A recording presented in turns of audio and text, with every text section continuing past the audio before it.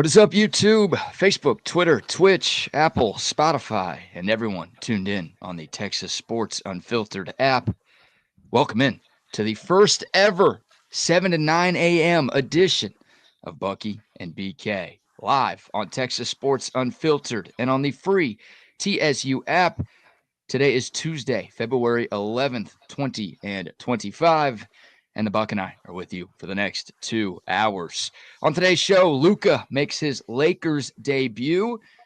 LA gets a win. The Mavs get an embarrassing home loss. We'll continue to talk about the fallout from one of the biggest trades in NBA history. Plus, a massive game for the Texas men's basketball team coming up tonight as number 2 Alabama heads to Moody Center. We will preview that and talk about the Horns' chances at a huge upset tonight. Some interesting rumors about Christelle K's future in Austin. Do Longhorn fans have anything to worry about? We'll get into that. We've got some NFL offseason nuggets to discuss. We've got our favorite and least favorite Super Bowl commercials to recap, some Valentine's Day fun, and so much more here on Bucky and BK as we launch our new lineup today. What's going on, my man? How are you? Hey, it's in the dark. It's in the dark? Yeah, man, it's dark out there. It's starting to lighten up a little bit. I can see the street. Saw the buses roll in here in the dark this morning, but yeah, it's dark and had some rain here over the course of the last hour. So I had heavy rain out this way. So, we had a little rain yesterday. We had some precipitation. We'll get some on Wednesday also, but temperature on Wednesday, 77 degrees. And then we get some funky, weird 38s at night, 50s, 40s, but it's no freeze. No freeze in the forecast here over the next 2 weeks or so. Nothing that's gonna give you 2 days of 32 and below. That's not happening. It may not happen again, and it still may happen again. So, but it's not gonna happen in the next two. I just say this: it's not gonna happen in the next 2 weeks. What kind of forecast is that? It might happen or it might not happen. Come on, give me something, guy. Okay, it's not gonna happen within the next 2 weeks that you have to worry about that. You're gonna get some cold. You'll get some cold nights. But you get how about 77 degrees? Oh, it's weird. And then this weekend, 75 and sunny. Hey, where were you on the rain forecast today? We didn't have to worry about it. I said we had some slight drizzle the day before. Even on Sunday, we had some slight drizzle. There is precipitation in the air. So you can get your rain off and on, but nothing that you have to worry about. It's great weather. My lettuce is absolutely fine. Went out and cut some fresh lettuce. Had some fresh broccoli this weekend. Boy, is it good. Good stuff. I'm getting it done. I went to the farmer's market, as I told you before. Talked to the farmers there. They gave me some tips. I can grow carrots twice a year, but I have to do seeds. I have to be like the real farmer. You got to put seedlings in the ground and do all that stuff. I like it when it's kind of popping up already. That's how I do my lettuce. I don't do anything by seed, but I'm going to do the carrots. The guy said, you can get that done. I said, what about strawberries? He goes, those are nice to pick off the little strawberry bush. But he said, it's hard to take them and think they're going to keep coming. He said, too many varmints on the ground if you're not a real strawberry farmer, which I'm not. I don't have time for it. The bugs can get to them, but I can eat them right off the deal while I'm in the garden. So everything is rolling just fine. Good morning to soldiers at Fort Cavazos, Texas, the soldiers in the state of Texas, and all those that fight for us each and every day. Thank you so very much for the fantastic job that you do during the Super Bowl, after the Super Bowl, every stinking day of the week. We appreciate it. We appreciate your family sharing you with all of us, and do be safe out there. Did you sleep all right? Did you wake up on time? It's a new schedule for both of us. I woke up a little earlier than I wanted to, but once I got up, it's like I said, it's done morning radio before, done it for years. 3:30 was the time I used to get up out of here. So I'm not going anywhere but up the stairs. It's just that feeding the dogs. The dog looked at me like, what are you doing, dude? It's an hour. What are you doing up here? I'm not ready to eat. Why are you trying to stick a bowl in front of my face? I said, you'll eat it now. You won't have it at all, dog. The dog wasn't ready to eat? I've never heard of a dog who wasn't ready to eat ever. He was wondering why I was roaming around the garage this early in the morning. What are you doing up? You should still be hearing me bark and you pretending like you're still asleep an hour before it was time. So it's good. I'm an early morning person. I like to move around, and I'm that guy that seems like I got to get going and like there's stuff to do. There's nothing to do ever. You know, even at 9 o'clock, people just start going to work. There's some of them. I love the ones that are listening to us now. They're commuters, so they'll get their app on and listen in their car, and then they'll get to work, and then they won't really start work until 9:30. Right. I'm saying, of course. get there, and they'll just do water cooler shit and just bullshit around for the first hour. Or some of them will do stuff because then they'll be gone at noon. They'll be done. Yeah, well, you got to clock in whenever you get there. You don't have to start work when you get there, but make sure you're getting paid as soon as you step foot in the office. Absolutely. That's the right move right there. Yeah, for me, man, I've got the nerves of a kid going to his first day of school. Like I couldn't sleep last night. I was so worried, Really? I think, that I was going to oversleep my alarm. It's only an hour earlier. It's not like I'm making that big of a life change. And I had my clock radio alarm set up. I had 2 different alarms on my phone set up. I had my Alexa alarm set up. Like there was no way I wasn't going to wake up. And I'm not the type of guy who like snoozes 15 times before he gets out of bed. I don't play that game. But I'm like, I don't know if it was nervous of just oversleeping or nerves of a new showtime or I don't know. But It's oversleeping because you're always worried about oversleeping. You're worried about something starts and there you come in the middle of it and say, oh, excuse me. Yeah, I don't know if I trust. I just set one alarm. I've just got my phone alarm. And generally, I'm eyeballing the clock during the night because, once again, I got up last night to pee twice. So I eyeball the clock, and that's me. That's my life. If I turn over, my eyes open up, and I look, and I see the clock. So I have like a clock in my mind knowing, dude, you ain't got but an hour and a half to go. So don't even try to get into any deep sleep. Yeah, that was me. I think I woke up like every single hour last night and looked over and it's like 2:30, 3:30, 4:40. It's like, oh my God, can I just go to sleep for 2 hours, please, without waking up? I can go 5:15. My alarm goes off at 5:15 and I'm good. I'm good to go. I try not to make any noise because I don't want Zach going nuts. But like I said, if I open up a cabinet and just get my morning pills out, he hears that and he thinks, food. Now that dude can eat at any time. There you go. Anytime. It doesn't matter when you put it in front of him. Doesn't matter if you put a treat in front of him, which I'm not supposed to. But since the big dogs get a treat, I drop him a little piece of a treat. That dude can eat at any. I've never seen that dog turn down food ever. That's like 95% of dogs. They just don't turn it down. No, I mean, that's the worst part of being a dog. I think a day you were out, we talked about it. Wags and I talked about it, and he's like, man, being a dog must be nice. You just get to lay around, and people pick up your shit, and it's all good. And I'm like, dude, all that stuff sounds great, but when you're a dog, you only eat twice a day, and you eat the same meal every single time. Like, you don't get to pick what you eat, when you eat, how you eat. That hurts right there. So dogs, yeah, whenever they get a little bit of anything, they're pumped. Yeah, I did my week of, George telling me you need to go bag the dog crap because the lawn, it's now the green is starting to come up through it because of some of this moisture. So some of the grass that we had and some of that yearly stuff is coming on through. She goes, go out there and get that and bag it. I'm like, I don't want to be bagging. We got 3 acres here. Why am I bagging my dog shit? I'm just go out there and she'll see some dirt spots. I said, listen, it's going to be 77 degrees. That stuff's going to get hard underneath this dirt. And she goes, yeah, but what about the guys who have to cut the grass? I'm like, that's what they get paid for. They get paid to step in shit or run their tires over shit. Why am I out there? It's my yard. It's just grab a shovel and fling it into the neighbor's yard. No.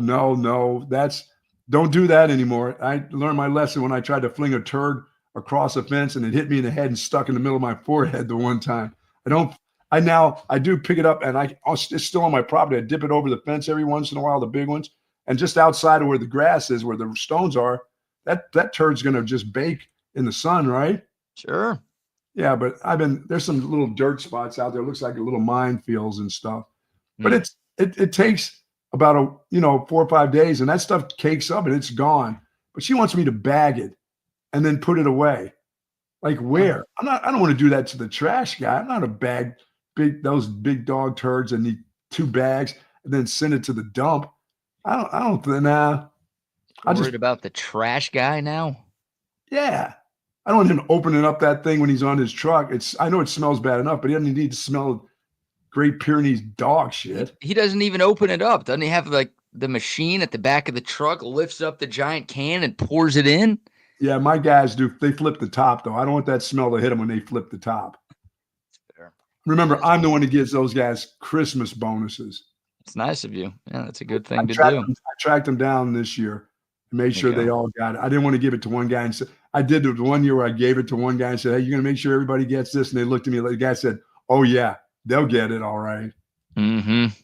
I don't know if they got it or not, but I get them a little Tito's and $25. $25. So you're encouraging drunk driving for the garbage men. I don't care what they do with that. They can give it to the next drunk they see. They do a good job, man. That's a hard job. That's labor, brother. That is labor, brother. Although it would be fun to be on the side of that truck sometime, just cruising around. Yeah, you can do that on your own. Just get on the side of my truck and I'll drive you around. That's fine. I'll do that for you. You don't want that for a living, huh? Nah, I'm good on that. All right. So first ever 7 a.m. show. Thank you all for joining us early. It'll take a couple of days, couple of weeks for maybe everyone to figure out what's going on here. But we feel that the hour earlier start will be a great thing for the future of Texas Sports Unfiltered. And of course, we've got a couple of new shows debuting today. But for the first time ever, we've got a 4 to 6 p.m. show this afternoon. Patrick Davis and Matt Galatson will be a part of today's episode. It's called Open Gym. There's going to be some great lifetime Longhorns who are a part of that show as well. We might have our first lifetime Longhorn co-host later this week. So Awesome. We'll have more updates on that coming up, but obviously pumped about the new lineup for 2025 right here on Texas Sports Unfiltered. The best sports talk lineup in the city just got better. And we appreciate y'all continuing to support everything that we have going on. Yeah, ease yourself on into some of these shows. You'll get to know some of these guys. Some of these guys have fantastic stories, different points of views. It's pretty good. I know you'll miss some of the guys that were with us before, but you folks get used to things that are new. You've done it before, and you've done it in sports. You've done it in sports talk all your lives. So this is another section of your life. Amen. I'm glad to do it at 7 a.m. This is good for us. People are up and ready to get rolling. So no doubt. Absolutely fantastic. No doubt about that. All right. Plenty of sports to get into. By the way, Patrick will join us at 8:30 this morning to preview what they've got coming up on Open Gym today and for the rest of the week. But not sure if I mentioned that, so I'll mention that again. All right. Plenty of sports to get into. We'll start with the NBA because last night in Los Angeles, Luca Doncic made his Lakers debut. And ESPN actually was airing the Houston-Baylor college game. They were midway through the second half, and they cut away from that game to make sure they showed the starting lineups and the opening tip-off of Lakers Jazz in Los Angeles.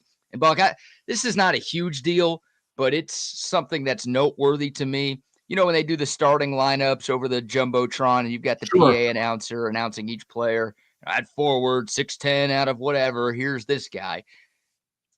Luca Doncic went last. He went after LeBron.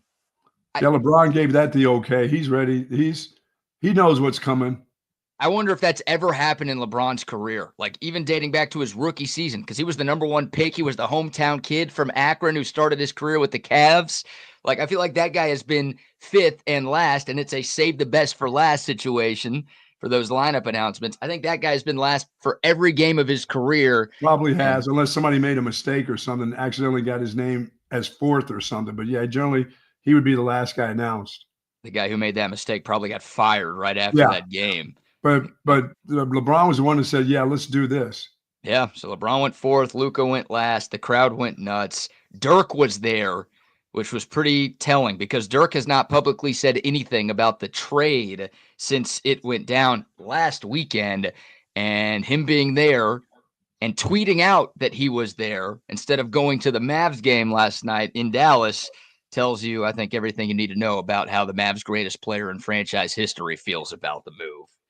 But the Lakers get the win, 132-113. Luca had 14 points, 5 rebounds, and 4 assists. Only played 24 minutes on a bit of a minutes restriction coming back from injury. They do his height and weight. Did they say Luca Doncic, 6'9", 347. Did they say the weight too? Yeah, that's it. They said he's 420 pounds, actually. Wow. Yeah, they called him a fat piece of shit on the Jumbotron. Oh, no, wait, that was the Mavs before they traded him. I'm sorry. Wow. Getting my teams wrong here. But the Lakers were plus 15 with Luca on the floor. They were plus 17 with Luca and LeBron on the floor at the same time. And it was tough to watch. I watched the first half before I went to bed. But, I mean, Lakers fans were oohing and eyeing after everything he did. It's like they'd never watched Luca play basketball in his life. And the worst part, and this is going to happen, Mavs fans, we talked about this right after the trade, the announcers were glazing Luca the whole time, just praising him. Oh, my God, he's so good. Oh, look at the effort he's putting in on defense. Wow, he looks like he's in better shape already. Like, when he was playing, he could have had that exact same performance in Dallas. Hell, he could have played twice as good in Dallas. Yeah. And the announcers would have been like, here's Luca. He's not good enough for the big games, and he complains to the refs too much, and he doesn't try hard enough on defense. And, every time he makes a mistake, that's why the Mavs came up short last year. And then he goes and plays this average game for the Lakers, and it's, oh, my God, this guy is awesome. What a move by the Lakers to get this dude. He's so good. The Lakers are about to be so awesome. It was painful to listen to, just the nonstop glazing of Luka Doncic on the ESPN telecast last night. Well, he looked like he was having fun. He and LeBron looked like they were working well. He was working well with all his teammates. That's how can that not work? That doesn't make any sense. That the folks that are saying, well, let's just see how it works. I'm like, well, how can it not work? Exactly. And they're two great basketball players. Why wouldn't it work? A great team for them to open up against, right? The Jazz are 12-40. Oh, yeah, they're terrible. One of the worst teams in the NBA. So, it might take a few games for LeBron and Luca to get all of their chemistry together. But why not start against one of the worst teams in the association? Yeah, when people talk about, their games are so similar, I'm like, okay, you mean great? There's something wrong with being great? Their games are so similar. Really? Is there something wrong with that? It happens all the time, right? We've seen this happen a lot. Like, it happened when LeBron and Kyrie paired up together in Cleveland. It's like, there's only one ball, and those guys are both ball-dominant players, and how are they going to find a way to work together? And so the Cavs, won a championship. They made it to the finals like 4 years in a row. Like, the Lakers are going to be fine. Luka's – these guys, these are guys who constantly – lead the NBA in assists like every year. So they're used to spreading the ball, and they're used to passing the ball to worse players than each other. So they're going to be perfectly fine. Great point here by my pops. Jackson Hayes might be the biggest beneficiary of this entire trade. The lifetime Longhorn who caught a couple of lob dunks early, 6 of 6 shooting, 12 points for Texas. Jackson Hayes went from an afterthought to he might be an important piece for the Lakers because the trade that they made with Charlotte for a big man got rescinded by the league. Yeah, I saw that. Which, Charlotte's actually trying to fight that, which I've never seen anything like that happen. So maybe that trade will eventually go down at some point. But as of now, it hasn't gone down. So Jackson Hayes is still the starting big for the Lakers. Yeah, 6 of 6, 12 points for him in 23 minutes. He's going to really benefit from having Luka Doncic on that team. And yeah, look, they're going to be fun to watch. Like I was almost rooting for the Lakers last night, which I don't think I've ever done in my entire life. But I'm a big Luka guy, and it was, he looked happy enough, and it's cool to see yesterday. Meanwhile, as time goes on, as they get closer and closer to playoffs, that's when it's going to really get to be fun. Yeah, to watch those two. It's going to be a tough out in the postseason. Oh, for sure. And meanwhile, for the Mavs, it goes from bad to worse. They lose at home to the Kings last night in overtime. And to make matters worse, they had another player get injured. Daniel Gafford got hurt last night early in the game and didn't come back. That happens one game after Anthony Davis got hurt in his Mavs debut. So right now, the Mavs' 3 best big men are all hurt because Derek Lively's been out for months. So the Mavs are like building this team around big guys who play good defense. And all 3 of their big guys who play good defense are now on the shelf. Oh, yeah.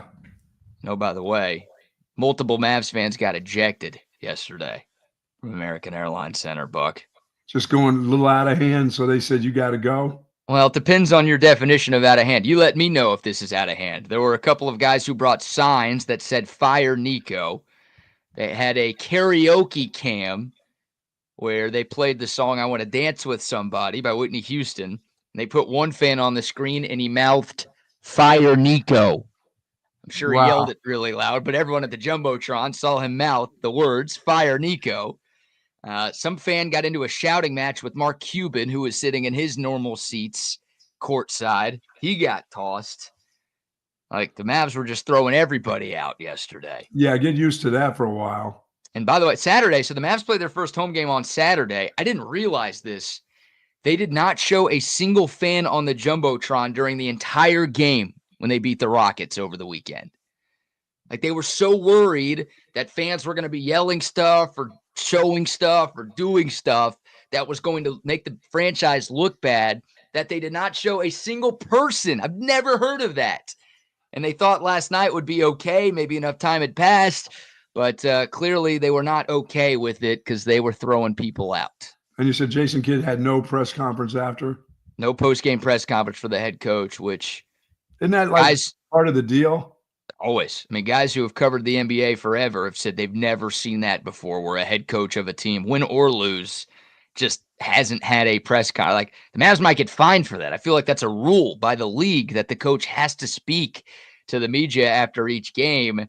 And Jason Kidd, for whatever reason, we haven't been given a reason, decided he wasn't going to talk last night. So yeah, it's gonna take a while. Yeah, it's gonna take a long while if these guys stay hurt. That's the problem. If you're a season ticket owner and you're going to these games, and the big guys, Anthony Davis doesn't play, now you got another guy hurt, and you just get a bunch of scrubs out there and you start losing, it's going to get ugly. Yeah, it is. It is, and that's the only thing you can do is not go to the game. That's it. You can't go to the game and act like a fool because they're going to throw you out. Right. Well, I mean, what do you want to do? Show up and act like a jerk every time you go there and get thrown out? Don't you want to? If you don't want to see it, just don't go. Freedom of speech, man. Come on. If you're not hurting anybody, you're not like fighting anybody. You should be able to bring a sign. I mean, what's the difference between that and wearing a brown paper bag over your face when your team is ass? Yeah, I don't know about. I mean, I don't know about signs in places. I know the NFL guys have signs all the time. Right. I don't know. I don't know what each Coliseum says. You can bring. I don't know.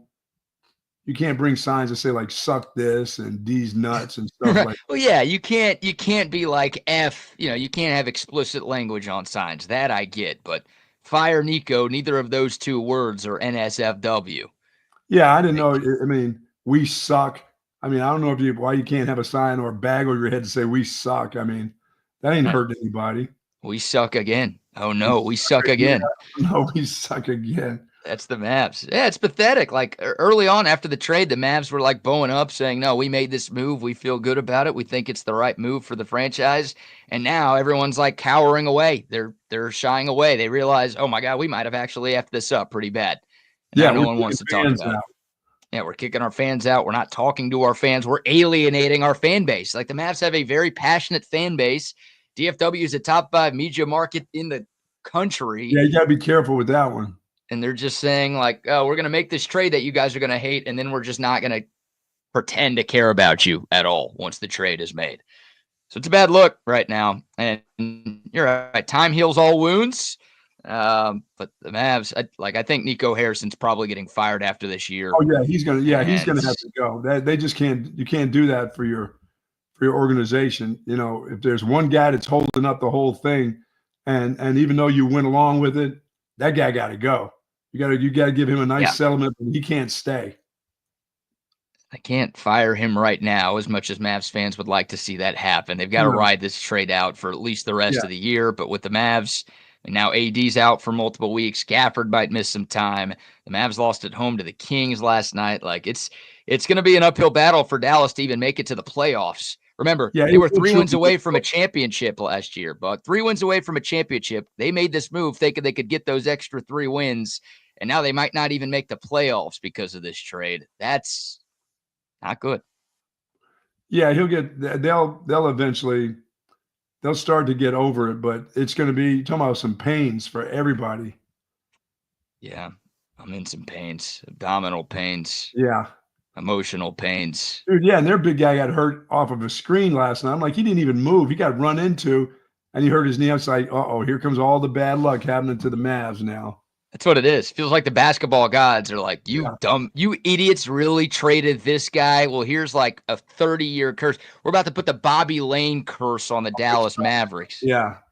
Now, or the curse of the Bambino or something like that. Yeah, It's coming. Jason Kidd will be next. Oh, you think Kidd's getting the axe soon too? Oh yeah, if they start losing, he's gonna come under some heat because it's gonna be, even though he had nothing to do with this, it's gonna be he had something to do with this. Yeah, as of now, he hasn't been blamed for the trade, and the Mavs brass have said they did this on their own, but it's bad. And also, you had the Mavs owner a couple of days ago, like, explaining why they made the trade, and he's like, well, Luca's conditioning's bad. They also called him a bad locker room guy and a bad culture guy. Said he, like, treats this thing like a vacation, which I've never heard a single teammate of Luca's talk bad about him at all. But in comes this new owner who doesn't know his right nut from his left, and he's saying Luca was a problem with the Mavs culture, that, he carried the team to the finals last year. Apparently, it's a huge issue. I don't know. He shouldn't have done that. Yeah, shouldn't have done that. You're right. He should have played worse last year. Should have been skinnier and a worse basketball player. If that was the case, he'd still be in Dallas. But instead, he had one too many donuts or beers, and now he's off in L.A. by the water playing with LeBron. Yeah, he'll end up losing 25 pounds there, looking like nobody's business and being the superstar that he is. He's gonna look the exact same, and everyone's gonna talk like he's in great shape. He's gonna be the exact same player he was. What an all-star defender he is. Buck, he's gonna go from a top 3 player in the league to a top 3 player in the league. Yes. But the narratives around him will change because that's life as a Los Angeles Laker. So yeah. I mean, they want their star. They don't say much about their stars. It doesn't matter if they have their flaws. Once they get you in that uniform, you're good to go. Yeah. They gave out Luca shirts to all the fans who went to the Crypt last night. LeBron was wearing a Luca shirt during warm-ups before the game. It was a big ordeal. Big ordeal. They're pumped about it. They should be pumped about it. Great move for them. They're set up for years. The Mavs suck.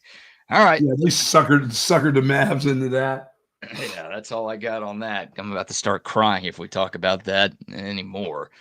There you go. We'll take your thoughts. The Dakota text line, 512-222-9328. Shout out to all of the text. Shout out to all of the comments early on. Appreciate y'all getting up an hour earlier for us.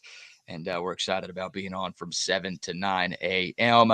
Plenty more to get into. Coming up next, Christelle K. Could he be leaving Texas? It sounds like we're all good, but some interesting rumors over the last couple of days that are worth diving into. We'll do that after our first round of sponsor shout-outs, Buck. Folks, I've been struggling with my back for years, and it truly has been a struggle, and I've needed to find the comfort when I'm just sitting around. And at Relax the Back, I have found that comfort. I've been in this chair for over 20 years. I love this Relax the Back chairs. And if you do have back pain, believe me, or shoulder pain or neck pain, thoracic, lumbar area, hip area, you need to go to Relax the Back. They can really, really help you out, and they can help you out in a lot of different ways. Tempur-Pedic mattresses, pillows. They have all the accessories that you need, the vibrating machines that you can just lay, the vibrating cushions that you can just lay in the chair that you have. If you're sleeping or laying down in the Big Taco and you may not be able to afford a big recliner, then they've got the covers, BK, that will help you out. And for me, I've got this chair. That's all I need. I've got the big ball that I use underneath my hamstrings and stuff. But man, oh man, Relax the Back has really helped me out over the years. I love the folks there. I love their products, and you can too. If you care about somebody, get them over to one of the 2 locations that they have at the Hill Country Gallery across from Whole Foods, and in North Austin at the Gateway Shopping Center across from the Container Store. Live pain-free like the Buck at Relax the Back. Yes, sir. Speaking of pain-free, you're going to be pain-free when you're drinking Olipop. There you go. Got me one more classic root beer this morning. This stuff is fantastic. I keep talking about this as a New Year's resolution, and I get it. Most of your New Year's resolutions have been done for weeks, but drinking better soda is the easiest New Year's resolution you've ever made, because Olipop makes it that easy. This stuff tastes like a soda. This tastes like a root beer But instead of all of the crappy ingredients you get in a normal root beer, you only get 2 grams of sugar in this can. You only get 35 calories in this can, and you get 9 grams of fiber, plus prebiotics, botanicals, and plant fiber that help support good digestive health. You've got 19 different flavors of Olipop. It's not just the root beer. You'll see us drinking new cans all the time on this show. This stuff is the game changer of all game changers. Get you some the next time you're at the grocery store, wherever you buy your groceries, HEB, Whole Foods, Target, Walmart, Costco. They've got Olipop all over Central Texas, all over the state of Texas, and get you some. I'm telling you, it is awesome. Olipop. And folks, I mean, how quick BK is this kid Jackson Hayes? How good is he going to get with these 2 guys on his team? They're going to make him good because they need a tall guy that can, losing AD. They're going to need a rim protector. He does that. He can jump. Boy, is he going to get good in a hurry around these 2 superstars. Yeah, will definitely help his game, right? He's not going to turn into an all-star or anything like that. But yeah, Jackson Hayes going into last night averaged 5.8 points per game. Last night he had 12, so doubled his season average. Absolutely. He only played 24 minutes, and Luca only played 24 minutes. So you get Luca playing more, you get Jackson Hayes on the floor more, and his numbers might be even better than that. So you're right. He was as happy as a clam last night. Oh, I bet. He's any big, like, that's the beauty of playing with Luca, right? Because he's just so crafty and so creative, and he attracts so much attention from an opposing defense that players stop paying attention to everybody else on the floor. And yeah, Jackson Hayes is going to get some easy buckets at the rim because of that as a lob threat. He's an athletic freak. We know that from his time at Texas. So yeah, it's going to work out for him pretty well, I think. All right, Buck. Christelle Conte. So interesting story broke over the weekend in the world of college sports. SMU's athletic director, Rick Hart, is stepping down. He's been the AD at SMU for 13 years, and he is stepping down at the end of this season. That's an interesting move. It sounds like he's stepping out of the business. He's done. He's had enough. Yeah. I didn't see anything about him taking another AD job somewhere else. So maybe he's staying in sports, maybe he's staying in college sports, but he has not taken another athletic director job at a different school. So I think it's probably safe to assume that you're right, and he's leaving the sports space, but he's going away. He said it's time for a new challenge, and after 13 years, SMU needs itself a new athletic director.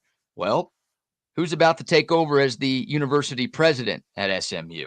Former University of Texas president will be taking over. That's Jay Hartzell, who, he's still the Texas president because he's here till the end of the academic year. Right. So he takes over this summer.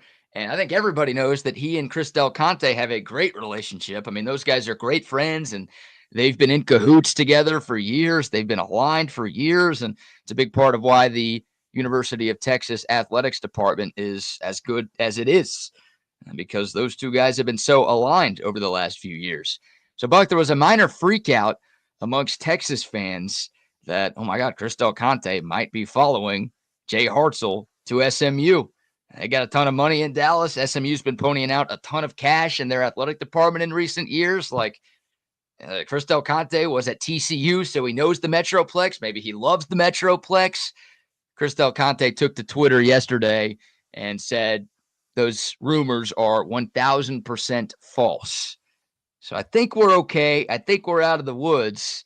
But, anything to fear? CDC potentially leaving Austin for that gig in Dallas? No, I don't think so. This thing is being built the way he wanted it to be built here. I mean, he's really the architect of what's going on here. Why would you leave? He's not going to get money whipped by SMU. Yeah, they got a lot of money, but Texas has a lot of money too, and he probably makes a lot of money.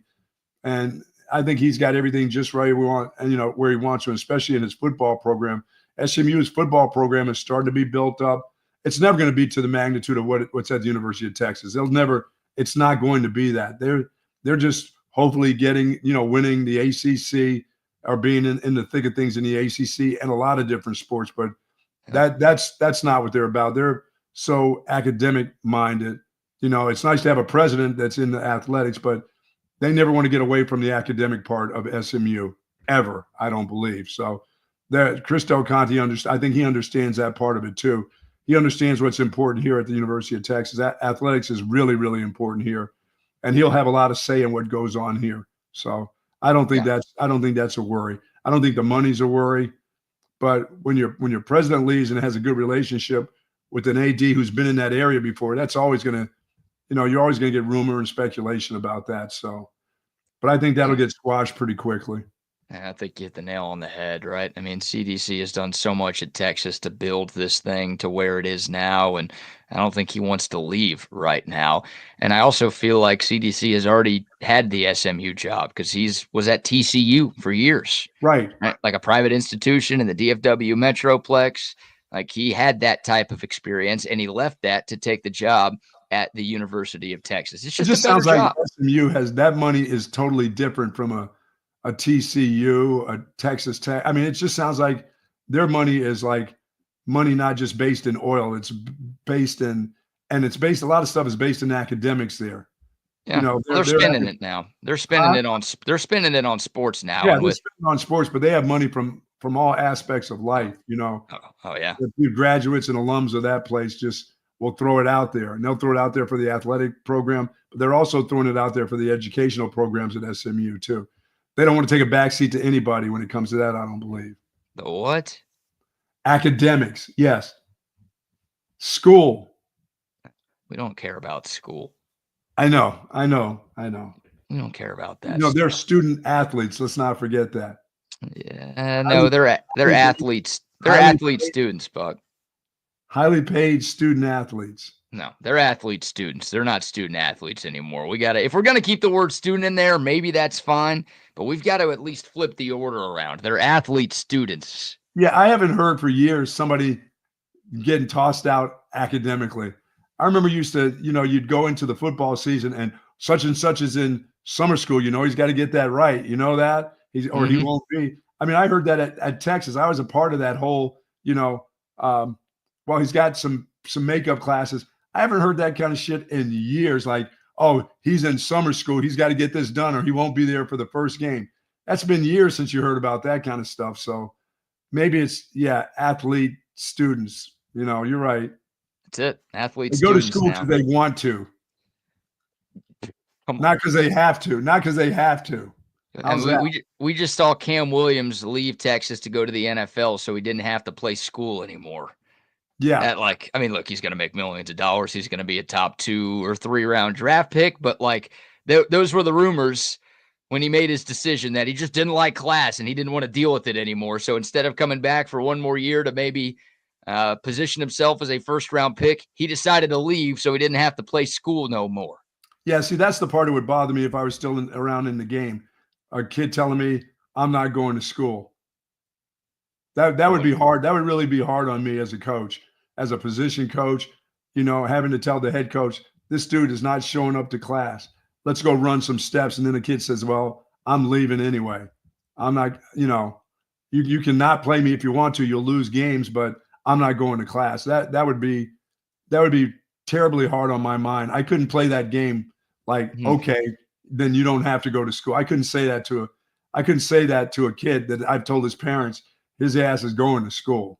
Hey, that would be the hard. That would be probably the hardest. The money thing, you know what, Coach, I can't. I can't have this little extra meeting with you because I've got this NIL deal. I'd probably be able to handle that more than I would be. I'm not going to school. That would be hard. If Thatcher Milton or Jet Bush told me they're not going to school anymore, I would laugh and be like, "Go to class, dude. You need it." If Bijan Robinson is like, I don't think I want to do school anymore, I'd be like, yeah, you don't have to do school anymore. No, see, that's not what I told you. That's not what I told your mom at the house. That's not the promise I made that your ass is going to class, whether I had to get up with you or whatever. That's a part of my deal. That would always be a part of my deal. I could not have a kid ever tell me, I don't think so. I'm not going to school. Yeah. I would have to tell the head coach, well, guess what? He ain't going to class. I've told him that numerous times. He don't get to play. Okay, you're fired. I don't think any of the coaches are cool with their kids not going to class. Like they prefer them to go to class and take care of their schoolwork too. It's not going to be. It wouldn't weigh heavy on their mind. It'd be like, okay, no, because that's not going to save their job. Right. Coach is going to lose his job because he's not winning enough games because his players aren't good enough at football. He's not going to lose a job because he has a team GPA of 2.2. We'll keep him around for that. Once again, I've never had where the prisoners ran the prison. Okay. I've never been a part of that before. So it could be like that. Obviously, in a way, it's like that a little bit, but I would have a hard time processing and changing the way I think to that way. It's different. It's different. Sure. Yes, it is. Yeah, CDC has done a great job. Nobody wants to lose him, and the good news is it sounds like he's not going anywhere. I looked up his contract this morning. He signed an extension late in 2023 that has him under contract through 2030, and he's going to get paid up to $19.255 million overall over the span of that entire extension. That is the largest endowment of any named athletic director in the country. And towards the end of that contract, CDC will be upwards of $3 million per year. So he's already doing okay in the financial department. If SMU did come trying to poach him, I think he'd be doing even better in the financial department because Texas would pony up to make sure they keep him. And I think every Texas fan knows Greg brings up a great point. Like, losing Del Conte would suck because we know what Steve Patterson did in his 2 years here in Austin. He ran this department into the ground. Yes. And it took Texas a while to get out of it. Look, I don't think Texas would hire somebody as bad as Steve Patterson if CDC left. But no, still. This gig, as good as he is, it wouldn't take a genius to run this. This thing is kind of self-sufficient the way it's going. He's done a fantastic job, but because he's done such a fantastic job, the next person in would be okay anyway. They wouldn't hire just some scrub. That wouldn't work. That's the thing. Somebody would get their AD poached. They wouldn't hire a scrub. Yeah, Texas would go steal the second best AD in the country. Sure. Because I think the Longhorns have the best AD in the country. But if CDC left for whatever reason, then Texas would go get whoever's considered number 2. Right. Absolutely. Now. Or number 3. They would be coming right here too.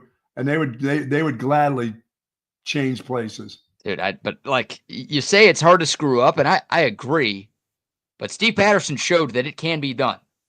Because that guy followed up the Lost Dodds, dude, who had a legendary run as this AD. And Steve Patterson, I know things were not perfect at the end of DeLoss's tenure, but Steve Patterson, in what felt like the blink of an eye, set everything ablaze. Yes, he did.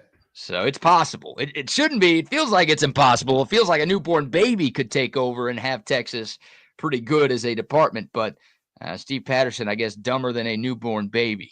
That's what I'm trying to get at. Dumber than a newborn baby. That's a good one. Yeah, You're dumber than a newborn. Wow. I've been called that a couple of times. Hey, Mavericks, your group is dumber than a newborn baby. The Mavs are dumber than a baby that's still in the womb. Forget even born. Baby that's still floating around in the water.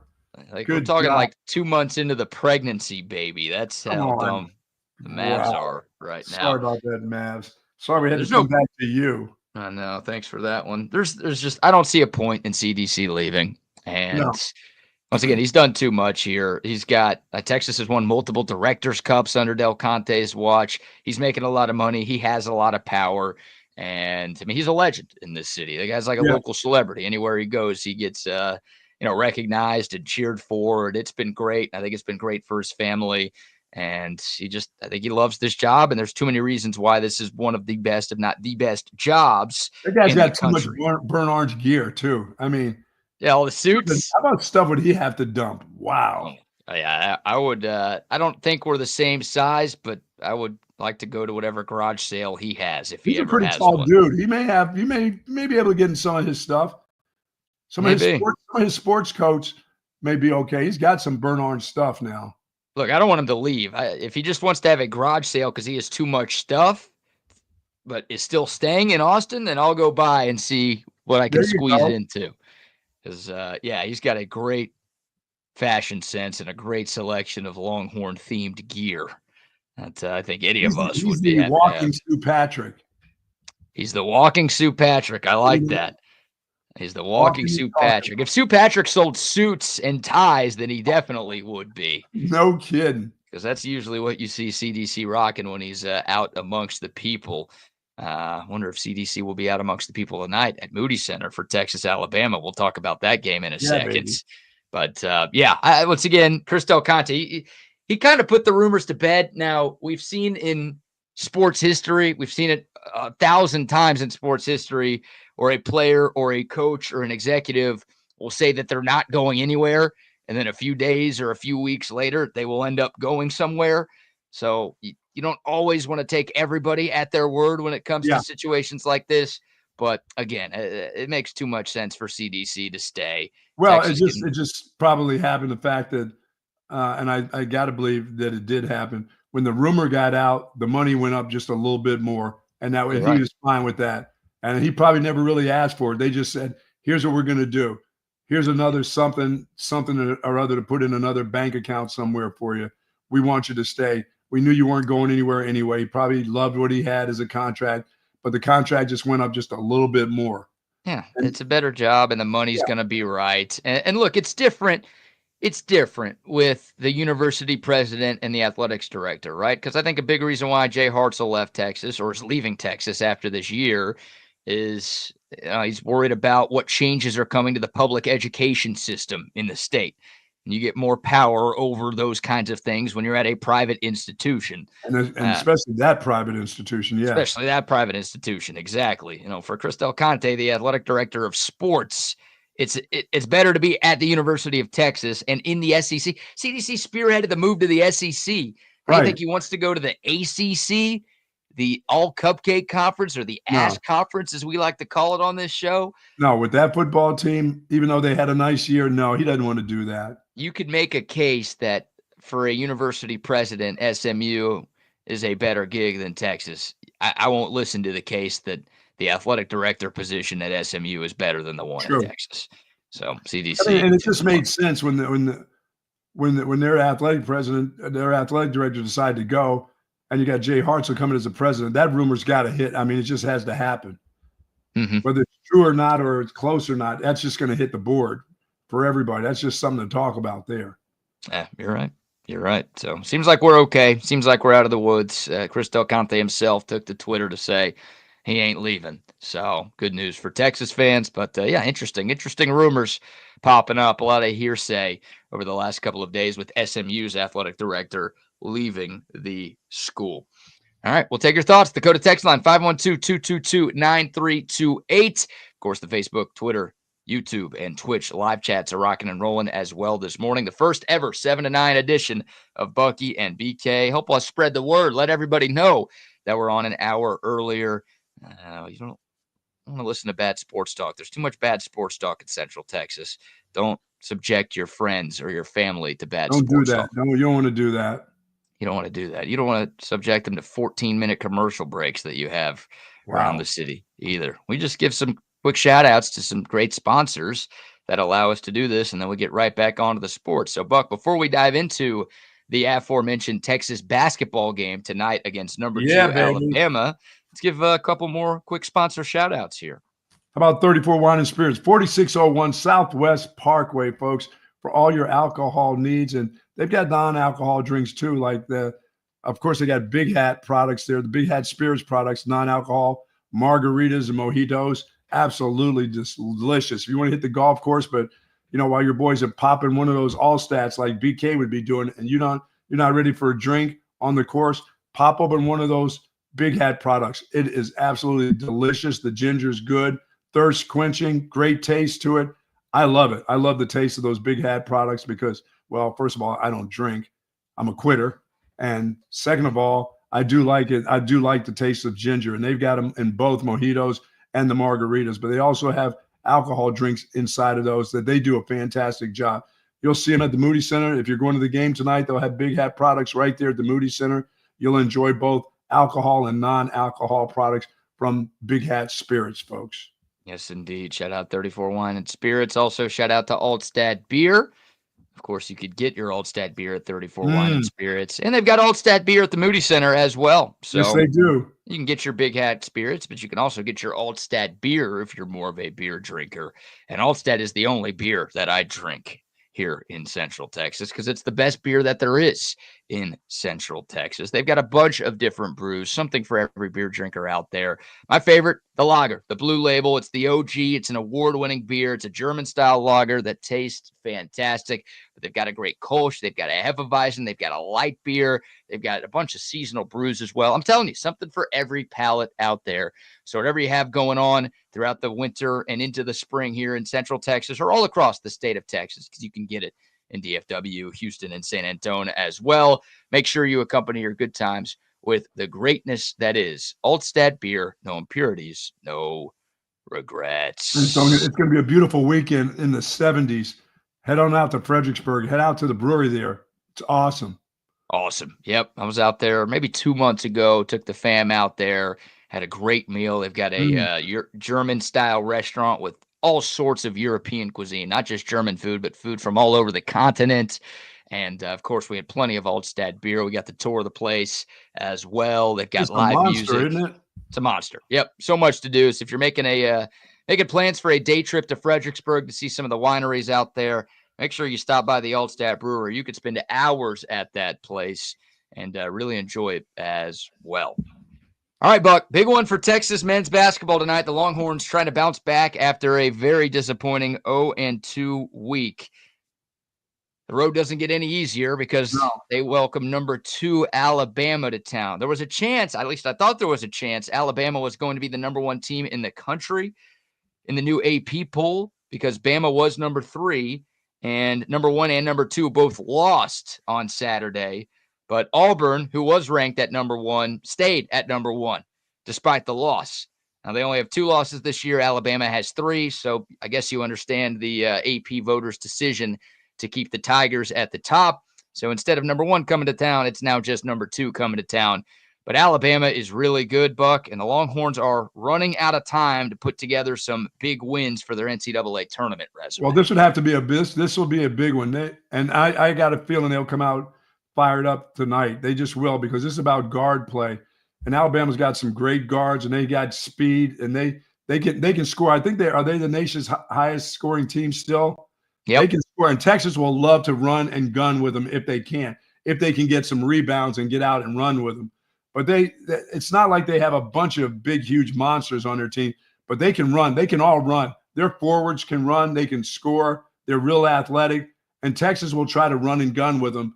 But there's going to be some times where they need to slow it down because I don't think they can stay a 2-half run and gun with Alabama. That if they try that means Alabama's getting in the hundreds, and that's a problem. Because Texas no matter what, as good as they think they can run and gun, they're not getting in the hundreds. I don't believe against Bama. Alabama is awesome. Yes. They are awesome. I mean, it's easy to say now because they're ranked 1 and 2, but I just feel like the best college basketball in the country is being played in the state of Alabama right now. Yes, it is. Alabama's 20-3 on the season. They're tied with Auburn for first place in the SEC at 9-1. They've got a 2-game lead over everybody else. They've won 6 in a row coming in. Their only SEC loss, this one's going to hurt Texas fans, was to Chris Beard and Ole Miss a few weeks ago. But they were the preseason favorite in the SEC. They were the preseason number 2 team in the country. They made it to the Final Four last season. They've got a bunch of guys back from that Final Four squad a season ago. And like you said, Buck, it's offense. 90 points per game. You know how hard that is to do? That'd be hard to do in the Mountain West. That'd be hard to do in the WAC, any conference. But to do that in this league, this is the best the SEC has ever been. Yes. And Alabama's scoring 90 points per game. Incredible. And they are also really fast. Like you said, they're the fastest team in college basketball. They can get up and down the court, and they can go. And they can jump, and they all go to the boards, and they're physical. The guard, even the smaller guards, that kid Sears is a little physical dynamo. He'll jump right in the chest of Shedrick if he's not ready. And he's not as big as the guy the last week that jumped in the middle of his chest. But this guy will do it. He will go to the rack. They're hard-nosed players, and their coach gets after them too. Their coach gets pissed when they don't shoot threes. When a guy passes up a shot, the guy gets mad. It's like if I could hire I shouldn't say that, because if I could hire one coach in college basketball, it'd probably be like Bill Self at Kansas, even though Kansas is having a bad year. That guy's best coach in the sport right now, I think.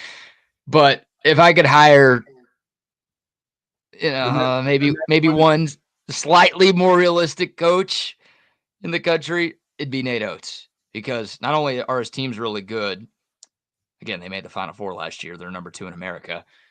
His teams play fast. It's just fun to watch. Yes. Like you think about Texas, even under Rick Barnes, obviously the best coach in Texas Longhorn history, but Texas has never been known as an offensive juggernaut. They play slow. They struggle at times in the half court. We saw that under Rick. We saw that under Shaka. We're seeing that under Rodney Terry. Hell, we saw that under Chris Beard when he was here. Yeah. Like Nate Oates is an offensive-minded coach. It's a fun, up-tempo, exciting brand of basketball to watch.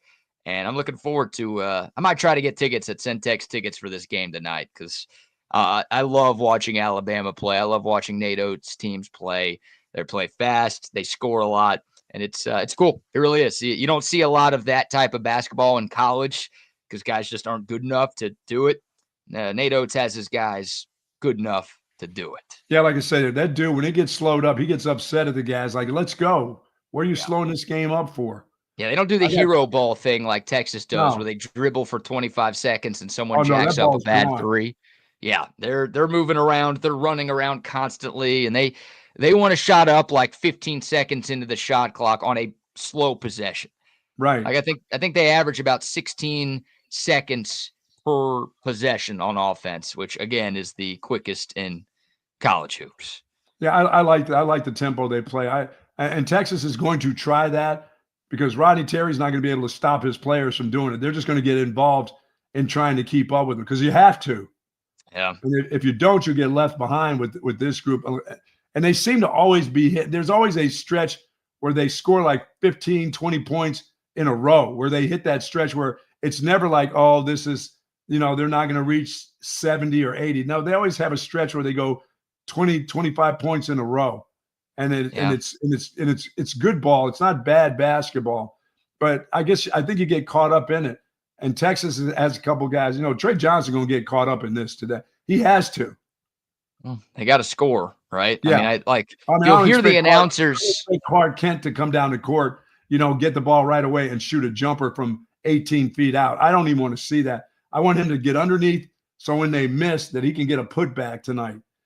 I'm looking for big things from Clark Kent tonight. I am. I'm serious. I'm looking for big things from this guy tonight. I'm looking for a 10 to 12-point night from this dude. When you say you're looking for it, I'm looking for 40 from him. That'd be fun to watch. Are you expecting? Are you predicting a 10 to 12-point night for I'm Jason predicting Kent? At least 10 points from that dude tonight. Okay. He's got the same kind of – he's playing against those same kind of size guys again. They got one or two big guys, but he's is he athletic enough to hang in there with them? No, not even close. Dude, there can be some balls that may hit him in the head off a rebound and go back in, or he can get a tip in here or there. I just don't want to see him. I don't want to see it come off a screen and somebody give him the ball and he fires it up. That's the one that I'm going to go, oh, no. I don't mean that kind of tempo. I mean rebound tempo, putbacks. Put them back. By the way, they'll block your shot too. By the way, if you don't get it up quick enough, BK, they're so athletic, they will slap that ball into the stands. Jason Kent had 8 points and 5 rebounds at Vanderbilt on Saturday. There you go.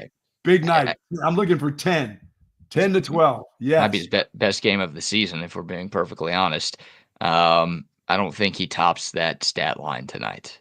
That was against Vanderbilt, the team picked to finish last in the SEC. This is Alabama, the team picked to finish first. The team but don't forget, Vanderbilt is a Cinderella athletics program this year. Okay. Except for baseball, they expect them to do well in baseball always. Always. So, yeah. Alabama also is the third best rebounding team in America. Oh. So I don't know if this is the expect Jason Kent to get a bunch of boards type of game. Because Alabama has been dominating teams that are a lot better than Texas on the glass all season long. So it's not a great matchup for Texas because they are big, they are physical, they're good. That's a big difference between them and Texas. So look, the Longhorns can win. Ken Palm only has this as a 2-point loss for Texas. I'm looking at the Vegas line right now. Bama's a 3.5-point favorite. So this is not expected to be some sort of blowout. But if Texas in the last 9.5 minutes against Vanderbilt, they made one shot. They were 1 of 10 to end the game. if Texas goes through a 10-minute stretch tonight where they make one shot, they're going to lose by way more than 8. They're going to get blown out of their own gym.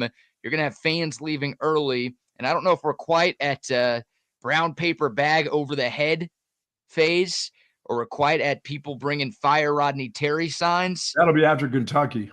This is a chance to get your fan base this would be a massive win. This would be the biggest win of the season.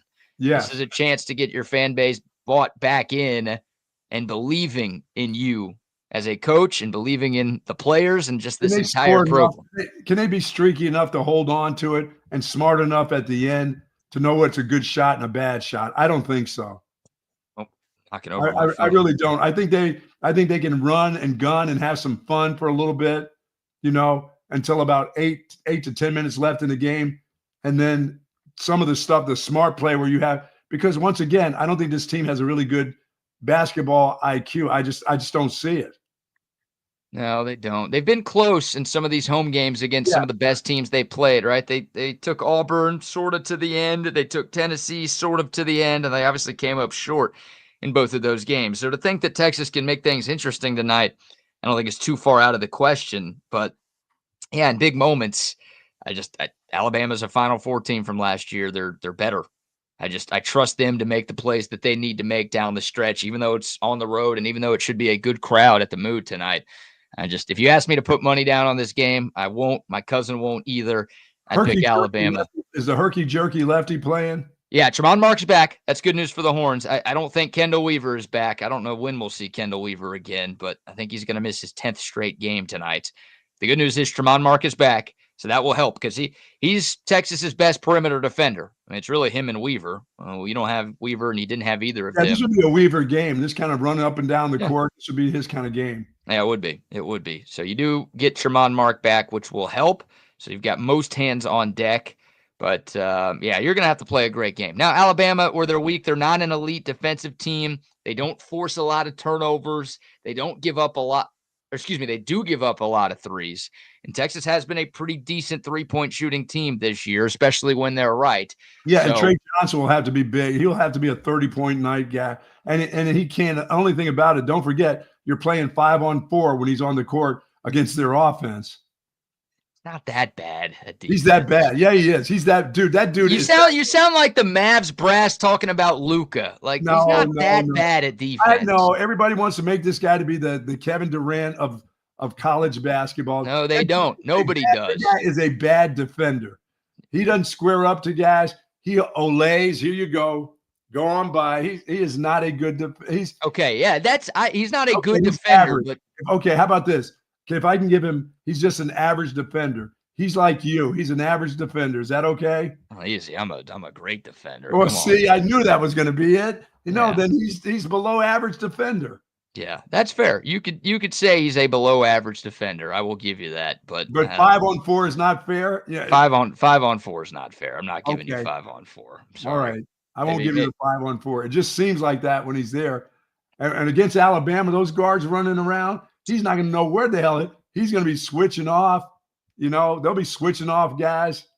Yeah, I wonder who's going to guard Mark Sears, who's Alabama's best player. Averages 18 a game. He's a fifth-year guard. It's his third year at Bama. Also averages 5 assists per game, which leads the Crimson Tide.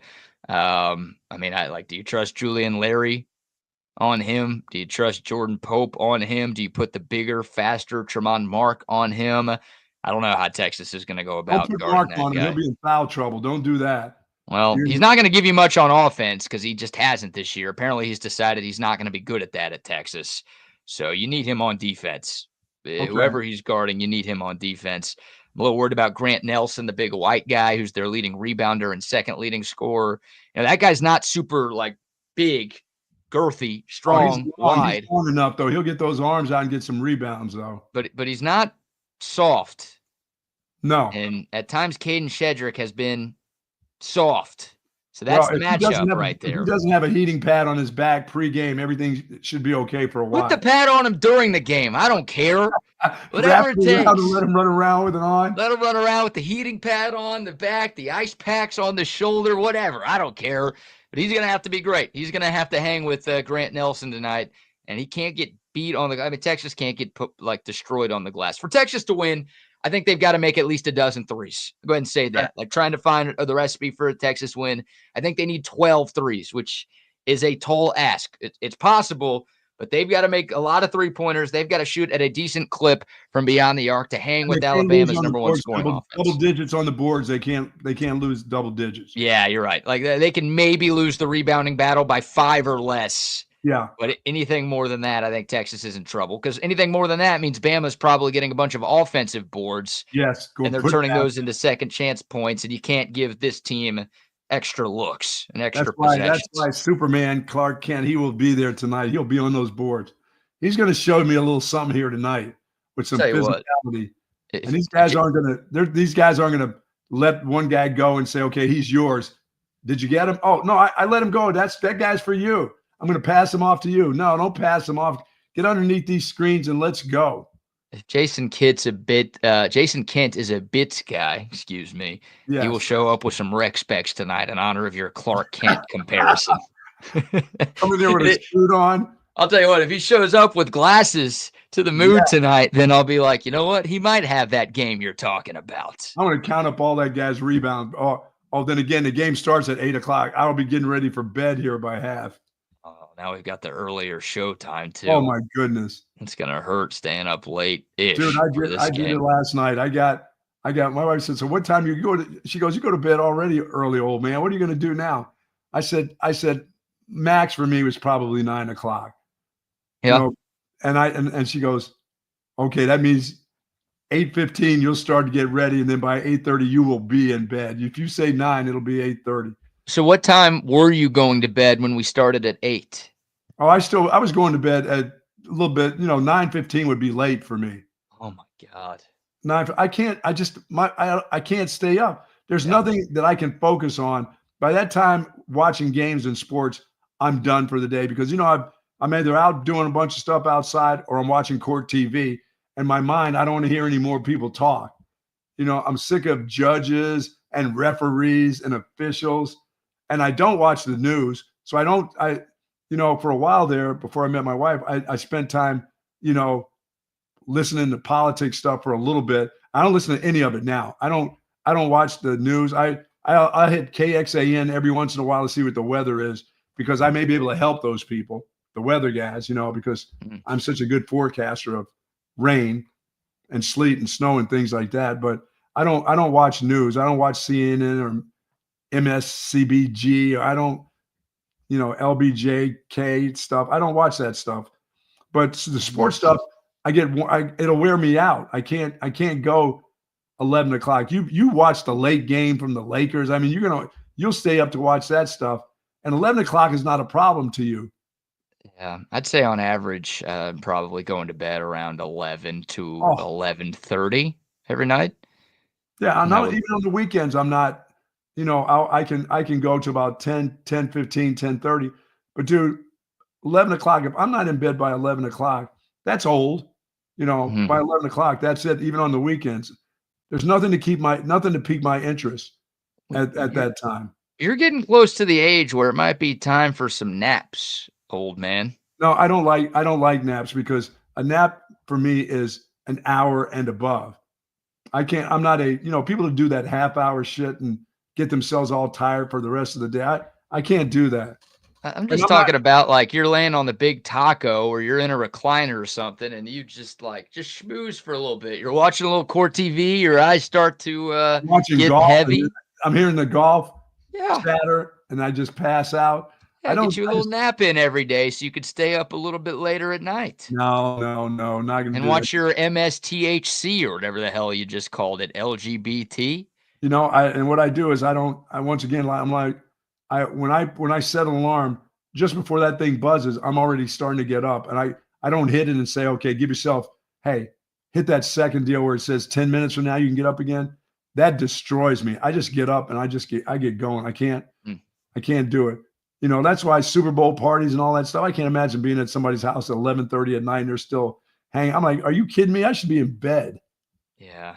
I went to a buddy's place for the Super Bowl on Sunday, and I stayed for like an hour and a half after to get some work done, but also to let the drunks drive home. I was hoping all right, I'll stay here long enough, let the traffic ease up, and let the drunks swerve their way back when home. we travel to places or going to games or we're up in the Metroplex area, I can stay up till 11 o'clock and still get up for a show. I'm good in the hotel room, but if I'm on my own property, it's like there's something that you need to be doing. Like, why are you getting up an hour and a half early? I mean, what is there that you need to be doing on the weekends?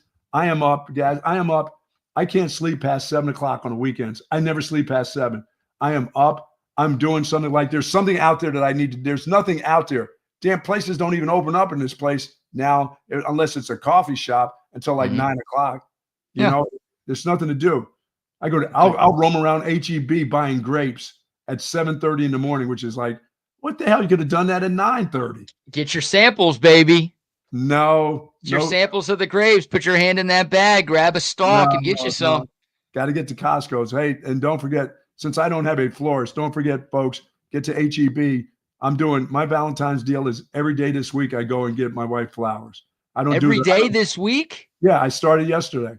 I got her a little thing of flowers for the bathroom that she uses, you know, so she appreciates that. I work it all the way up until, and on Friday, I don't even do it on Friday. I don't mess with Friday flowers. I'll do it all the way till Thursday. Because once again, I hate to hit individual flower shops unless you want to sponsor me, because I've done that before, but I don't do that florist, that $100 rose deal. I can get some really nice flower. HEB does a great job. Their florists have done a really good job. Their floral department at HEB, great stuff, great get. And my wife does appreciate them. Like as we gather up and put them in vases in different spots. I don't need to do one thing of roses. And she doesn't eat the candy. So if there's candy, I buy the candy that I can eat.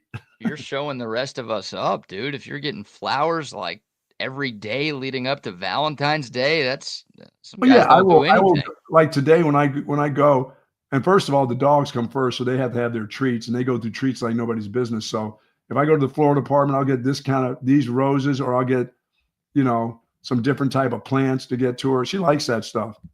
Yeah, of course. Every woman likes that stuff, right? You give a gift like 5 days in a row, they're all going to love that. I'm a flower guy all year round because I like flowers around. Most of that's for me. I'll say it's for her, but I like to see flowers around. You've been smoking some flower with some of your takes on this show as of late. Yeah, man. Smoking that flower. I'm ready to go for the weekend. There'll be deviled eggs coming this weekend. It's happening. It's on. It's Valentine's Day. It's got to happen. No, we're not going to dinner. I don't want to go and fight with people. So dinner what? Reservations. Although for her birthday, Fonda San Miguel, for her birthday, headed there. That's a big deal to me. I like that place a lot. I like the atmosphere there. Yeah, awesome place. It is. Yeah, there's going to be some deviled eggs for me, but you know, my lady's out of town this week. So. There ain't going to be anything for you. There's going to be phone calls. There's gonna be a phone call to a pro, maybe. I'm gonna need some sort of loving on Valentine's Day. Come on. You don't need it. I gotta get a card though too. I do cards. You know what?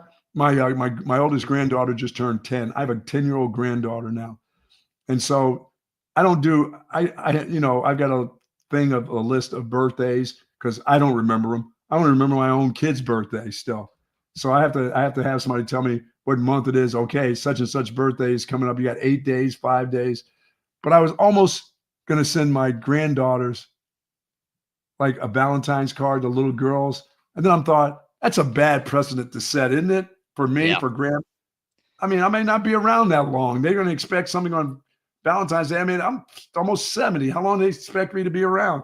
I don't want to do that for little girls. Let them find a boyfriend someday to do that for, you know? That's like the parent's job, you know. I mean, grandparents like to give gifts, I guess, to grandkids, but once you start, you can't stop. And you give them a Valentine's card this year, that means every year that you're alive. Yes, yeah. It's going to be bad enough because of, you know, if they graduate from 6th grade, there's the 6th grade graduation. You know, junior high, there's that graduation. High school, there's that graduation. And damn, by the time they get to college these days, that's going to be part of the life savings that you've saved up for 5 years. It goes to them. Yeah. Sorry about your will, grandkids, but I spend it all on like Valentine's Day and graduation gifts for you every year. But you know what? You can't take it with you when you're gone. That's why it ain't going with you. No matter where you're going, it ain't going with you. Going with you. All right. We've got some, it's a good segue here because we have some Valentine's Day numbers to get into. I did some search and found some statistics for how much people are going to be spending on Valentine's Day this year. Also, what they're going to be buying this year. Also, where people buy their Valentine's Day gifts this year. So we'll get to some numbers that we found in honor of the holiday coming up on Friday. But before we do that, Buck, how about a few more sponsor shout-outs? Let me say to our good friends over at Texas Orthopedics, if you're seeking specialized focus orthopedic care and your elbows and your knees are starting to bother you, contact the experts and our friends at Texas Orthopedics. Their physicians offer comprehensive surgical and non-surgical orthopedic care for children and adults, spinal care, sports medicine, trauma care, rheumatology, joint replacement. Dr. Danny, Dr. Stockton, love those guys. Our dedicated orthopedic surgeons there, folks, and they do a fantastic job. Really good guys and good doctors also, and their goal is to get you right back into good health and the great quality of life that you deserve. Texas Orthopedics is the largest independent orthopedic practice in the state of Texas. For more information, go to txortho.com. Yes, sir. Now a word from our great friends at Covert BK. It's really a family experience. I walked in the showroom today and everybody greeted me by name. How are you doing? What's going on? How's everything going? From a price standpoint, from a customer service perspective, just conversation when you come in, it feels no pressure. I want to buy cars here. The family buying car experience, one of the best that you will ever have. Come and experience it for yourself. Covert, born and raised in Austin. Love those folks, good folks there. Love that 42 acres out there in B Caves. Find any kind of car you want, used cars, new cars, trucks, the whole works out at Covert BKs for sure. There's a message here. Somebody said cash, Bucky, and my 10-year-old granddaughter BK, I'm in a little bit of I don't send clothes. I learned my lesson about trying to clothe women a long time ago. My daughters, I'm like, you're wearing this sweater. You can't wear that one that's cut like that. I don't want to see your boobs showing. Here's the one that goes around your neck, like the kind of ones that we wear with the zip up. And my daughter said, yeah, I got clothes in the car. I'm like, yeah, okay. But just let me see you go out in this at least. Make me feel good. So I quit doing that. But I get the 10-year-old, she was going to the salon on her birthday Saturday. I saw her in a chair getting stuff done. I'm like, she's freaking 10. And then I'm thinking, oh, well, that's my daughter who's her mother. So I guess I understand. So I'm thinking, now what do I send to her? I mean, is $50 enough for a 10-year-old? Or am I thinking I got to do I have to send $100?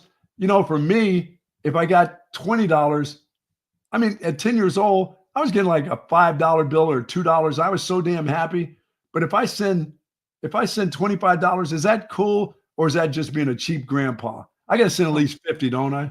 I don't know, man. Like a 10-year-old girl? Do you have to send anything? I mean, I haven't sent anything yet. First of all, her birthday was Saturday. I haven't sent shit yet. So what's a 10-year-old going to do with $50? It's not going to be, she's not going to do anything with it. Her mom's going to see it first. Her mom's going to get the check. It'll be in her name. And guess what? Her mom will figure out what she's going to do. The kid will probably get 20. The mom will get 80 if I send 100. I know how that works. I know that game. Dude, $100. I mean, I have zero experience in this department because I have no grandkids. I don't think I have any kids. So I'm the wrong guy to ask. And I know you're kind of asking our audience as well, but to me, $100 feels ridiculous. It does. If it's a birthday, you want to send $100. Like that's cool. Like my grandparents would send like it's a big birthday. 10 is a big deal, I guess. Yeah, my grandparents would send triple digits for a birthday, which was great. But for Valentine's Day, I don't know if my grandparent, maybe they sent something small, but you don't need to be sending like $50 or $100 for Valentine's Day, do you? No. This isn't for this is for the birthday. For the birthday. Oh yeah, you got to go $50 at least, I think, for the birthday. Okay, see, I thought you may say that. Yeah. 25 is not going to do shit. My daughter's going to call me up and go, what is this $25 for? My parking ticket or something? I don't know. She would appreciate it. She wouldn't do that, but deep down inside, I know what she'd be thinking. Yes, she would be thinking that. You got to go more for her birthday. I thought you were talking about Valentine's Day. My bad. No Valentine's. I'm not even sending Valentine's card. I'm not starting that deal out. I'm not going to do that. I haven't, and I'm not going to start it. Yeah, $50. $50, I think, is probably okay. Okay, so get her a salon gift card if she likes the salon. Get her like a free pedicure or whatever she's into. Okay, so 50. That means my daughter's getting at least half. Yeah, well, you like your daughter, don't you? Yeah, but she got her own money. I know you paid for enough of her stuff, I'm sure, but still, like, it's not like it's half of it's going to your granddaughter and half of it's going to like the other kids. My daughter's going to spend on the other kids anyway. You're right. Like Kim Jong-un or something. Like it's it ain't that bad. Yeah, right. $50. $50. Good call. 50. Let's not start them out with 100 because then when they get to be 12, they'll be expecting like $500. No kidding. No kidding. All right, quick programming announcement. By the way, if you're just tuning in, thank you. If you're tuning in thinking this is the start of our show, it is not. Today is the first day of the brand new Texas Sports Unfiltered lineup. So Bucky and I actually started at 7 o'clock, and moving forward, our show will start at 7 o'clock every day. We'll be from 7 to 9. Chaos Theory with Rodney and Wags moves up an hour, 9 to 10. And then the Lone Star Playbook with Jordan Scruggs, Nick Harris, and Will Turboff will be from 10 to 11. So again, if you're just tuning in because you're used to turning in a little after 8 o'clock, we are now starting at 7 a.m. right here on Texas Sports Unfiltered. So hopefully if you're up a little earlier, you could join us a little bit earlier each and every day. Chris CB says your daughter takes a fee. Yeah, my daughter will take a fee from that. She gets what she gets, and don't throw a fit. Yeah, exactly. Oh, I'm paying for you like your chicken nuggets? You like your Happy Meal from McDonald's? Well, who's going to pay for that? No, this money that Grandpa gave you. Oh, guess what I did on Super Bowl Sunday? I went and had some nuggies. I got a 6-piece nuggie at McDonald's. My wife doesn't know about this, but I went through the drive-thru, and I ordered nuggies with barbecue sauce. That shit was so nasty. Oh, man, it's nasty. BK, okay. What do they put in? What's in nuggies?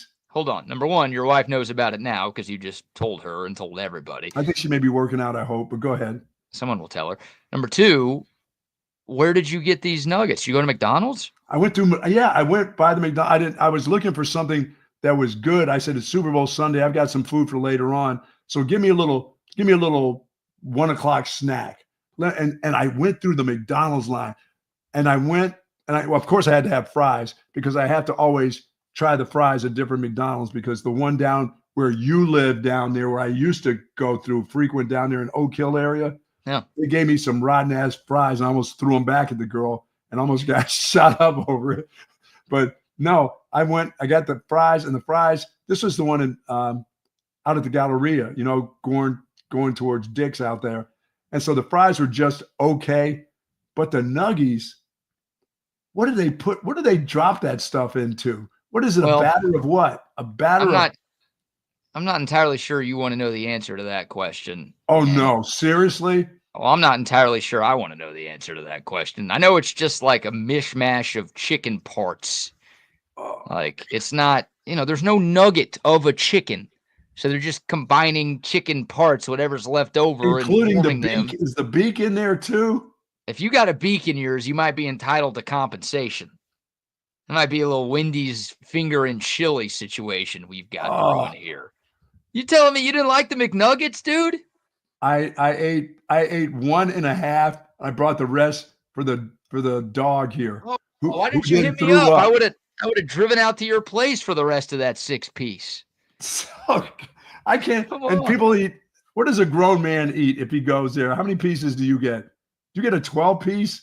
Well, I usually get a combination of things, right? I'll get a 10-piece McNugget, but I'll also get a burger or two as well. You'll eat a burger from there? I haven't had a burger from there in 20 years. I like that little burger, that little flat burger that they have. Yeah. Well, they've sold billions of those things. I know. Can't be that bad. Well, I mean, Luca eats there. I see that. Why do you think he got traded? Okay, Nico Godbolt. We don't need that today. Come on, he's not that.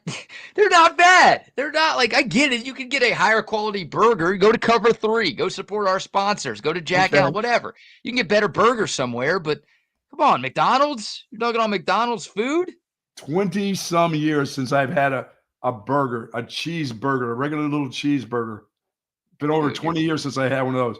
But you know me, because I during the lentil season, I will go there Fridays for the fillet of fish, the fresh cod from Maine.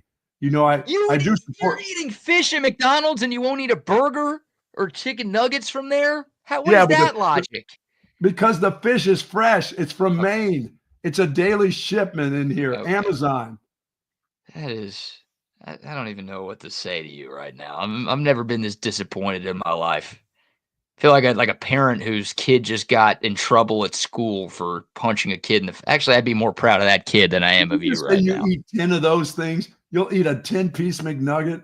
Yeah, I'll eat a 20 count, of course. If I'm not getting anything else, I'll house 20 as a snack. You'll eat a large fry and 10-piece nugget? Yeah, and then some. Oh, I'm a growing boy, dude. I got to eat. Bring on Patrick. He's waiting for us. He's listening to McNugget talk. Gross. Yeah, come on. Hopefully Patrick's a man of more taste. I know he's a man of more taste than you, as a matter of fact. We'll see when Patrick has gotten his last McDonald's meal. But we'll bring him on now. He is one host of our newest program on Texas Sports Unfiltered, debuting this afternoon from 4 to 6 p.m. The name of the show is Open Gym. It'll be Patrick Davis with Matt Galatson today. But we're going to have all sorts of characters co-hosting with Patrick on that afternoon show. But we're excited to welcome one of our favorites, a guy you and I have known for a long time, and a guy sports radio listeners in Central Texas have known for a long time as well. Our great friend Patrick Davis joining us now. PD, good morning, brother. Morning, guys. How's it going? Going good, man. Just trying to help BK with his nutrition, and there's no help for him. But I'm just going, Patrick, for the first time in years. I mean, it was Super Bowl Sunday. McDonald's was right there. I was looking for an in-between, brunch deal. And I said, let me go ahead and just get 6-piece McNugget. And it was, boy, was it nasty. All right, did you go inside or drive through? A drive-through. Was there a long line? That's why I don't go to McDonald's, because there's always a line. Every time I drive past it, it's like around the store. And I don't wait in lines. No, it was I don't wait in line for food either. This was a 2-laner. As much as I like Chick-fil-A, because of the lines, I don't go. But there was a 2-laner, and I was number 2 in there. I got there. I got my nuggets. And, of course, I have to eat that in the car because I can't bring that home to my house because I will get a tongue lashing like nobody's business if I walked in here and threw that down and started eating that with barbecue sauce. But I ate 1.5, and there was something about the taste. I don't know if there was the chicken's beak or the little thing on the back of the chicken's head in there, that rubbery deal, but it's nasty stuff. No, the chicken nuggets are great with the right sauce, but sauce very important to the chicken nuggets at McDonald's, because without it, by like third nugget, you're just tasting cardboard. You gotta go. The sauce is a very important piece, because there's not a ton of flavor in a McDonald's chicken McNugget by itself, but they're a great conveyor of sauce with texture. So that makes, you got to put it together. But without sauce, they're just little cardboard pieces. So. Kids are so stupid. I mean, they can eat that all day long, huh? Yeah, it's delicious. What are you talking about? Yeah, but go find anything you enjoyed as a kid and eat it now and just ruin your childhood with how gross. Like I had whatever the pizza roll, like the little pizza nugget things or whatever those were. The Totino's pizza rolls? Yes. Yeah, I had those at some point because I just saw them and I was drinking and I saw them and I got them and I made a bunch of them in an air fryer, threw out 75% of what I had made and then threw the rest of the bag out. It was just like, there's nothing to this. I don't know why I used to like this, but I can't do it anymore. You guys need to call me when there's fast food or junk food that you don't think tastes good and your options are throw it away or call BK. Please call BK. I'm named after a fast food restaurant, Patrick. Like this is BK, who I am. We don't live that far away from each other, but I'm not taking you a $2 plate of Totino's pizza rolls. I don't even know where there's I don't even know where there's a Burger King. There used to be one out here out here on 290 out in there dripping. It's not there anymore. That was where I started. My old man, once a month, we get to have a Whopper, fries, and a chocolate shake. And dude, I'll tell you, I would still go there, BK. I don't know where there's a Burger King in my area. I don't think there is one. You're missing out. Sounds like you need to move areas then, Buck. I guess. Well, Patrick, nice. Are you excited about today, buddy? Nate, I am very excited about today. It is going to be a good show. I think I'm looking forward to getting with Matt, and then me and BK have been working behind the scenes, getting some other things going on, and trying to get it to where we're going to make it really open. I'm looking forward to talking to the listeners again. It's been several months now since we got to talk. A lot has happened, so we're looking forward to that as well. But it's just fun to get back into it. And you know what else? I'm thrilled. It's in the afternoons. I don't wake up at 4:00 in the morning anymore, so I'm thrilled about that as well. So that'll be fun to go in the afternoon, get a little bit more prep time during the day to get some stuff ready. So it'll be a good time going in today. I'd prefer if Texas basketball is doing a little bit better. It's a lot more fun to talk about them before then we get a game like you'd get today with Alabama. But hey, something to talk about. I'll tell you that much, because something's happening right now that's it's not great. I don't know what button you just pushed, but your camera went from like 0p to 1080p in the blink of an eye. So that's good. I know what I did. I turned it from super high definition to high definition, and I don't know why that works, but it did. So you went lower quality, but it made it higher lower quality, and it got much better. The camera's fine. I don't know why. StreamYard's weird, man. I messed with it before, so it's. Well, yeah, PD, you're a huge basketball fan. You're a big Spurs guy. We get a lot of grief from our Houston fans that we don't have enough Houston people on this network, but you're an Astros guy, you're a Texans guy, so you'll be bringing all sorts of great perspectives from some of the biggest teams around the state. But you're also a big Texas basketball fan. We don't want to steal your content because we know you and Matt will be previewing the game this afternoon. But we'll take a couple of thoughts on the Longhorns' chances going up against number 2 Alabama later this evening. I mean, I think y'all talk about it. You got to hit threes. You have to hit threes. This is a Texas team that's so live or die. The injuries have really taken away some of the pieces that I think they wanted to be built on. And I mean, like the Kendall Weaver injury, I know, you lose a guy that wasn't ever going to be a huge offensive spark plug, but you just took away, that's your heater. That's your guy who's supposed to come in and just bring energy, and you lost it. So you lost a huge amount of energy. You lost a huge amount of defensive pressure. And then Trevon Mark's been dealing with injuries all season long. We see he goes up against Arkansas and doesn't look like he's playing basketball. Like he took 2 shots against his former team. That guy was hurt playing in that game, and he just wanted to play because he played at Arkansas. But then when you see him miss the next game, you understand, okay, he should have been playing in the Arkansas game. And so he's supposed to be your second best player. He's playing defense, and he can't play. So now you've lost your 2 better defensive players on the wings. And Vanderbilt just took full advantage of that. They went in and SEC knows the deal now. You just drive right at Caden Shedrick. He's a good player. He's a good rebounder, but since they're a little undersized, you just drive right at him. You're going to get him in foul trouble. You're going to take him off the court 6-7 minutes. That puts in Zarek Onyema, and now you can kind of feast a little bit more. And so I think that's kind of been where Texas has been at, is they just teams understand they're going to be somewhat out of position in the post because they don't have that big. And I get, too, the thing with the big, I've talked to you all season long, bigs start at $2 million now. It is ridiculous. To get a mediocre big is $2 million. It is crazy how much they cost now. Think of the last great American big. They don't come out anymore. So it's just a weird thing in college basketball right now, getting that 6'11", 7-footer that can block shots and then not be a complete liability on offense. Those guys don't exist as much. So it sucks they don't have them, but there isn't those guys as much. Yeah. So you try to make it work with Shedrick, but he's got to get, Rodney's got to just sit in the gym with these guys at a point and just get a referee in there. Get somebody in there and be like, that's foul. That's going to get called. I get it's different than Big 12. And in Big 12, they let you bump around a little bit more in the post. Big 12 call a lot more on the perimeter, but let a little bit more go inside. And the SEC, they're calling it over and over again. And those guys keep getting in foul trouble. And it's killing Texas because now you can't get an offensive flow because guys are coming off the court. You're losing offensive rebounding. I like what you're saying, Bucky. If Jason Kent can play offensive rebounder, Jason Kent, then you can salvage something out of him that just, man. As long as he doesn't shoot, as long as he doesn't turn around and try to shoot it the minute he gets it. No, I mean, he hit a 3 the other night. And yeah, I think it was, you looked at that and went, oh, when is he going to keep don't keep trying, though, because I don't feel like just get your one. Yeah. I mean, one and done. Rebound. He's big enough and physical enough looking, but they all look sort of fit, but they don't play physical. They switch off on screens. They want to give the other guy, oh, you take him, and the guy's already got his shoulder to the basket. They give up guys too easy. They don't run. They don't get through screens. They're not physical, Rodney. I mean, Patrick, they don't play physical basketball.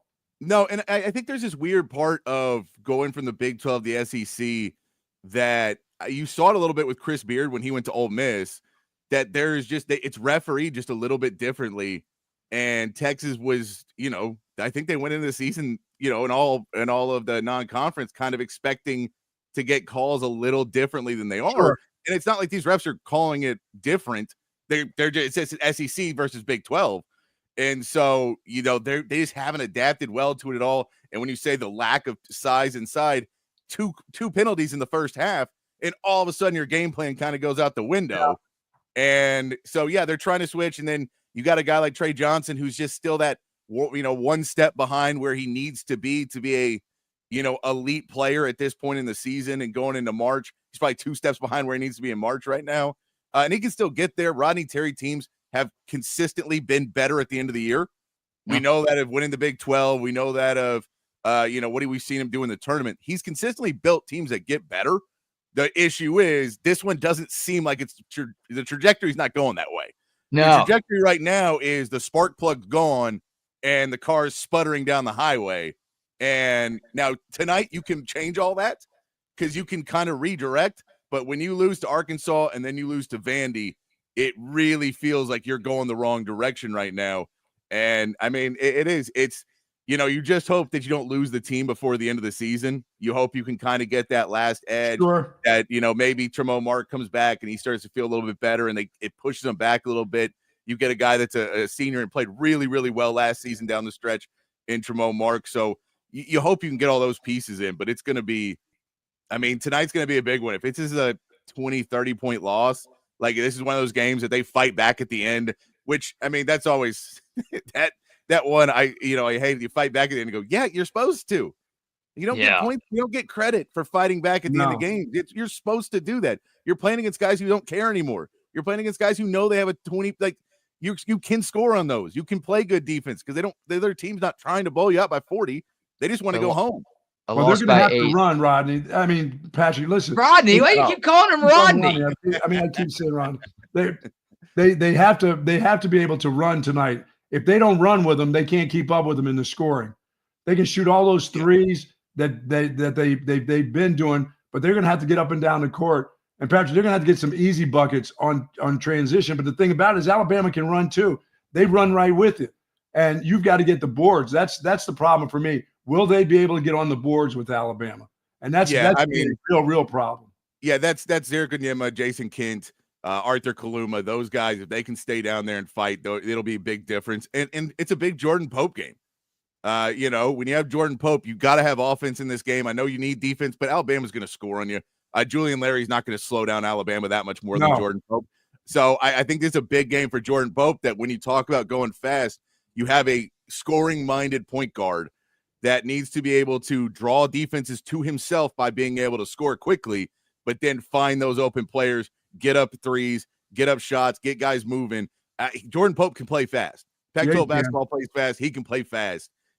He just needs to have that game tonight. And, you understand against Alabama, if you get caught up in stopping it because the ball goes out of bounds on on a made shot from Alabama, it's going to be a long game. I know there's probably going to be points where Rodney Terry tries to slow it down a little bit just because I don't think he thinks they can run with them for 40 minutes. Right. So I think there will be points where he slows it down, but you cannot make a living on that for this entire game because if you just try and play your own pace, then you're going to watch where you took 25 seconds to miss a shot and they took 8 to make one. Yeah, because that's what they do.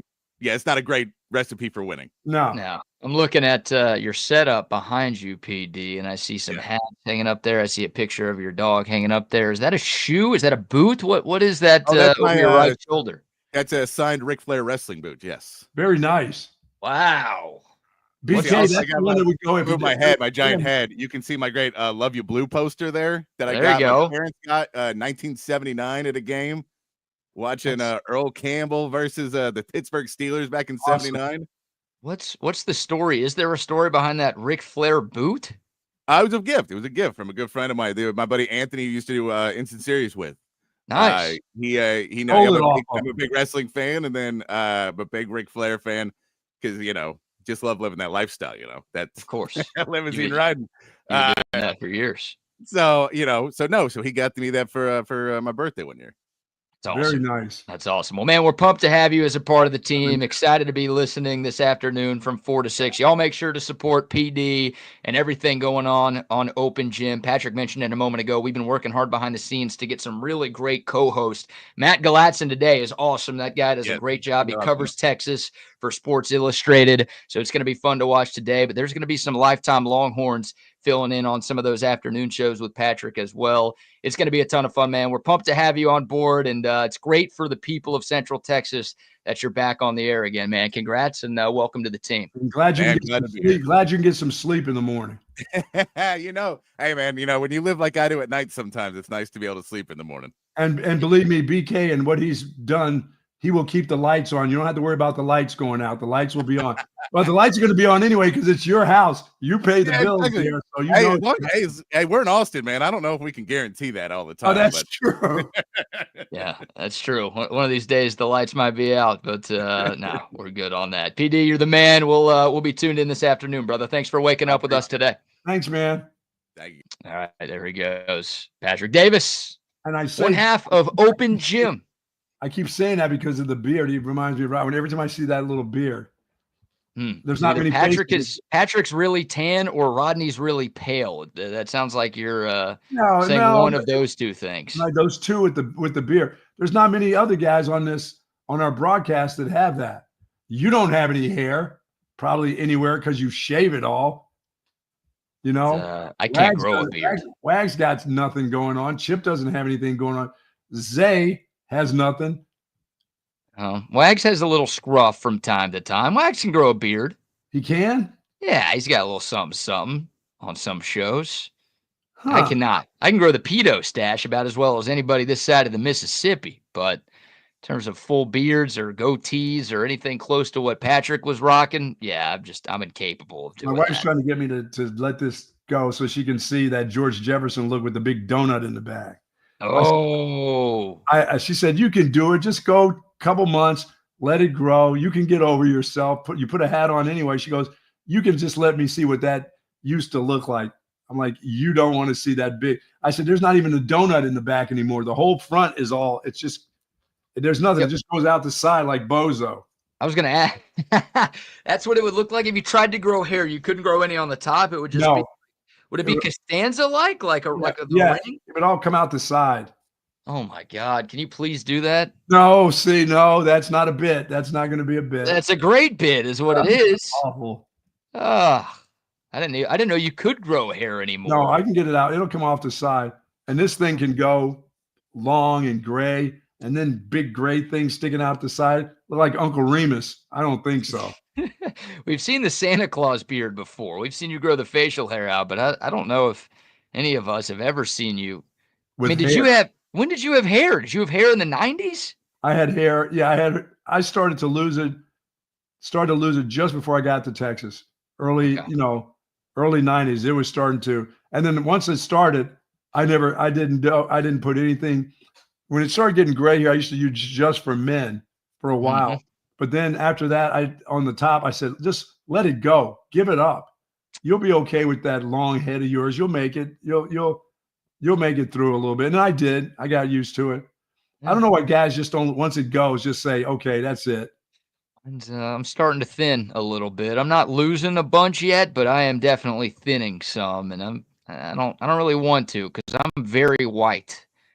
Like, I'm very pale. That head there'll be a color change on the top. Yeah, it will turn red because I get sunburned so easily. I don't get tan. I don't know if like the super white guy looks great without any hair. So I'm trying to keep this thing rolling as long as I can. I guess hold on. There's hims and hers and whatever they put, whatever people are taking to do that stuff. We got to get them as a sponsor or something. Maybe that's a good idea right there. I'll start talking about those guys. Yeah, we need to get Blue Chew. That's what we need to get. I'll tell you, yeah, that'd be whoever Jordan is now the youngest person on our team. So Jordan's like 21. He needs to do Blue Chew ads. That'd be hilarious if you've got like the college age kid talking about D pills. Yeah, man. That's a bit right there. Yeah, I need to talk to some low T people. That's what I need to talk to. Oh, your T is not doing great these days. My T's are low. They're almost dragging. Hey, call Frank Thomas. Let's get Frank Thomas on the show. Your guy Doug Flutie's on those commercials. I got to call Flutie and ask him. Does your that guy? Really you coach that guy. Get him on here. Talking low T. I got to see if that stuff really works. I need to get him on. I need to make a phone call. I can get to him, see what he's up to. Besides making money on low T ads. I'm sure he's making a good amount of money. At least I hope he is, for his sake, for being a part of those. Anyways, all right, we'll save some of the Valentine's Day numbers for later in the week because I do want to get to our favorite and least favorite Super Bowl commercials. Also, a pretty wild Cowboys rumor that came out over the weekend. Of course, it came out on Super Bowl Sunday because Dallas has to be in the news on Super Bowl Sunday because they're not going to be playing in that game.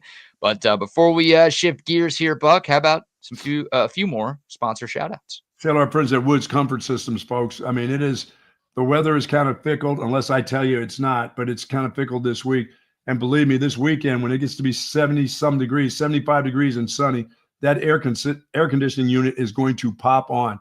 And you want that baby to work. You do. And Woods Comfort System, the folks there, they'll make sure that it works. They'll bring their technicians out. Their engineers will come out and make sure that everything's running properly, whether it's for your heat, your air conditioning, and now they do plumbing. But I've never had a problem with my system. These guys have a contract that they come out twice a year, and they do it on time, and they get it done.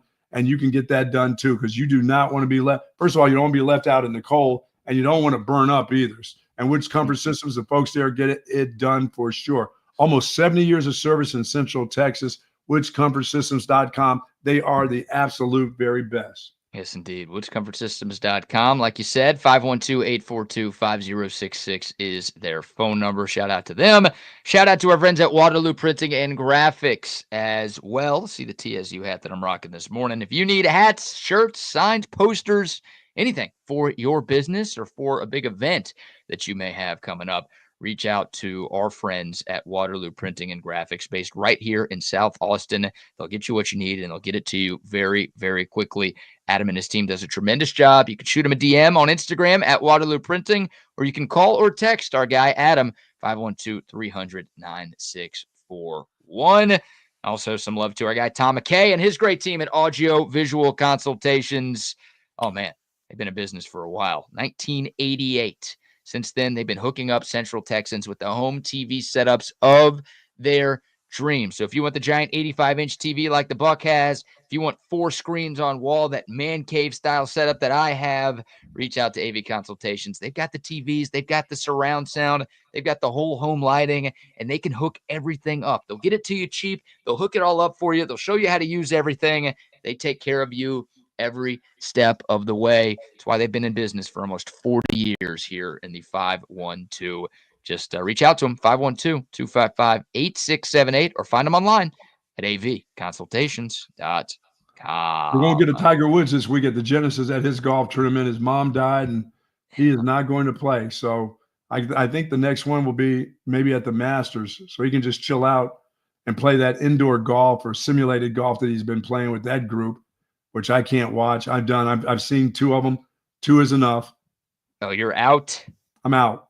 It's hard to, well, for me, because I got the AV Consultations TV set up. So at this time of the year, now that football is over, it's hard to find 4 sporting events on TV that aren't the TLG or TGL Golf League, whatever it is. Yeah, it's tough. It's always on ESPN, and that's the first channel I put on pretty much every night when I turn on the TV. So it's just, I usually leave one of the screens on there. I'm not locked in. I'm not really listening with the sound, but I guess I like watching golf enough to where I'll keep it on, but I don't know if their ratings are doing all that hot right now. What, that simulated golf deal? I don't think so. Yeah. I liked watching the Waste Management this past weekend way more than I've enjoyed watching any simulation golf that we've had. It's I don't buy the greens. They've got all the little things and making it move, and I don't buy. It's just they want to be. They talk about golfers being themselves, but they can't cuss, and they want to cuss. Oh yeah. They've got to still watch what they say. It's not like when they get with their boys at the first tee or some guy misses a putt when they're playing. It's not the same. They want to try to make it that way and making it more personable, but it doesn't. It's not. No. It really isn't. No, it sucks that Tiger won't be playing this weekend because that's his event, and everyone thought he was going to get out there. But you understand, his mom passed away, I think, like 10 days ago. So yeah, he says he wants to be out there. Well, it sounds like he's going to show up. Show face. He's going to show up later at the event. Just show up, but he's not. Yeah, he'll show face maybe Saturday or Sunday. Who knows?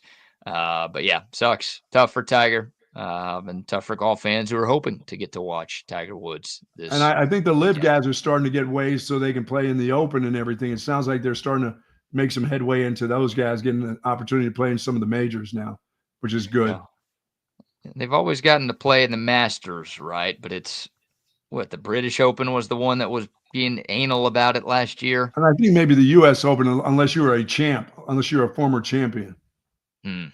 Yeah, maybe you're right on that one too. Live Golf is back this week, by the way, for those of you who like watching real golf. It will be happening. Yeah, I'm pretty sure nobody watches that still as of today. I'll be watching it. It's in Australia this weekend. I'll be locked in. You'll be locked in with the shorts and the music. The CW. I'll tell you what, my love for Live has gone down a little bit though, because despite my countless efforts to reach out to them about being a sponsor on TSU, they are not succumbing to my request. They're not responding to you? Nah, I got like a pretty chalky response once, and then they added me to their media list, so I get all these like press releases about Live. Great. If I can get that Saudi money, then I'm all in, all the way in. I'll move to Saudi Arabia if I have to. You don't need to get their bulletins. You don't need to get any of their up-to-date stuff or what they're doing. You just need their money. Yeah, I'll take a bullet for that money. I don't need a bulletin for that money. Oh, man. All right. Quick Cowboys news, Buck. We'll spend more time talking about this tomorrow, but I don't know if you saw this. Ian Rappaport of the NFL Network on Sunday morning, yes, Super Bowl Sunday morning, reported that the Cowboys have had internal discussions about the possibility of trading Micah Parsons. Okay. Of course, this leaks on Super Bowl Sunday, right? Now, don't talk about the Chiefs. Don't talk about the Eagles. Talk about the Cowboys, says Jerry Jones. Thoughts on that? Should the Cowboys consider doing it? Should they do it? No, because they'll be looking for another one just like that, and they're hard to come by. No, they shouldn't be doing that. They should get him that contract done, get it done this spring, and let's move on to your next thing of business that you need to get straightened out with your football team. No, give him his long-term contract, make him one of the highest paid players on defense in the NFL, because if you better not give him away to somebody in the NFC, you don't want to do that. Just pay him. You were going to pay him. From the first day he got there and we saw what that guy was all about, that guy is a guy that you can't let walk. It's almost like Myles Garrett. I mean, he's going to walk from Cleveland. He's going to leave there. He's going to be gone. But Cleveland can't let him walk. They got to get something for him. They got to get a lot for him because they've got nothing. You don't let those kind of guys go. You don't let Micah Parsons go. No matter what kind of a pain in the ass he is, that guy can't go. He can't. He can't lose. I'm with you. I think for Cleveland and Myles Garrett, it's a slightly different situation because Myles Garrett requested a trade. Yes. Micah Parsons, to my knowledge, to anybody's knowledge, has not requested out of Dallas. He's requesting money. He's just requesting money. Yeah, he's got 1 year left on his rookie deal. This is the time where a lot of great players get paid, and Micah Parsons has proven that he is one of the best defensive players in football. So it's time for him to get paid. I'm with you. If you trade Micah Parsons, what are you getting for him? A first-round pick, maybe a first and a second-round pick. You're going to be looking to find another Micah Parsons. Those guys don't grow on trees. They're tough to find, those elite players off the edge. So the Cowboys, they should be trying to win now. Now, hopefully they actually sign more than one free agent this year to make you believe that they're actually trying to win now. But they've got a quarterback who's 30, who's making a crap ton of money. They've got an owner who hopefully is dying soon. Who knows with him? But they've got like a lot of veteran guys, and it's a team that before this past season had won 12 games in a row, or excuse me, 12 games 3 years in a row. Yes. So they should be trying to win now and doing things this offseason to try to win now. Obviously, trading Micah Parsons for draft picks means you're kicking the can down the road and building more for the future. It doesn't make sense to me. Well, if you're going to do that, then you're going to be doing the same thing with your quarterback too, because you're not going to do it because if you're not building with that guy at the edge rushing, that's telling me you're not trying to build, like you said, you're only looking towards the future. So you better start getting ready to find ways to get rid of a lot of other pieces. By the way, you don't even have that many pieces. No, well, they spent a whole offseason just letting people go and not bringing anybody in. So that hurt their roster. Yeah, but with Dak, you can't get rid of Dak because of his contract too. Like Micah, you could trade Micah and you don't have to worry about paying him anything because he's still on his rookie deal. So it's the new team that you trade him to that will have to pony up the cash to keep Micah Parsons happy. But it just doesn't make sense. I mean, if you tell me you can get 3 first-round picks for Micah Parsons, then I would do it. But you're not getting 3 first-round picks for any non-quarterback. I don't even know if you're getting 3 for a quarterback. It's going to be nonsense if Jerry plays this out. Of course he will. You know he will. Why? Why do it? Why just go ahead and get it done and start working on your organization in other ways and not just try to be in the news for us to say that, you're just an old, foolish old man. Go ahead and get this contract done with this guy. Make this guy smile around the place. He's already a pain in the ass. Make him feel like he's going to be wanted. I know everybody in the end says, well, he is wanted with the money that they give you in the end. But why put him through you're not going to get rid of him. Like you said, unless you're not going to get 3 first-round draft choices for that guy. What you're saying makes sense. That's the problem. Like you're bringing logic to the illogical. You're bringing ration to the irrational. Like every other GM in the league would be signing Micah Parsons to an extension like the first day they can. And Jerry Jones, being Jerry Jones, the guy who waited literally till day 1 of the NFL season to give Dak his new deal, which cost him a lot of money. Jerry Jones is going to drag this thing out. I don't know if he'll drag it out that long, but this will not be first week of the NFL offseason in March. Micah's got a new deal, and we know he's sticking around Dallas. Jerry's got to drag this thing out so people can talk about him a little bit more. And, Myles Garrett is going to end up on a contender. You know that. He's not going to end up on some crappy team. That's coming, right? All of a sudden, that guy is going to be on a really good defense anyway. I haven't seen updated odds. The initial odds had Dallas as the favorite, which that's way too cool of a move for the Cowboys to make. But I think Washington was number 2 contender. They made the NFC title game with Tampa. And then Kansas City was number 3. Are you kidding me? Yeah. Now maybe those odds have changed. Again, it's been like a week and a half or 2 weeks since I've looked at them whenever Garrett requested the trade initially. But like Cowboys not really a contender, but those other 2 teams in the top 3 very much contenders. They were in the Final 4 this year. So yeah, it's just that that's going to happen. He'll take great money and stay in Cleveland and be crap, or he's going to go somewhere where he's a chance to really, really win. He's not going and he's not going to build something. That's what he said. Like, look, it's a trade. I don't know what his trade clause deal is, but ultimately, if the Browns are going to trade Myles Garrett, it's going to have to be, number 1, a deal that they like. And number 2, I think it's going to have to be a situation that Myles Garrett likes. So, yeah, he's from Texas. He grew up a Cowboys fan. So maybe that can level the playing field a little bit between the Cowboys and teams like Kansas City and Washington who are actually contenders right now. Sure. But I think you're right. I think more than likely if Myles Garrett gets moved, he's going to end up He'll be with the Bills or somebody. Yeah, like a team that made the playoffs this past year. Bills, Packers, Chiefs, Ravens, Washington, hopefully not Philly. Ravens could be there. Like that's where he wants to go. He said it. He's like, I don't even care if I end up in Canton. I just want a ring. And it's like, well, easy to say when you're already in Canton, dude. You could retire today and you're probably going to the hole. But, he wants to win championships or at least compete for championships. You can't do that in Cleveland. That's been proven since the beginning of time. So he probably doesn't want to go to Dallas because it's been a long time since the Cowboys have been competing for championships. No, but I say just get Micah Parsons' deal over with. And I know he wants to. I know he.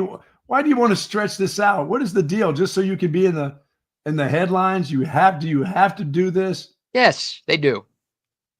They do. Do most people? No. Do they? Yes. They got so many other problems, BK, that they need to take care of.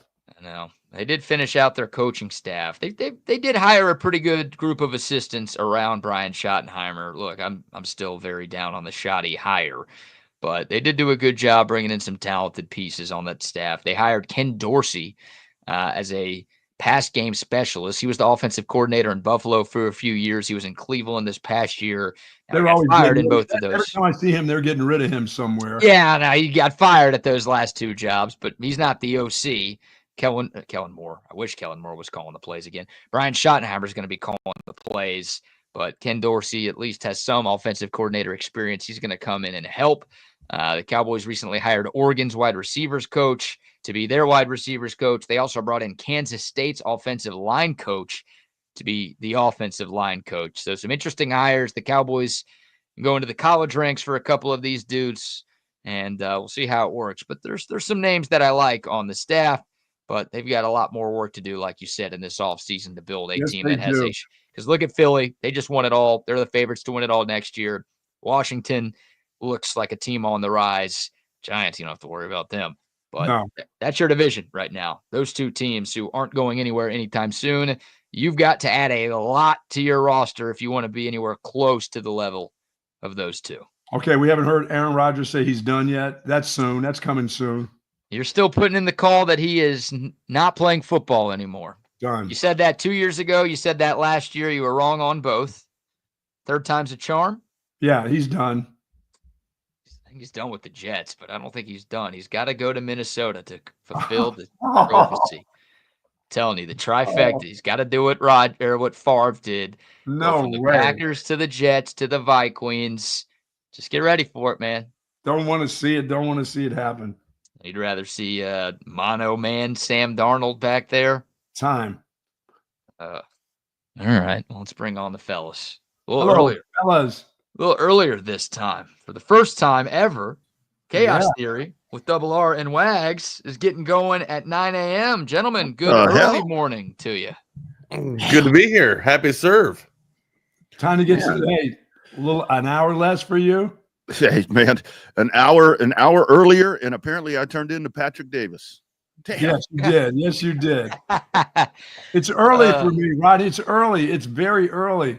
Yeah, but you know what? It's still not 3:30 get up and drive in.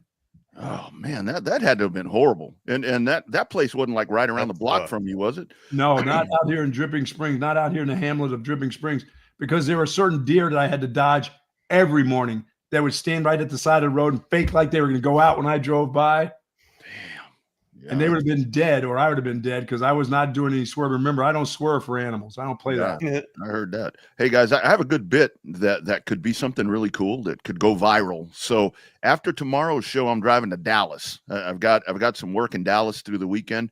Totally fine for the show, though, with this new time. I was going to say, is that a way that is that some way that you're introducing that you can't work tomorrow? But no. I can totally work. So here, I'm 2 miles from the American Airlines Center. How about if Thursday night I can get into the Mavericks game for $21 in the nice.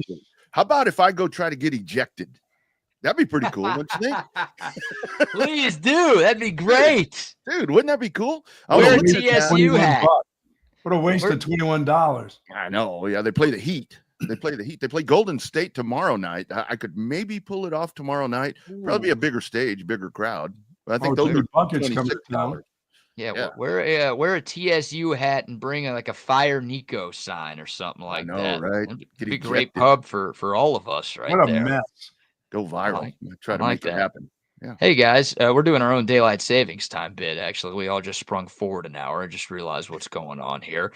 But let's bring back Hypothetical Tuesday. Are y'all okay with that? Yeah. Yes. Am I okay with it? I know it's on me. I got to do a better job of remembering to do this every Tuesday. Well, we absolutely just dropped athlete of the week, so we got to bring that back too. So you've got an excuse. Yeah, we got to have more bits coming on here with the revamped lineup on Texas Sports Unfiltered.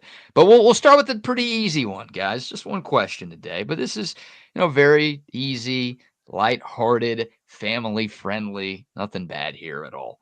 Oh boy. Would you rather never have sex again, or only be allowed to eat fruit for the rest of your life? Oh, well, wait, is the caveat that you can't have fruit? No, you can have you can have fruit with a normal, but you're only allowed to eat fruit. So you either can never have sex again, or you're only allowed to eat fruit for the rest of your life. So you can have sex, but all you get is fruit. Anyone, normal life. You live your normal life. But if you do want to keep the intercourse, you've got to only eat fruits. That's all you get to eat. Can't have steak, can't have tacos, can't have. No, I can't do it. I can't eat fruit. That stuff would go through my stomach. I would have, first of all, I can probably go some years without sex, but eating fruit all the time, that would tear me up. There would be an ambulance outside of my house once a week. If I only ate fruit, that stuff would go through me. No, I couldn't do it. How focused are we talking about with this? How what? How focused are we talking about with this? Like, how strict? Fruit, just no, fruit. I got you there, but I'm talking about on the sex side. You can't have sex, but can you do other things? Well, yeah, you can with yourself. Well, yeah, Bucky, I can have a circus with myself. I'm talking about I'm talking about can I get some knowledge here? Can I it's gotta be here. No, it's gotta be above the belt. Above the belt. So you can with your significant other. No, you can't run out. You can't run out. You can't pay for play. None of that stuff. I think I'd do the fruit thing. I need to. At my age, I need to be doing that a lot more. I think. Given my current status, if I was like Brad's age, if I was BK's age, yeah, I may go the other route. But I think I could do the fruit thing. I think I could. I can't do fruit all day. Oh, I think I'm eating kiwis all day. I'll have an assortment of fruit, please. Thank you. Yeah, you can have an assortment of fruit. You get to have all the fruit you want and any kind of fruit you want. But this is not is hot dog a sandwich. This is steak is not a fruit, Wags. I got you. I'll have an assortment of fruit. Just shoot me up with a lot of vitamin B12. That way I can just stay up all damn day. Let's go for a ride. I can't eat enough tangerines, grapes, papaya. No, you're giving up the deviled eggs, Buck. You're giving up all the deviled eggs in your life. Yeah. I'm 70, dude. I could. There's a lot of things. There's a lot of things out there. I'm very fond. By the way, I'm very fond of myself. Oh, you like to fondle yourself? Did I hear that right? I'm fond of me, but I can't sit on the can all day long. That would send me. My stomach would be. I would die. Well, I seriously think that at this time that I would do the fruit thing. Fruit's not bad, but all the time, I don't know. Yeah, think about that, Rodney. It's like when I had friends that they were like on a diet and they would get 3 breakfast tacos and a Diet Coke, and I'm like, that's not really a diet. Well, you're not drinking your calories. I can see that. I see that though. You're not drinking your calories. I understand that. Yeah. But hey, I kind of hit it on the head. If I gave up sex, I'd basically be giving up any reason or excuse to hang out with Ike. So you guys are having sex together, huh? Yeah, basically only on Thursdays though. That's good. At least you got to pick the right day. See, that's how bonded we are with TSU with our clientele and followers and viewers and listeners and all that. Not that there's anything wrong with that. Not that there's no, Jerry. Nothing wrong with that. You guys haven't reached the age of me where if you start going too fruity, that is. I don't like to be on the bowl. I go there for purpose. Go and get out. What? Okay, wait. When you get to your age, you can't be too fruity, and I don't like to be on the bull. You're riding the bull. No, if you eat too many fruits, too many oranges, and I love my grapes. You know, I like to walk around. He said bowl, not bowl. Oh, the toilet. I thought you said bowl. Yeah. I was like, what I are thought you? said bowl too, Buck. I just don't like to spend a lot of time in there. You get to that age, you can't be gay. That's what the book said, I think. And I do my best work on the bowl. I mean, like these fantastic tweets and shit that I put out. Probably, is that where they're coming in the bathroom. Is that where they're coming from? Probably in the bathroom. Absolutely. I'm not quite Bob Cole status in the shitter, but man, I'm a pretty good thinker in there. I can't go in there long. I just go in there. Yeah, and talk. I've changed my business and get out. I've changed my view on that. People in there, but I can't hang around there long. I've never been read a book, sit there with the paper or something. I can't. I don't want to be in there. I was like that for a while, like so I could be in my own like peace of mind, and then I've rethought this process. You're sitting in your shit particles. Yeah, it's time to go. You gotta get the hell out of there. You're above them. You're above them. You're not. You're really not, Rodney. You're really not. I mean, hell, you guys want some gross stories? No, I don't. No. Oh, just remember, there's not that much privacy that you can get when you're deployed with a whole battalion full of Marines. So you're looking for some isolation, right? And porta potties are kind of the only isolation that you can find, right? So you kind of go. You're looking for your combat jack, is what they're calling it.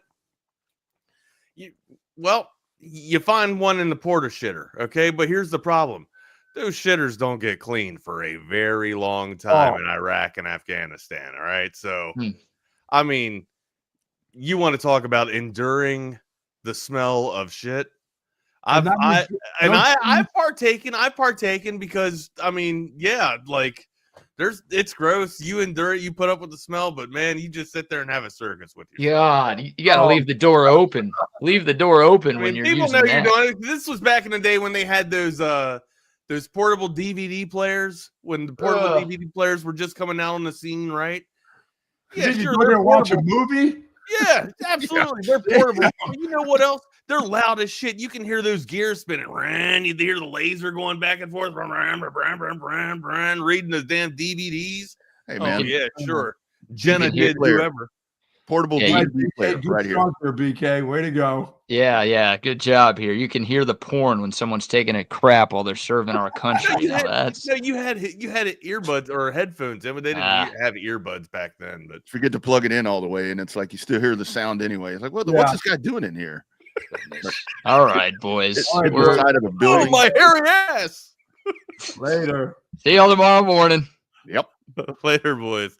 Good morning. Welcome to a wonderful edition of Chaos Theory. We're already chaotic on this wonderful February 11th, 2025. Myself, my co-host Rodney Rodriguez. You can find us on Twitter. I'm at Not the Fake Wags. Rodney's at the Rodney R, and then on Instaface, I'm at the Wagner Wire, and then Rodney's at the _ Rodney R. Make sure you hit us up on that Coda text lines if you're out and about, if you're mobile. 512-222-9328. Smash that subscribe button if you hadn't done so already.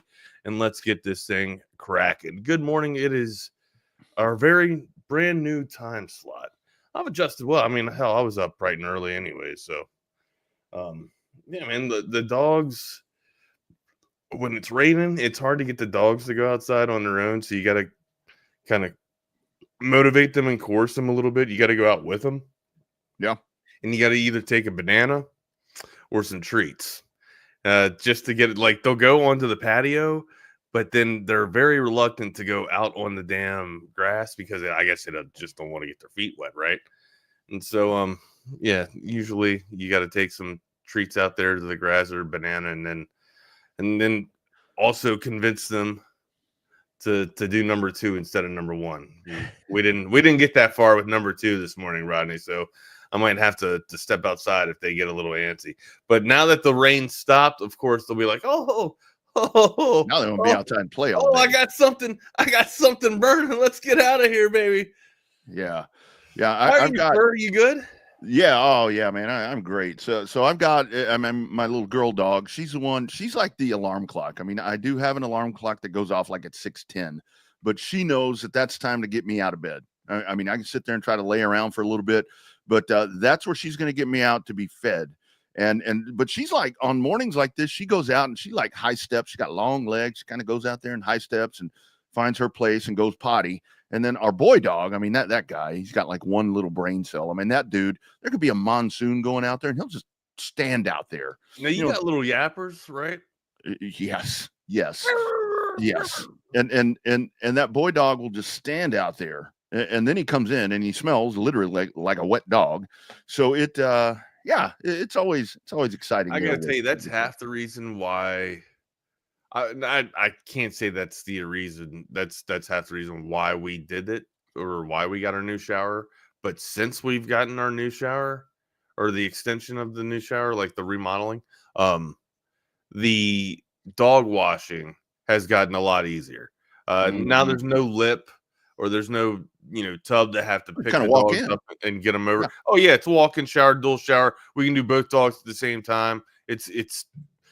And here's the thing too, Rocky don't mind it so much, right? Like as long as you have treats, he's easily motivated. But Bianca, she's on to you, right? And this, like, she's just she's had a rough time in her stint around shelters, so she's just very timid, very reluctant to trust anyone. That's a veterinarian or that's not us. Okay, hell, even us. Like if we're going into the bathroom and she sees a toothbrush or anything, she runs away or she starts barking profusely, or wildly rather, like a damn rabid dog. And hell, she just doesn't want to be messed with or trifled with. I can't blame her, man. She's been poked one too many times. So my point to this is her breath is like Rodney. All dogs' breath stinks. Yeah, this dog's breath is just something out of another world, man. You could be sitting here. She sits under my desk, and God love her heart, like she just wants to be near me and on my feet. But she'll breathe upwards at you, and I mean you can smell her breath. Like it'll knock you out, man. And it's so bad. Like you try to brush her teeth. Even at this point, if you got some work done, dental work done on her, I don't even know if it would make a difference. That's how bad it is. But Rocky, I mean, he'll let you do anything. You can roll him over, flip him over, get his gum. He'll let you do anything as long as you got a treat next to him, man. Yeah, our dogs, because we do, they have health insurance. So they are well taken care of. As a matter of fact, at one time, Wags, Tracy had the dogs insured. I didn't have health insurance, but they did. They had health insurance. If you go to you didn't? I didn't. If you go to at the Rodney R on Twitter, I just tweeted out their little setup right here in the studio, so you can see how well off they are. But Rodney, I don't know if you go ahead. No. Just that. I mean, how made they have it? But yeah, they go in. But to the dental thing. So like the little girl dog, she's a little bit older, so we took her in. She had to have 5 teeth pulled a while back. So now she kind of smiles. And her smile's like mine because I've got missing teeth too, but mine are in the back. But so that and then the other dude's like, you chew with your front? You chew on the front? Pretty much. It's the back molars that are gone, and then I had to get wisdom pulled out. So those are kind of my chompers. Like, so I can't eat ice cream. I cannot eat anything cold with the front anywhere up here. I can't touch cold, man. It's so sensitive. And I'll tell you the other part that sucks about it, Wags, is so when I really was going to make a concerted effort to get dental work done, they started pulling teeth out, and I have some bottom front teeth that are a little out of whack anyway. They look like an old fence that somebody put together when they were the 12-pack deep, with crooked posts and stuff. And so what happened was they started pulling those back teeth, and then my teeth started shifting around, Oh yeah, sure, yeah. But no, my dogs, they don't have bad breath, dude, because they get their teeth cleaned, and they have good How much gum. does that cost? And also, do your dogs got to be knocked out for that? Yeah, they do have to be knocked out. That's the weird part, because like when we've had to get that done, we go pick them up and they come out, they look like me on Super Bowl Sunday night, where they come out, they're kind of staggering around and don't know where they are. But yeah, you got to knock them out, man. But when people say dog breath, that's dog breath for a reason. And like also, I make a concerted effort to not allow my dog to eat shit. right? Like Yeah. constantly. Also, like I'm very conscious about that. Like we like to embrace our dogs. I know the dogs are going to be dirty and kind of clean themselves, but you can prevent most of it by just picking up the dog shit in your yard. Like seriously, like you pick up the dog shit every day. By the end of the day, you should be picking up your dog shit. One, you shouldn't have flies in your yard, right? That's just going to attract flies. Thankfully, in the wintertime, that it's not that big of a deal, but in the summertime, it gets awful. Yeah. Flies spread disease, right? So what you do, you keep your dog poop picked up in that way, because sometimes we talked about this, right? Dogs only get fed twice a day, so maybe they're gonna eat dog poop. So yeah, that's gross. But that's one way to keep your dog's breath smelling a little bit fresher, is not allowing them to eat shit. Yeah. And sometimes dogs just absolutely do eat that, or do that. And that's not the reason why my dog Bianca's breath. She's not a shit eater, by the way. I just had to throw that out there. I'm defending my girl. She can't defend herself, so she's giving me the bombastic side eye. I can feel it. Mm-hmm. All right. Hey, Wag. So let's touch on this. We got some programming questions that we need to address real quick. Yeah, let's kind of dive in that, just to kind of give you guys an idea what with the lineup change. I mean, because the lineup change, new year, kind of obviously.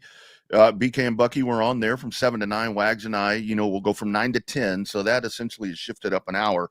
Jordan, was the 11 o'clock show. Now he's on till 10. Jordan and Will, yeah, with the Lone Star Playbook. So where the difference is, I think where folks are commenting there is that you do have where the live programming will pause during that midday. So you'll have the midday mashup. That's on the app only.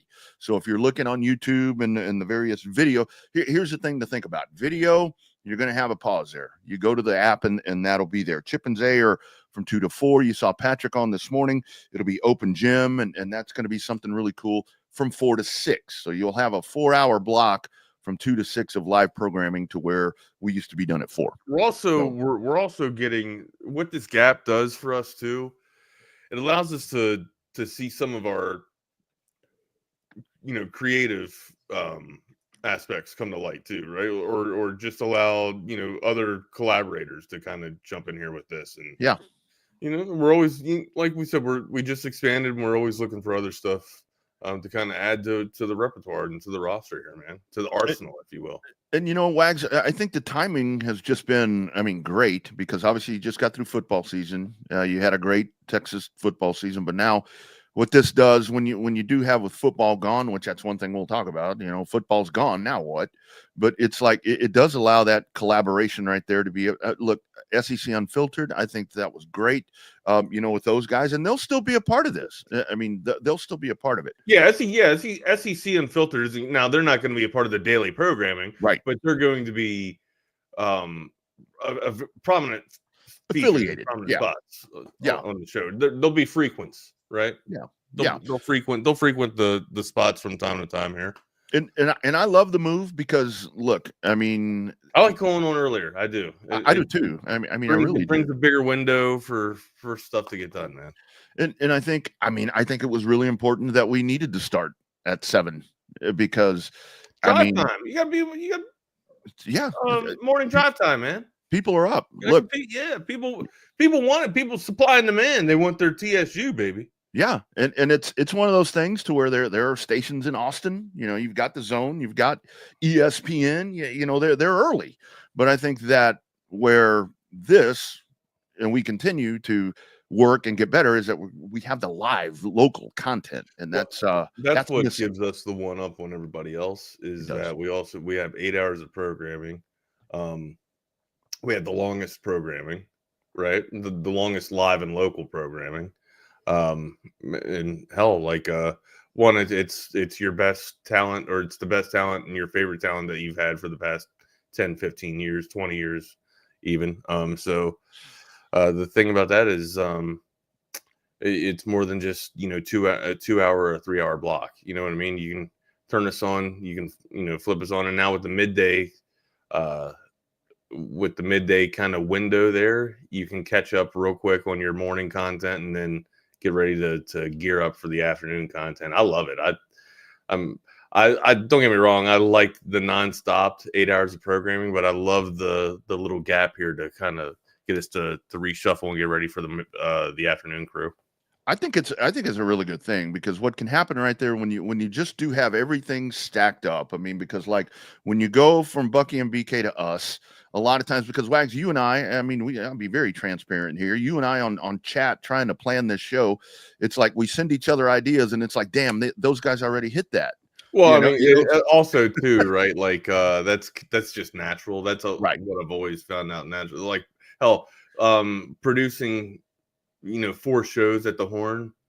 It's just like, okay, so we're all talking about the same thing here today, right? Like usually that's just kind of how it goes, right? That's kind of the flow of information there, if you will. And they're in the leadoff spot, so they're gonna get some of the best looks, some of the fresh pitches first. Speaking of pitches, we got pitchers and catchers reporting next week, I believe. So we gotta get some hot stove talking. It's gonna be about that time. Probably not today, of course. We didn't really plan any baseball today. We got some Texas Longhorn basketball to talk. Well, there's a game. The line's 4.5 right now. So somebody's seeing a lot better of a game than I'm seeing. We'll talk about that in just a couple of minutes here. But yeah, just some programming, addressing your programming questions here. Programming today from 2 to 6. It is just not listed. Correct, Jake? Excuse me, Rob. Yeah, and it is Chip and Zay, and then Patrick will anchor that 4 to 6 show. Oh, reporting this week. Thank you very much for reporting this week. Thank you. Oh, reporting this week. Nice. So, good stuff right there. So that's kind of your thought right there on X, on Texas Sports Unfiltered, at TS Unfiltered. That full lineup is there. So yes, programming this afternoon. Wags, I did want to ask you. I kind of mentioned there about the bit thing with Dallas. Luca, the hero, man. Did you catch any of that last night? They're breaking into programming to show this dude being introduced. And meanwhile, Dallas is still over there. More people hurt. Yeah, and then also like Gafford too. Getting banged up now. I mean, basically, I don't know the status on Gafford. I don't know if he's going to be day to day or if he's actually going to be able to pick up and play in the next game. But he went down and left the game yesterday too, or last night too. I don't know who's going to play big for Dallas. Here's the thing, though. In spite of all that, like Dallas actually had a chance to win that game last night. And Dinwiddie, man, like Jesus, dude. You're trying to apply a double on DeRozan here. You make one stop. All you need is one stop. You get one stop and you have the game won. He splits he splits the double teams. Not splits. Steps through the double team to hit the shot. To hit what ends up being the game winner shot. And then what does Dinwiddie do? Doesn't even look for. And again, I know there was only like 1.6 seconds left. Doesn't even look for a skip pass or a diagonal pass, which I get. Somebody's probably playing off ball and looking for a steal.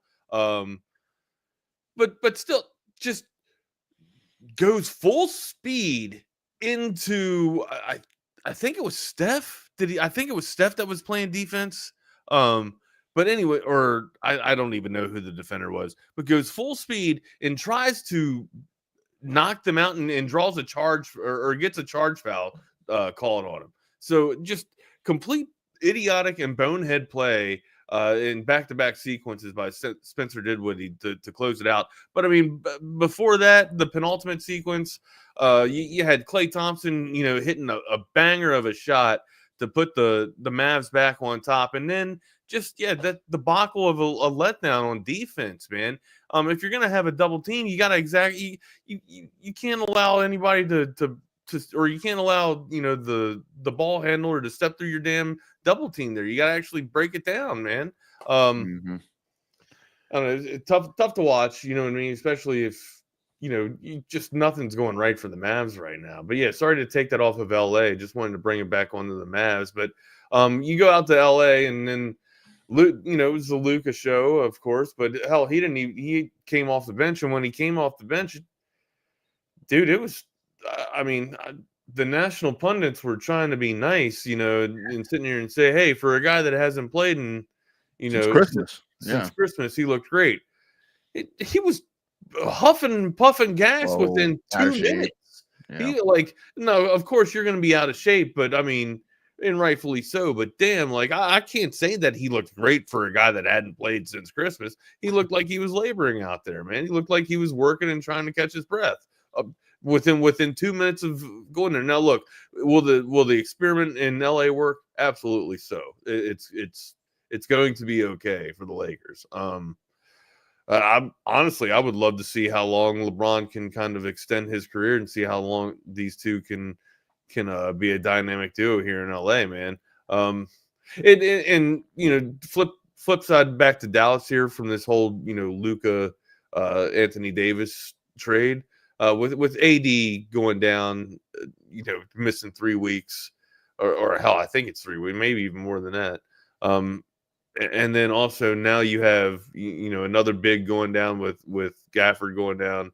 It's bad. You can't catch a break is what I'm trying to articulate if you're the Dallas Mavericks, which just absolutely. I mean, and I'm not trying to be a doomsdayer with Jake here or trying to convince him or motivate him to be even more of a doomsdayer, but I'm at the table with Jake now, man. Pass me what he's having. It is misery. It's just that how can it get better? It can't. Mm-hmm. Let's, pass me the bottle and, I'll drown my sorrows with Jake here. And I think the thing is with Dallas, Sacramento. Yeah. Sacramento. I'm sorry. Yeah. Brain fart. It wasn't the Warriors in Sacramento. The Mavericks thing is even more unfortunate and kind of sad if you're a Mavericks fan or just a casual observer is that this is going on not even a year out of the NBA Finals. I mean, yeah, you didn't win them, but I mean, this is kind of a dismantling right here to where I don't know if it's going to be a 30-year. I don't know if we're turning into a Dallas Cowboy thing here, but the more that I see this and kind of the way that I kind of envision the next, 5 to 8 years are going to be for the Mavericks is there really an ulterior motive to move this club? I mean, is that really what's going on here? I mean, because it was a horrible transaction because the transaction in and of itself for Dallas is, man, you didn't get shit. I mean, I know Anthony Davis. Yes, you got that. But for what you let go out the door, I mean, you would have thought that you would have gotten more for that. And the other thing that I look at it and just more from a Lone Star State perspective is, look, man, I keep my eye on San Antonio. Wemby had 31 last night. Fox had 30. That pairing's happening. San Antonio's on the come. Houston is really good right now. Dallas is about to sink themselves into being kind of that third NBA team because it's bad moves. It's bad moves. And then with the injuries, I mean, it's a no-win right there. And the Lakers, to your point, Wags, I think what's about to happen is that whole narrative about Luca being out of shape and all this, that, and the other. I think is he going to lose 30 pounds and going to become a marathon athlete? No. He's going to have to. He's going to have to reshape his game. Mm-hmm. But I think it's going to be a lot less. It's going to be a lot less of an issue, I think, over there because he does. He's got LeBron. He's playing. I don't think it'll be less of an issue. I think it'll be more of an issue. You think? So I think it'll be skylined. Well, I mean, with LeBron James. Yeah. What Troy's saying right here, I don't know if he even caught this, but after his first sequence off the floor, he was iced up. He had ice all over his body, and the game wasn't even over. You know what I mean? Like this was after the first this was after his first stint in the game. Well, and to the point right there, the Lakers been on a little bit of a run right here. I mean, even prior to this happening, what are they? 4th, 6th in the West now. So there's a little bit of a push right here now. All eyeballs are going to be on him, but with Dallas. I think Dallas is going to suffer. But like we were talking about when the trade first went down, I don't think it's where Dallas, what's happening to him right now with injuries and so forth is going to happen. I'm looking more down the road to where I think the Lakers are going to put themselves in a better spot. And Dallas, I just don't see Dallas building to continue what they've been doing. Well, even with them sustaining all these injuries, especially in their front court, all in their front court, it's kind of hard to see Dallas even make it. And I'm not, again, consider myself to be pretty damn optimistic, or just not even a realist in terms of my optimism, my level of optimism. Like again, with 2 minutes left and being down, 28-7. And if I look up at the scoreboard, I'm the dumb asshole that's, come on guys, we got this. You know what I mean? Like I'm that guy, right? Like we're never out of it. You know what I mean? As long as we have wind in our lungs, we got this, man. Like I'm that guy. It's tough to be around. I get it, but I'm just forever hopeful. It's a trait that'll never leave. I'm sorry. Well, and to Troy's other point here about Fox of San Antonio, I mean, obviously I like that in a lot of ways. I mean, I like that in a lot of ways, but it really is just the everything that we talk about. I mean, the culture fit that he alludes to right there, that's perfect. I mean, and I think that you do have Chris Paul, I think is going to benefit both of these guys. San Antonio is on the up, man. Oh, dude, it is like, isn't it funny? Because it's like, okay, you're waiting to see what San Antonio is going to do. And then boom, here's this. And they do it so tactical, like we talked about. That Fox news that kind of came out, about 3 or 4 days where San Antonio's looking to do this. And then there wasn't any shenanigans, no stupid shit. They just went and they got the deal done. And that's how that whole culture and tradition has been made in San Antonio, and big things are happening there.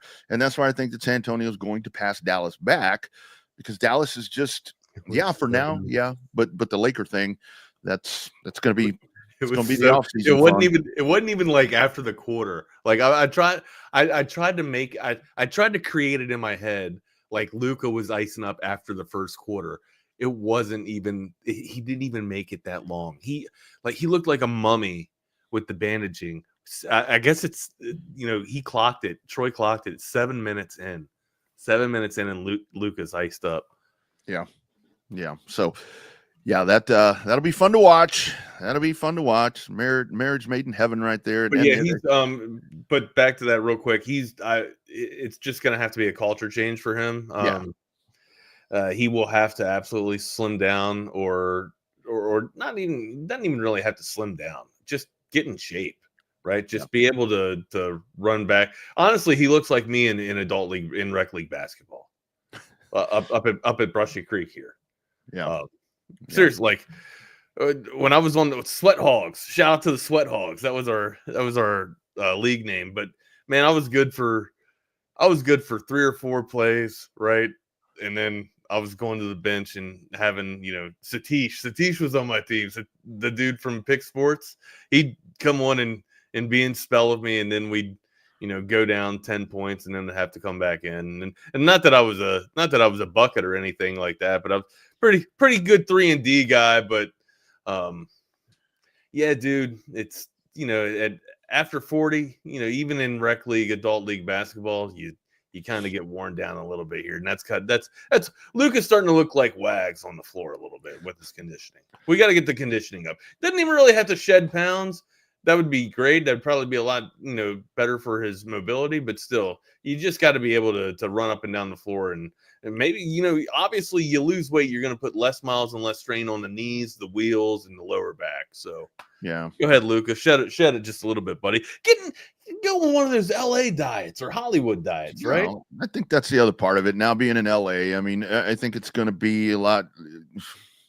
Like I said, it's going to be very obvious, but I just don't think that it's going to be something to where we're constantly hearing about it. I think what's going to happen is there's just going to be a transformation. I mean, it's just going to happen. LeBron and that group, they're going to have this dude. They're going to have this dude. I don't think looking like a flyweight, but they're going to have him where he's much more agile, able to get up and down the court, and he's not huffing and puffing like your AC system. If you need that tune up. You got a wonky AC system? I don't, but I have in the past. That sounded like Luca looked last night. Oh my God! Can I give a shout out real quick? I need to go to Paul's Motorworks. Paul's Motorworks. Okay. You guys know, I don't know if you guys were paying attention at all during the shows yesterday, but I mentioned that I needed to get some car work done, right? Got some car work done. It was very basic. And by the way, it's going to motivate me to buy my own car ramps now and change my own oil. I'm not going to name the place that I went because I don't want to do that. But I got my tires rotated and my oil changed yesterday. And the original, thank God I'm a veteran because I was able to get a military discount. The original bill was $342. Mm-hmm. $342 for oil change and tire rotations. What the hell is all that? So, I get the guy comes out and gives me the bill. I was like, $342. What'd you do? Did I need new tires? Like, what the hell? You're like, where's the Vaseline with this? Yeah. Well, you got his answer was you got synthetic oil. Yeah. How 100 quarts? Like a ditty load of oil? Like, what the hell? How much oil are we talking about here? Right? Like, it says quantity. I was like, can I get an itemized list? He goes back, prints out.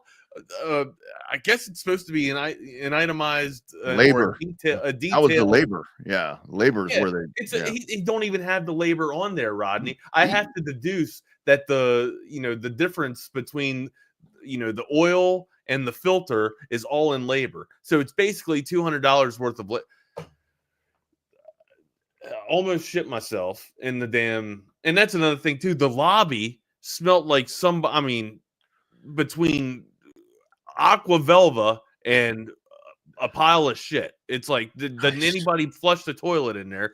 Just a bad experience, a really bad experience. However, convenient, got very quick. And then also like my tire pressure. Now, correct me if I'm wrong, but PSI, you should not be having a PSI of like 60, right? Not in a passenger car. No, you're like 35 to 40. I mean, right. You may have. I mean, I usually keep it anywhere from 35 to 38. Yeah, PSI. My diesel pickup out here. Some of those tires. I'm sitting here excuse my language. I'm sitting here going down the road, and I hit one bump, and I'm just like, bam! Shocked. I'm like, what the hell was that? Knock your dentures out, man. Go to check out I got a funny sense, so I go to check out you just know you know the feel of your car, like, oh yeah. And I hadn't even been driving this thing. This is what my son drives now, right? So, and that's son had to work yesterday, so he needed stuff done. So I'm running some errands for him, getting some car work done for him. But anyhow, go to put, or I'm thinking maybe there's not enough air in the tire. I go to hit 38 on the regulator for the PSI. It's reading 60 PSI. I'm like, well, that can't be right. Go to the other tire. The other tire's got 60. They put 60 PSI on my tires. Yeah, that's not going to end well, my man. You might want to get that down. And take that shit back and tell them you need to get this to 35. I adjusted everything. I paid an extra $2 on the quarter machine and got all the tires down right. Yeah. I'm not going to go back there anymore. I usually am reluctant to go to Paul's because Paul's out there by Four Corners, right? And I hate 620, so I'm reluctant to drive down there. But hell, it's worth the trip, man. Probably get under $100 for Paul's Motorworks too. Not to give you a long ass PSA about Paul's Motorworks, but make sure you're just taking care of your car. And if you can't get out to Paul's, I'll probably end up doing it myself in my own damn garage or my own driveway.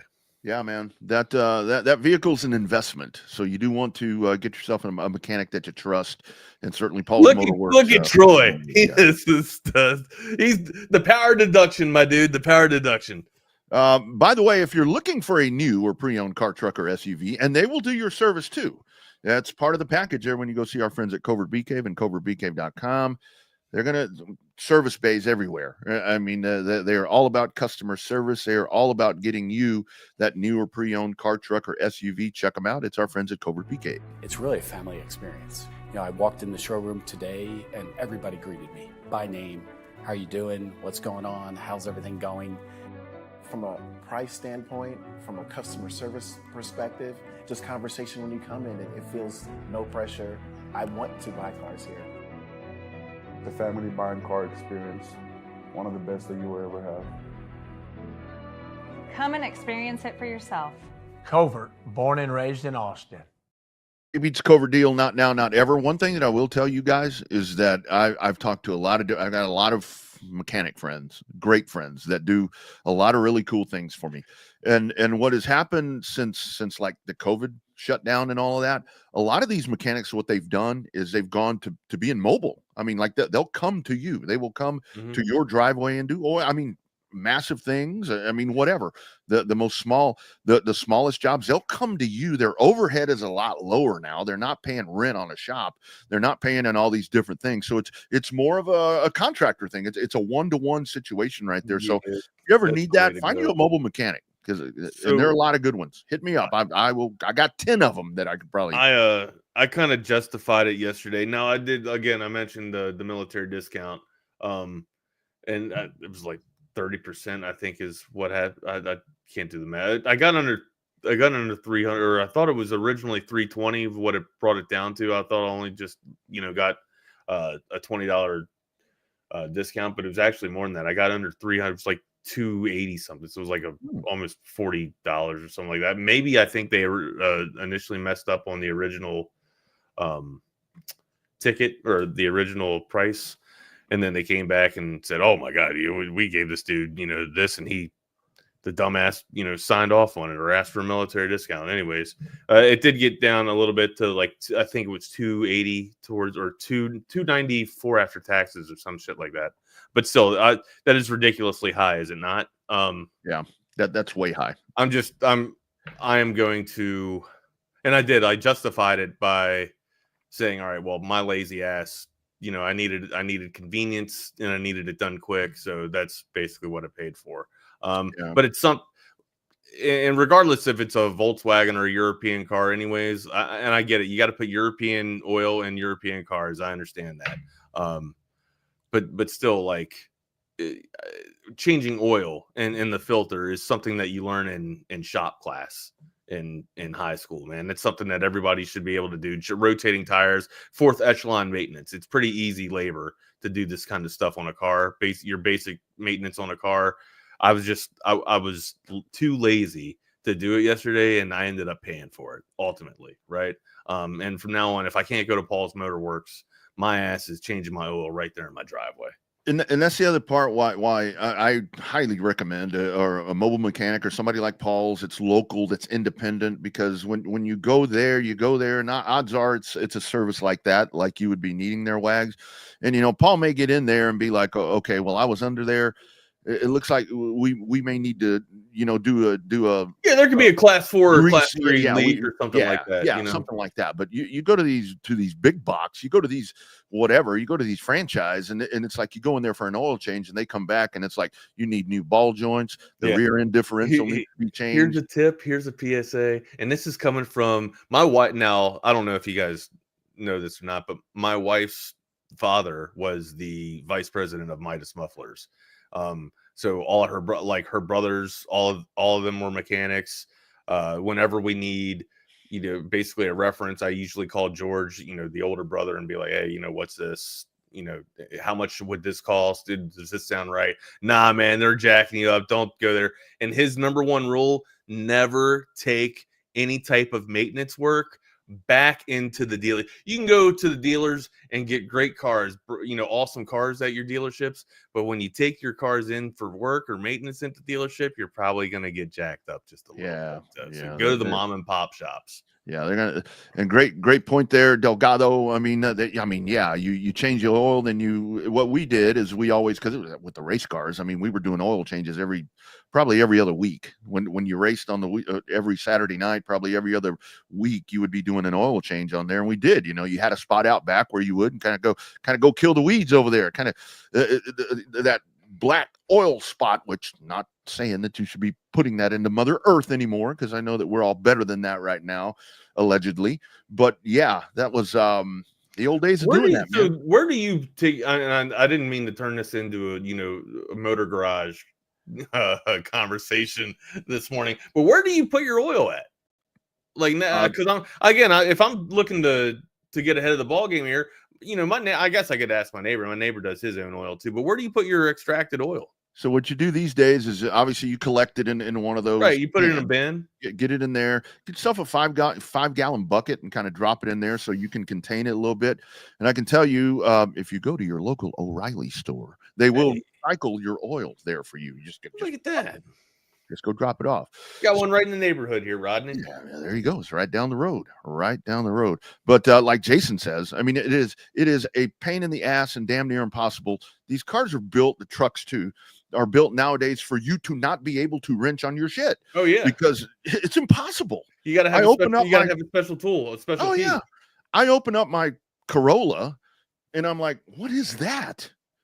I mean, it's all this plastic or whatever, and you get in there and start doing that. And let's be honest, if you're gonna get out there on a Saturday or Sunday and work on your car, you're gonna get out there. You may have a beer or two. You're gonna get over there and start breaking shit. Then you really got to go to the dealer. A little plastic piece, $400. What? So, are they still teaching shop class in high school these days? I have no idea, honestly. Something I should ask my son if they do that or not.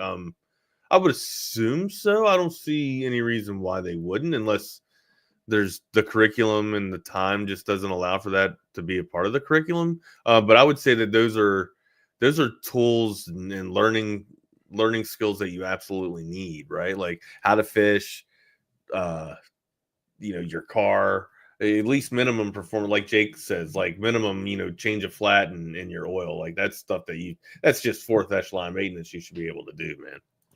And I happen to think it's extremely important that they didn't. All right, so I guess they did. I guess they stopped. I guess they stopped doing it. Or I guess maybe schools that have a shop, right, that has that facility, maybe they provide that type of curriculum. But I have a buddy, old racer that I used to race with. I think he teaches over at it's either where Reagan used to be, or I think it's where Reagan used to be. And he's actually he's a shop teacher, like an auto mechanic class. Sure. Because they paint cars. They work on stuff. They actually get their hands dirty. But it's I really think there needs to be more of an emphasis on kids in school right now, that it's really okay to go to vocational school, because a lot of that you're going to go, and all your buddies that are getting all these degrees and all these different things, they've got a degree hanging on their wall that means absolutely nothing. They've got a degree in whatever, and they're in sales. These guys are going to vocational schools, learning how to learn how to be a fucking plumber or a mechanic, and making way more. Degree from the University of Texas, right up there, in government. Mm-hmm. Does fantastic collecting dust up there. I polish it. I keep it polished. Well, I mean, it's good to have. I polish it, man. Put pledge on that damn thing. It looks good. I make it look good, but it just sits on that wall and collects dust a good bit of time. It was really cool. I did a car show. I guess it was weekend before last when I was on the road in Kansas City. And what they actually do at that car show, because it's Friday, Saturday, and Sunday, the Autorama, the World of Wheels, whatever you want to call it. On that Friday at 9:30, they brought in students from schools all around the Kansas City area, and there were some rough parts and there were some better parts in that downtown radius. Let them in for free. And it was vocational students. It was kids out of shop class, auto mechanic class. Just let them walk around and go talk to those people. And it was you could see the kids where the energy and the excitement, where they were in their element, where they're okay, this is what I want to do. I want to restore cars. I want to be a mechanic. I want to be a painter. I want to be a welder. It's really all right, man. That's good work. It's good hard work. Right. I mean, hell, I didn't even figure out what I wanted to do probably until after I was 30. I mean, seriously, I'm sitting here giving Marines, speeches, and sitting here trying to preach to the choir on having a plan and having a job and knowing what you want to do before you get out of the military. And here I am. I'm going. Sure, I'll go to school for this, but how about when you're in school, your mind changes 3 or 4 times on what you want to do when you're in school. Uh-huh. So I mean, I guess it's nice to kind of have an idea of what you want to do, but even after 30, I mean, to that point, even after 30, I had no idea what I wanted to do, man. So maybe in school, academia is not for everybody. It's just not.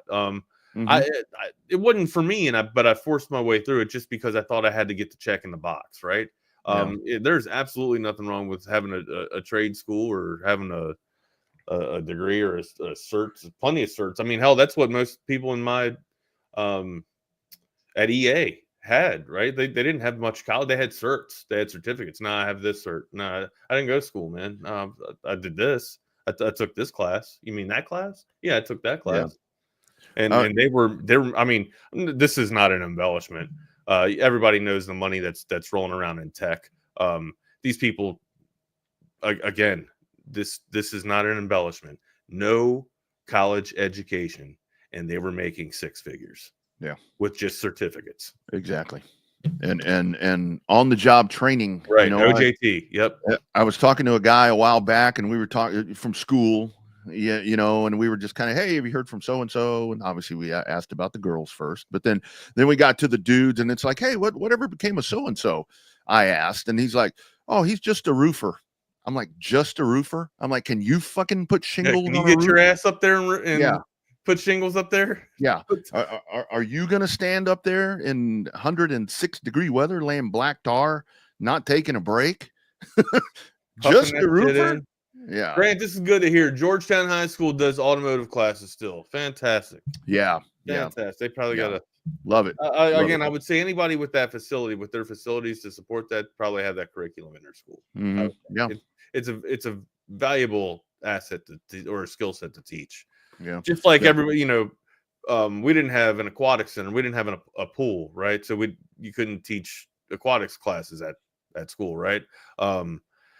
Every now and then they'd bus you over to Middletown to utilize their aquatics facilities, but hell, that was a 15-minute bus ride, and you had to, you know, get with the logistics of a different school to have kids use their facilities. That ends up just being a nightmare. But yeah, if you have the facilities, if you have the amenities, I'm sure that it's provided or offered with the curriculum. No doubt.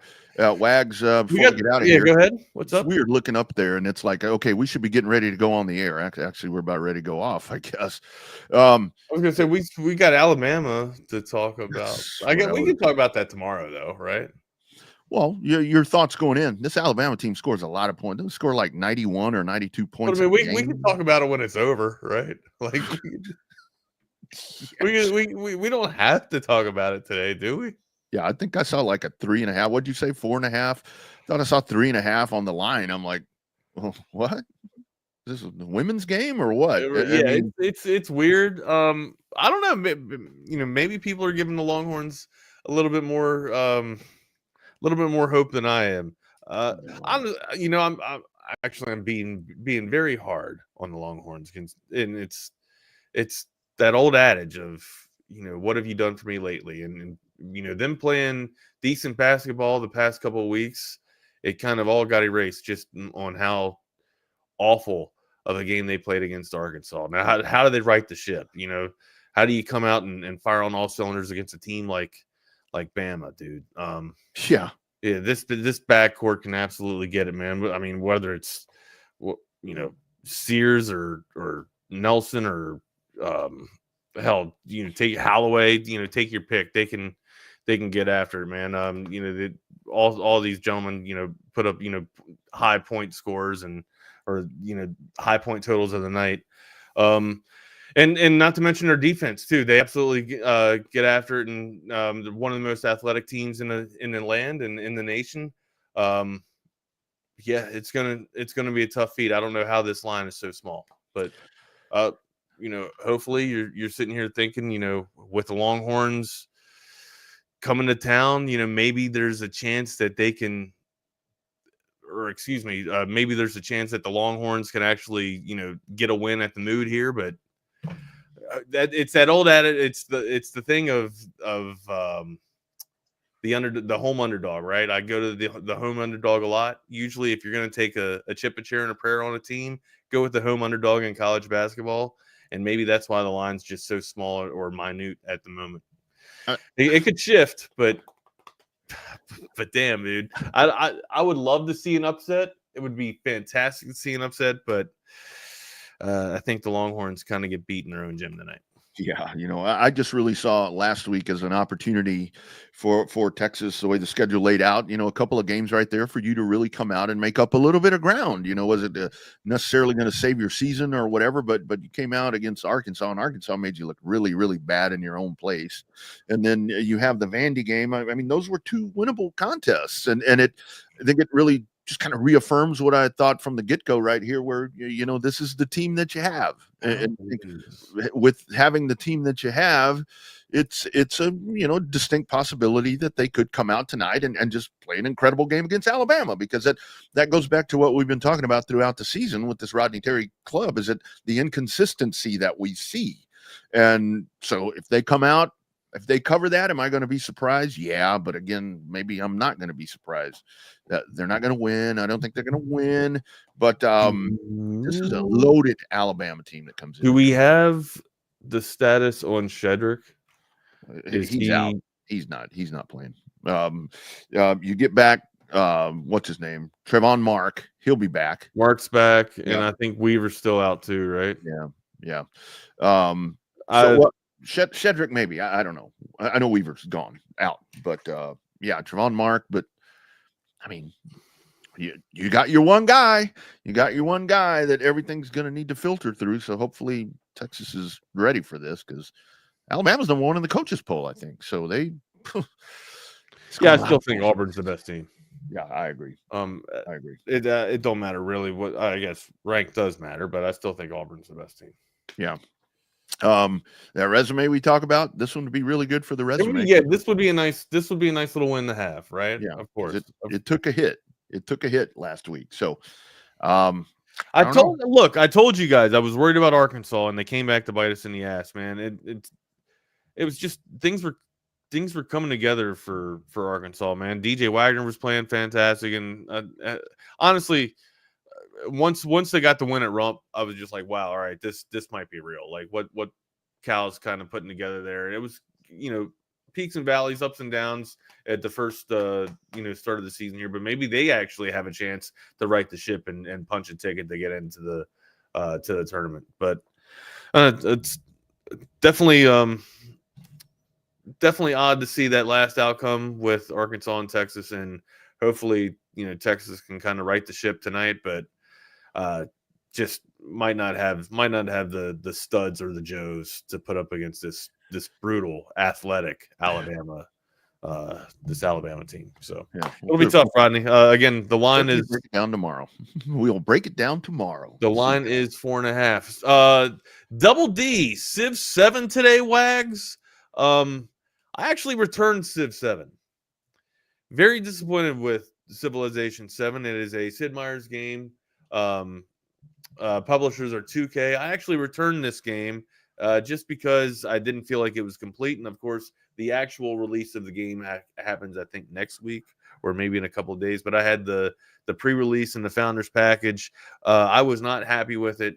I went back and reinstalled Civilization 6.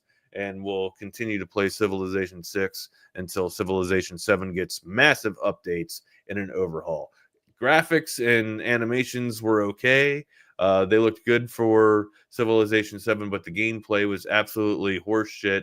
And it didn't feel like it had anything of a vibe of Civ 4, Civ 5, and Civ 6. Now, granted, like Civ 6 did not, the game that you have now of Civ 6 did not start out that way. So, you know, the Civilization is known for making massive adjustments and overhauls along the way with each time they roll out the product. That's kind of like agile methodology in the workspace, right? Like you put a product out there, you make an update, it gets better, it gets tested, it gets released, it gets re-released again to the consumers. That's just kind of how waterfall and agile works.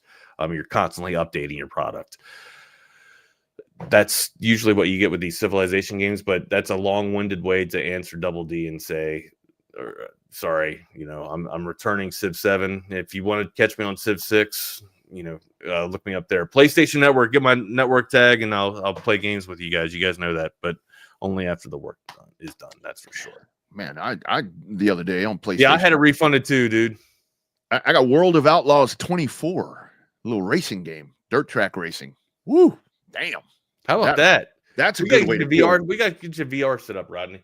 That's a good way to kill 5 hours. The first day that I got that, I got over there. I hit every freaking wall you could find, ran into everybody else. I can't drive for shit. It's there. But yeah, so John, I actually get down with John too. So me and John Denny, we get down on zombies. We get down on a few of them, man. But Civ is another game another title that we like to vibe to. But yeah, Civ 7, not my jam right now. What's up, gents? How we doing today? Lone Star Playbook. We're good. I'm exhausted. Are you? Yeah, I'm exhausted. Just you're all over the damn place, huh, bud? Yeah. Drove to Georgia on Saturday, did a camp all day Sunday, and then drove back. You did a tournament and you're already back? Yeah, no, we drove back yesterday on Monday. So, and like in those 3 days, I also probably wrote like 25,000 words. So, holy shit. Yeah, my brain is like mush right now. But yeah, I don't know. First day of a new show, Lone Star Playbook, and congratulations. I'm excited for it. So thank you. Yeah, absolutely. All right, man. Y'all enjoy. Well, Jordan, I'm going to let you guys get to it. Have a great show. show. Good one. See you tomorrow, guys. Y'all. Welcome in. I'm Jordan Scruggs, joined by my new full-time co-host, Will Turboff. Yesterday was, I guess, the first show with Nick Harris. It was supposed to be the first show of the Lone Star Playbook era, but I guess that's today since, we got a regular schedule.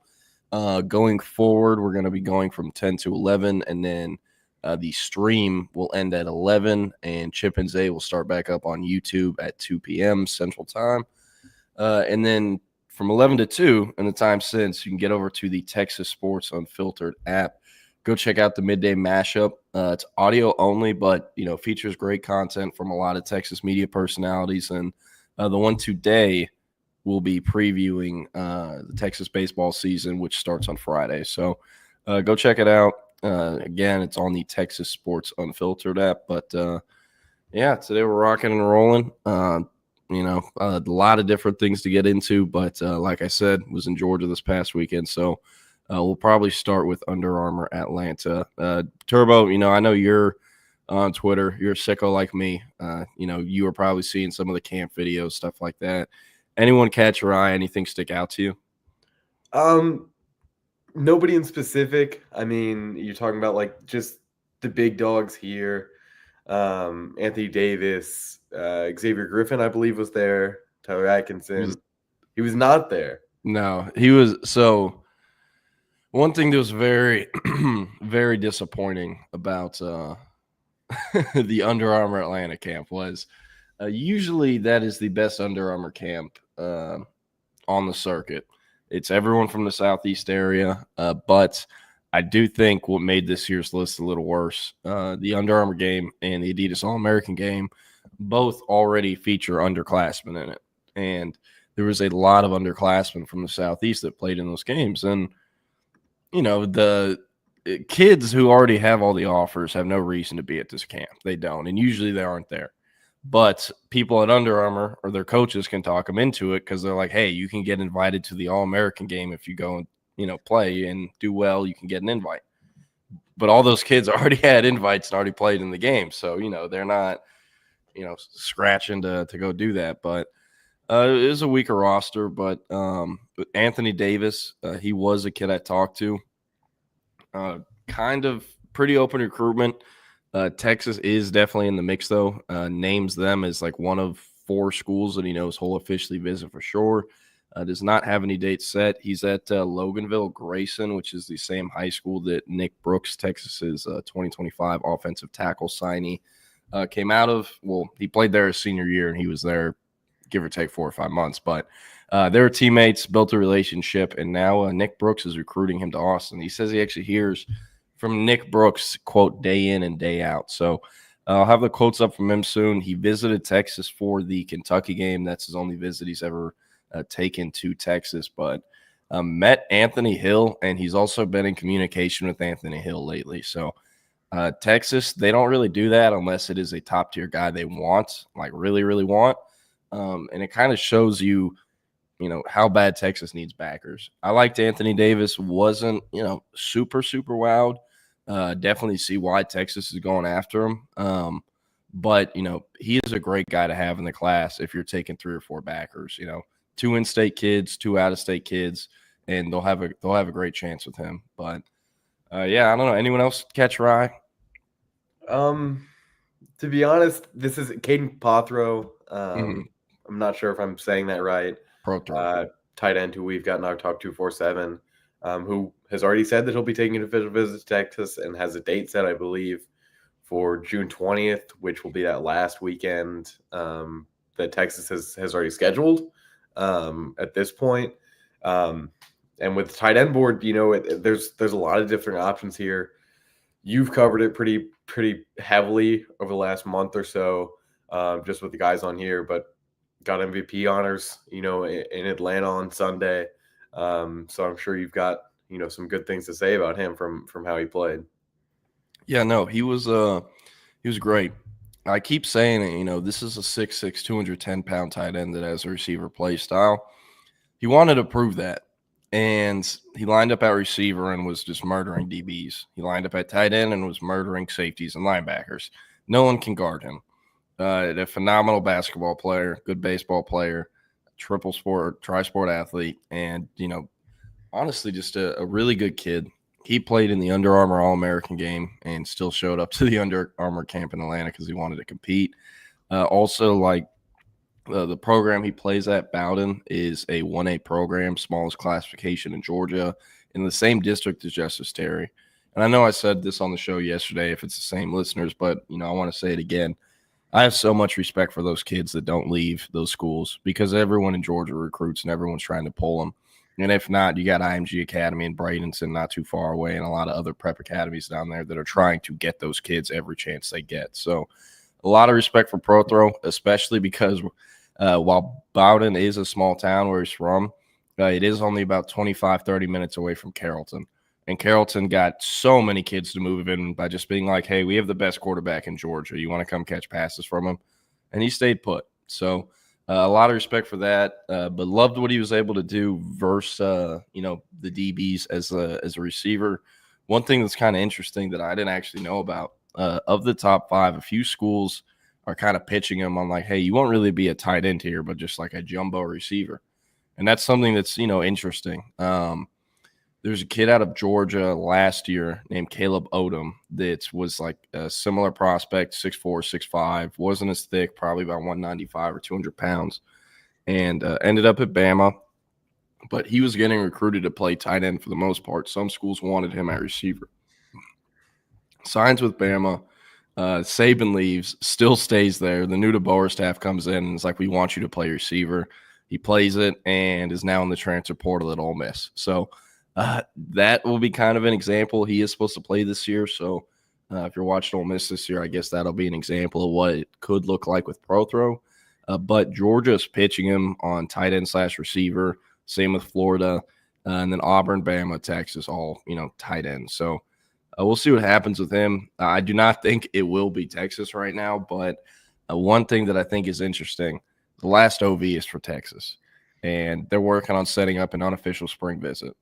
So if they get into this thing and are actually, not in 5th place by May, they could have a legit shot with that last official visit trip. So I think that's interesting. Also might be mistaken, Diabell.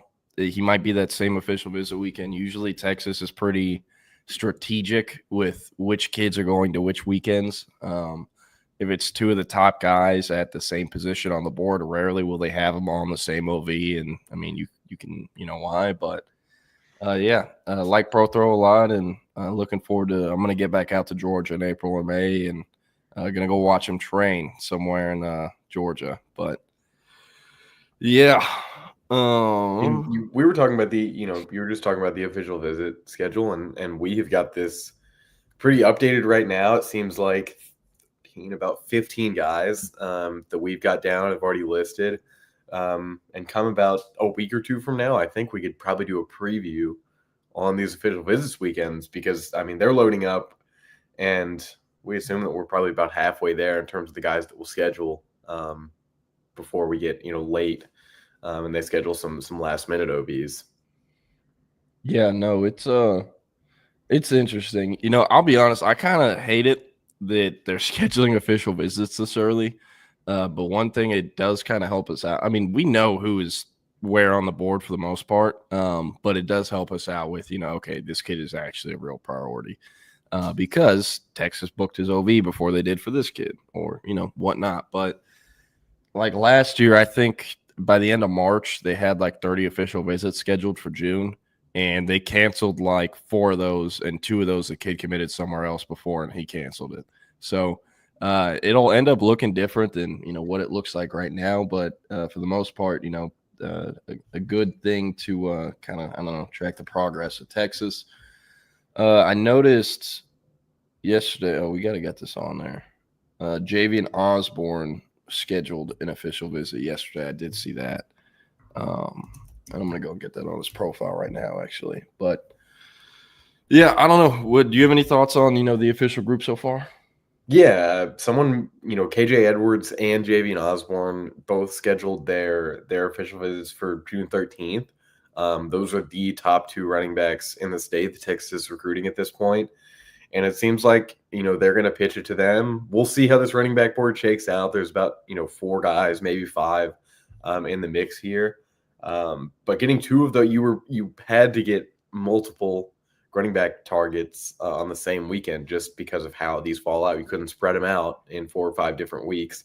So getting Edwards and Osborne, who have both been at Texas a lot over the last year or so, and seeing each other a lot at other schools, it'll be interesting to see kind of what that dynamic is late in the spring here. If Texas ends up deciding that these are the 2 guys. We're not so sure that'll happen, but having them on campus at the same time in June, if an Xavier Crowell starts trending another way, if Amari Latimer decides to stay closer to home, it could end up being, Edwards and Osborne, the 2 in-state kids, and now we know they'll be on the 40 acres on the same weekend in a pretty important time, and they may have one of these guys committed by then. Yeah, that's the thing. Like I said earlier, whenever they pick up a commitment at a certain position, they're going to cancel the kid's official visit. Or, if they feel good enough about a certain group of guys. And, like, for example, last year, in April, Khalil Lockett, Jamie French, DeCorian Moore, Tanook Hines, or not Tanook Hines, his was last minute, but Andrew Marsh, all 4 of those guys all booked their OVs. Another kid who did it was Marcus Harris. And there was one other official visit. I mean, I guess you can count Michael Terry as a receiver, somewhat, I guess. But they canceled Marcus Harris's official visit because while they liked Marcus Harris, they knew they wouldn't need to have that OV to keep him warm because they felt great about where, they were with the big 3, DeCorian Moore, Khalil Lockett, and Jamie French. Obviously didn't end up getting DeCorian, but, ended up with Dalen McCutcheon as the 3rd guy. He also took an official visit in the summer, and his was booked back in March. So, they ended up all right. Each year they've ended up canceling OVs and other stuff like that. But, excited to see how many more they'll do. Right now we have about 16 on the website. So probably will be 30 by the end of the month. But, yeah. But Under Armour Atlanta, anything else, stand out, catch your eye? I mean, this is just, and you've kind of, mentioned it over the last few days and weeks preparing for this. This is an area that Texas is seemingly going deeper on. A good amount of Georgia guys in the 25 class. It's getting bigger every year. So while it's not like Texas is, leading for a lot of these guys that you saw, they're definitely in the mix. And I think it's going to be really interesting to see kind of what the breakdown is region-wise. Because not an incredibly, talented group across every position in the state. And we know that, Sark and this whole staff is not afraid to just recruit the nation and try to get the best in-state kids that you can. But this one could end up being, I think, less in-state than we've seen with him at all. I mean, I don't know. Oh, sorry, you cut out for a second. Yeah. I mean, I think this could be the class that has the least in-state commits, is what I was saying. Oh, yeah. One thing I think is interesting is, like, this is a down class in every state almost. And the 2025 cycle felt like the deepest class I've ever covered. Not necessarily in the state of Texas, but just across the country. Like sometimes whenever you go and look back at the old 24/7 sports rankings and you see like, man, holy shit, like these 2012 rankings, there's like 12 guys from this top 50 that are still in the league right now. This was a great class. Like they hit on a lot of these and it was just loaded, not just with 24/7 sports' rankings, but there were so many players from that class that ended up making an impact in the NFL. I think a similar thing will happen in 2025 when we look back on that cycle in, a decade or so from now. But we'll look at the 2026 one and be like, that it's a down year, just like we thought it was. But, state to state, and I talked to several people about this at Under Armour Atlanta. They all said, the state of Georgia's down, the Southeast is down. And that also, I think, contributed to why the camp roster looked like it did on Sunday. But it is a great point. It feels like they're recruiting out of state more than ever before. And, this camp was useful for me because last year Texas had only offered about 4 or 5 kids at this camp. And they're only talking to 3 of them. And one of those 3 was KJ Lacey. So, and he was already committed. So it wasn't a ton of value for me. But this year they were more proactive. Instead of offering all the kids after they got data, they offered a lot of them in December, January, or prior, and they had made prior evaluations. So, it is, the Texas personnel, recruiting staff, scouting department, whatever you want to call it, they're always going to adapt, and you have to in today's day and age. But, I mean, like, Will, I think one thing I always try to remind people is there have been 2 teams who have won a combined 3 national championships since 06 or 07. All of them come from the Southeast area except for Ohio State and Michigan, every single one.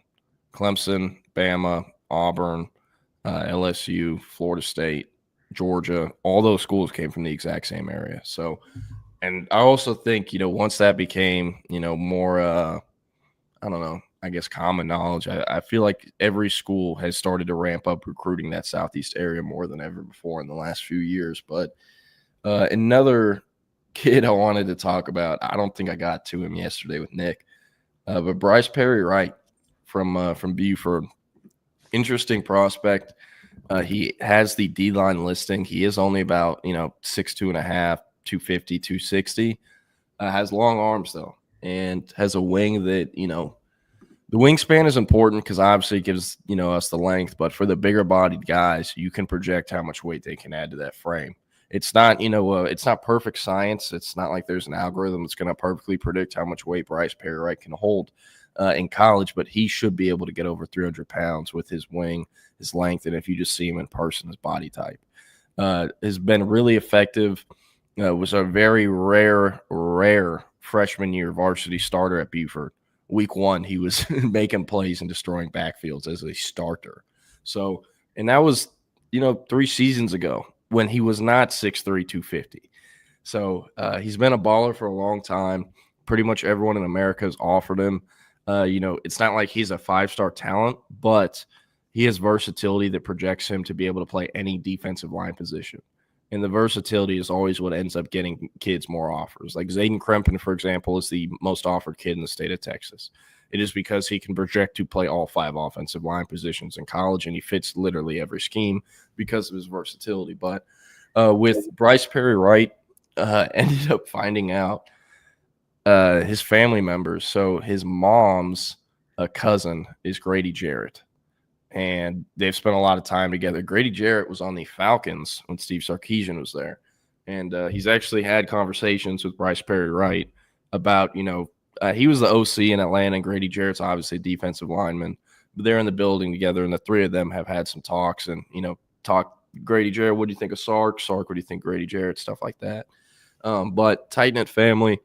And then his mom is also the niece of Ray Lewis. So the bloodlines there are pretty interesting, pretty impressive. He has 5 official visits set: Clemson, Texas, Texas A&M, Georgia, and Auburn. And he's planning on taking spring unofficials to Ole Miss, Ohio State, and Miami. He did mention he is hoping to reach a commitment before the end of the summer ahead of his senior season. But he also said he wants to take in-season official visits. When I asked him, what happens if you end up, I don't know, committing to one of those schools in June that you see on official visits? Would you cancel the ones in the season? And he was like, no, I want to be able to see everywhere. And not many kids are, in this or get this experience to see all these schools, get recruited by all these schools. So, I want to soak it all up. That was basically his example. So if you can't read between the lines there, it means that this recruitment's going until the pen hits paper. Yes, I know all of them are mostly like that, but the August or July commitment, if it happens, and if it ends up being Texas, you got to be very aware that there's 4 more months to go. So right, it's the middle of February, and we're talking about a guy that's mentioning 8 schools that he's planning on visiting. So and saying that even though he's planning on committing in the summer, that he'll likely see places in the fall. And there's going to be some big games. Ole Miss, Ohio State, Miami, if they don't get OBs in the summer, and they won't, because unless he changes his schedule, he's all booked up at this point. So like you said, it's going to go down until December 1st or December 2nd or whatever the day is this year. But 8 schools, like I said, 8 schools in February is usually a sign that that's what's going to happen. Oh, yeah, no doubt. And I mean, I don't blame the kids, especially, one thing I kept asking a lot of the Georgia kids, and I could tell I was pissing off all the other media that was there. Real quick, a little tangent. A lot of media markets, they'll have their homers, but like if you work in the Georgia market, you have to like actively be a Georgia fan or you can't survive for the most part. Like there are a lot of homers in that market, and there's a lot in just the SEC market, and everyone in the SEC pretty much was represented there except for Texas A&M, and I was the only guy there for Texas. So, but after the camp, the kids get grabbed in scrums. So Bryce Perry Wright, when I'm interviewing him, there's also 5 other people recording a conversation and interviewing him, asking them questions. And I'm like, hey, Bryce, Texas made a pretty big statement in Georgia last year, coming in, getting Justice Terry, the number 2 player in the state, pulling off the impossible. How much did that catch your eye? Are you looking at Texas any differently? And like just feeling the side eyes I'm getting as I'm saying that. And I know what I'm doing. I don't, it's whatever. It's a good question. I'm going to ask it. And Bryce Perry Wright was basically like, yeah, it did catch my eye. And it's crazy because the week before we were at Auburn together and he told me he was going to Auburn. And he's like, so, that kind of shows how good Texas is at, closing the deal. I was just like, yeah.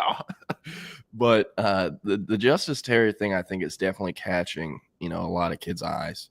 One, kids are aware, Texas has the money to outbid in-state Georgia, even for the kids Georgia has to get. And that means something. And that's never really been done before. It has. Caleb Downs did go to Bama, but Bama's a neighboring, state, and Tuscaloosa is pretty close to Atlanta. Texas, that is a whole different thing, them getting Justice Terry. And that catches a lot of kids' eyes.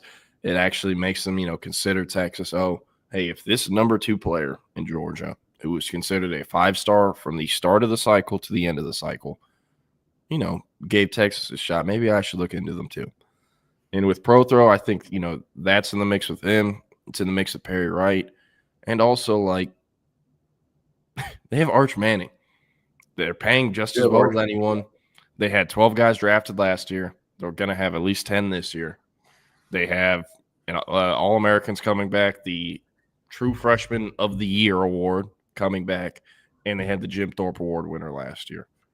And the OC is the head coach, so he's not ever going to get poached, and the DC has turned down several head coaching jobs, so gives off the vibe he won't get poached, or at least anytime soon.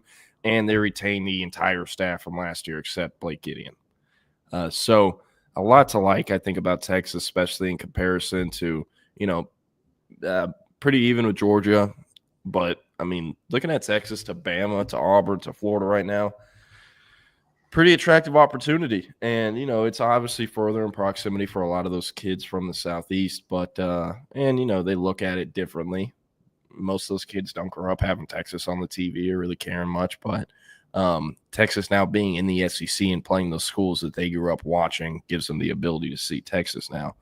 And with Bryce Perry Wright, he was also pretty knowledgeable of the Texas team off record.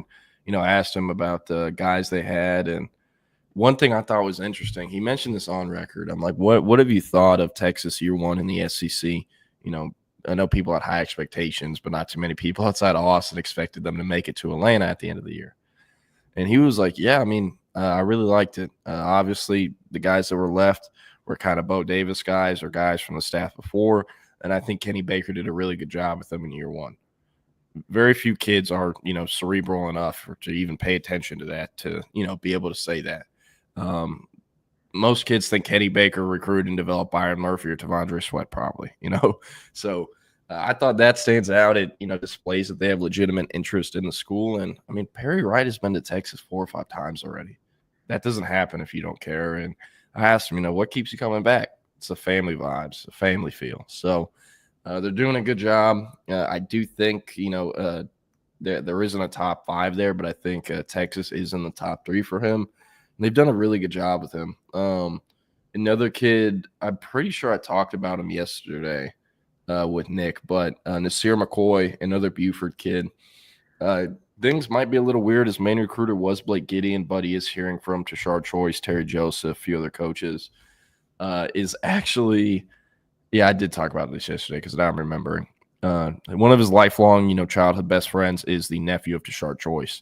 So he's been around Tashard Choice and has known Tashard Choice since, he was younger, and saw Tashard Choice basically go from, a football assistant, football NFL player to, now coaching or being the running back coach that's had the last first running back selected in the last 2 drafts. So impressive for him. That relationship will help. And, Choice also helps with the Buford kids. And then another tie he has, Aaron Ross coached him in 7-on-7, and they were the Ross Elite Longhorns, wore white and burnt orange uniforms in middle school on that team. And Ross took the program down to the University of Texas for a visit when they were in the 8th grade. He hasn't been back since, but he was there in the spring, the first spring of the Sarkisian tenure in 2021. And he's like, man, I haven't been back since, but for what, the program was at that time compared to what it is now, like that staff has done an amazing job. And he also name dropped like 10 Texas players. That's the most I've ever heard from an out-of-state kid. He knows his stuff. As far as the recruitment goes, he's doing the classic Buford thing, kind of like Bryce Perry, right? What are the schools standing out? And he names like 14. So Texas is amongst those 14 standouts. I do think, whoever the safeties coach is going to have to, probably pick up some slack. And also, I do think he is a good player, Nasir McCoy, but the state of Texas has a bunch of really good safeties.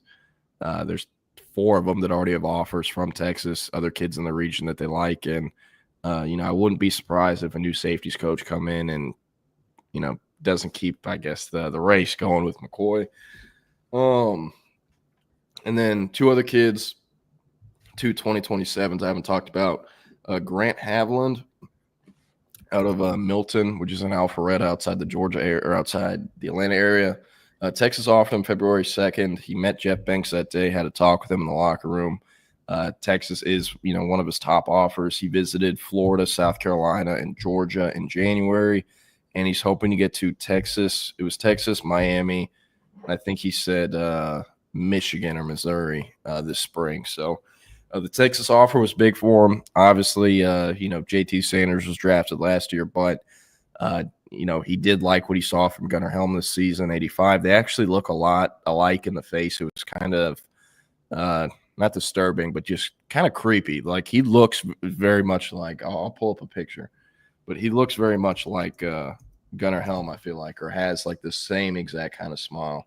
Let's see. I don't know.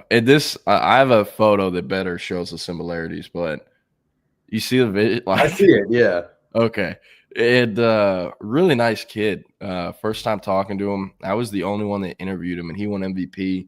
Really just because, like, there's only so many kids I can actually interview and talk to about Texas, so I'm going to interview at 2027, but the other, SEC media members do not care about the 27. So I talked to them, likes Texas offense, obviously.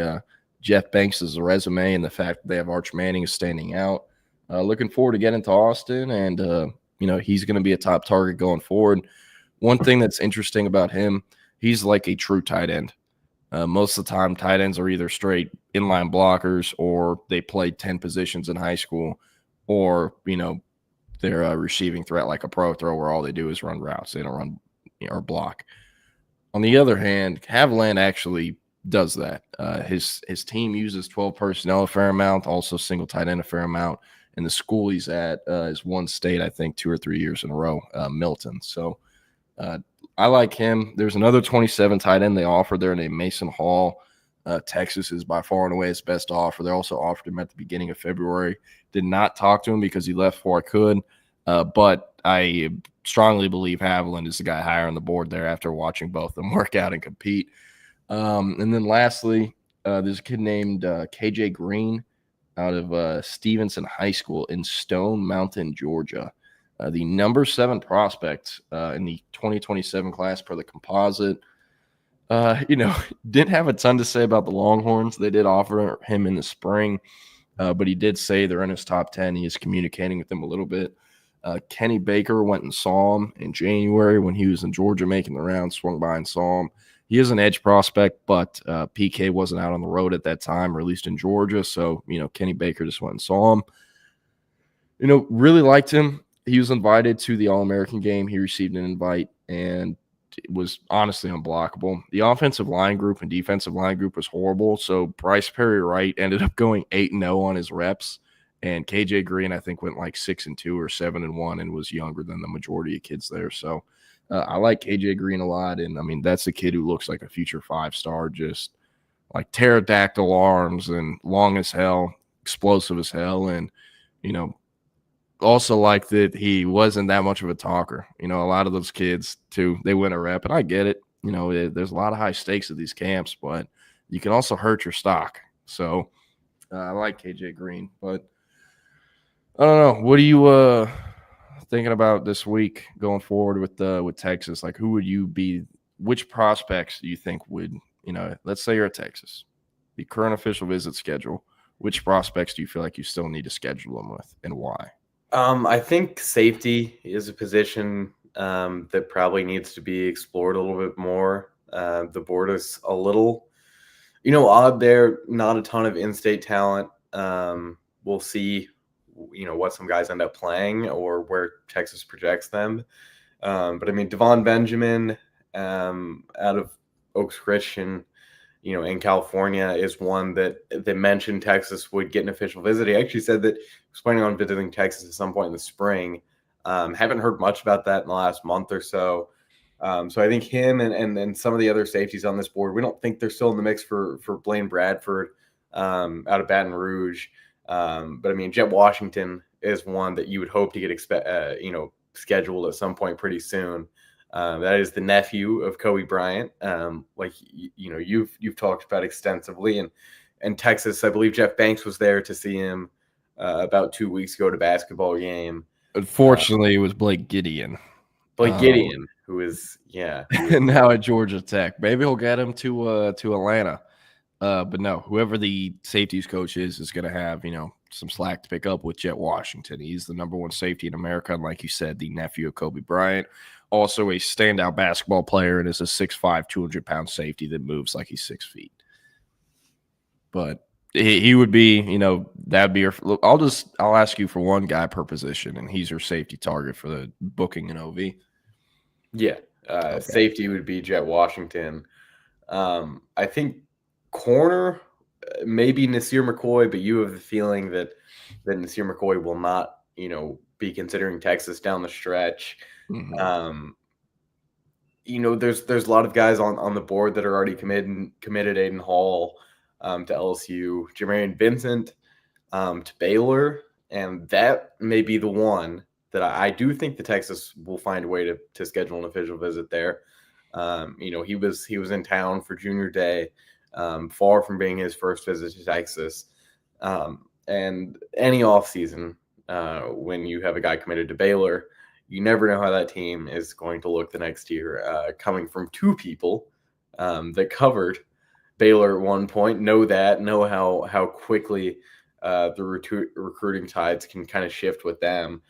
So him Dorian Barney, another one that you were able to see in Atlanta.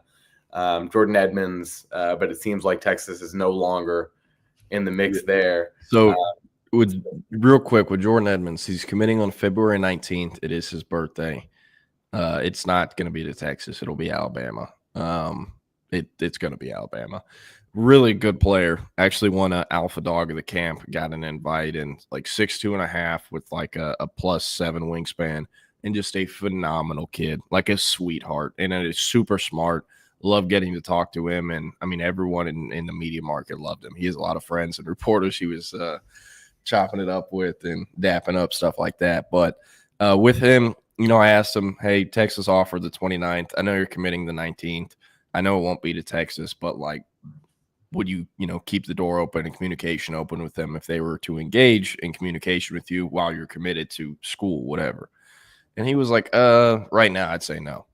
So I was like, all right, I'm not interviewing you then. And I didn't. Dorian Barney, on the other hand, a former Alabama commit, which is he actually backed out not too long ago. He is expected to either end up back up at Alabama again or Georgia. Texas offered him either last spring or this past season. He was not working out. He showed up to get some gear, but he had a cast on, so he didn't work out. And I did not talk to him. He got out of there before most people could interview him. But Texas not really a contender there for him. But, man, Edmonds is right now, I think, our number 52 player. Would not be shocked if he ends up as a 5. He also was stellar at the All-American Bowl in San Antonio and is everything you look for between the years. But, yeah, it is an interesting corner group. Jalen Lott has the receiver position projection by 24/7 Sports. Texas has always recruited him to play corner. Jermaine Bishop has the athlete projection by 24/7 Sports. Texas recruiting him, they're saying, he'll play both sides of the ball. He is about 165 pounds right now, maybe 160, and, he has a smaller frame. I think he's going to play corner in college. I do not really see him playing receiver, at least at Texas. Also, like, I was talking about this with Hudson and Colin a lot in the car ride. I love Travis Hunter. I think he's a great player and a really good kid and a really good guy. But he has done irreversible damage to college football recruiting. Way too many kids think they can play on both sides of the ball, and way too many kids think schools are actually recruiting them to play both sides of the ball, not just telling them that. So that when they get there, they pull the rug out from under them and they're like, hey, you're on defense, pal. When, they're saying, oh, we'll give you a shot at offense. So it happens everywhere. And, Nick Townsend was an example. I think Texas would have let him play linebacker if he wanted, but with how bad they need tight end, he was always going to play tight end. So with Jermaine Bishop, I think he'll end up at corner, especially if he ends up at Texas. But the corner board's interesting. It is interesting. I don't really have a great name for corners and who I would do. What about we have a good one for linebacker. Tiessen. We're gonna need a pronunciation guide at some point. I believe Tiessen. Tyson. So completely off on first name. All good. Ejiwoko. There you go. I haven't been corrected on that when I've said Ejiwoko. So I think it's something like that, but we'll just call him Tyson for now. Georgetown Eastview product and Texas Tech commit. Texas Tech commit, who Texas offered at junior day.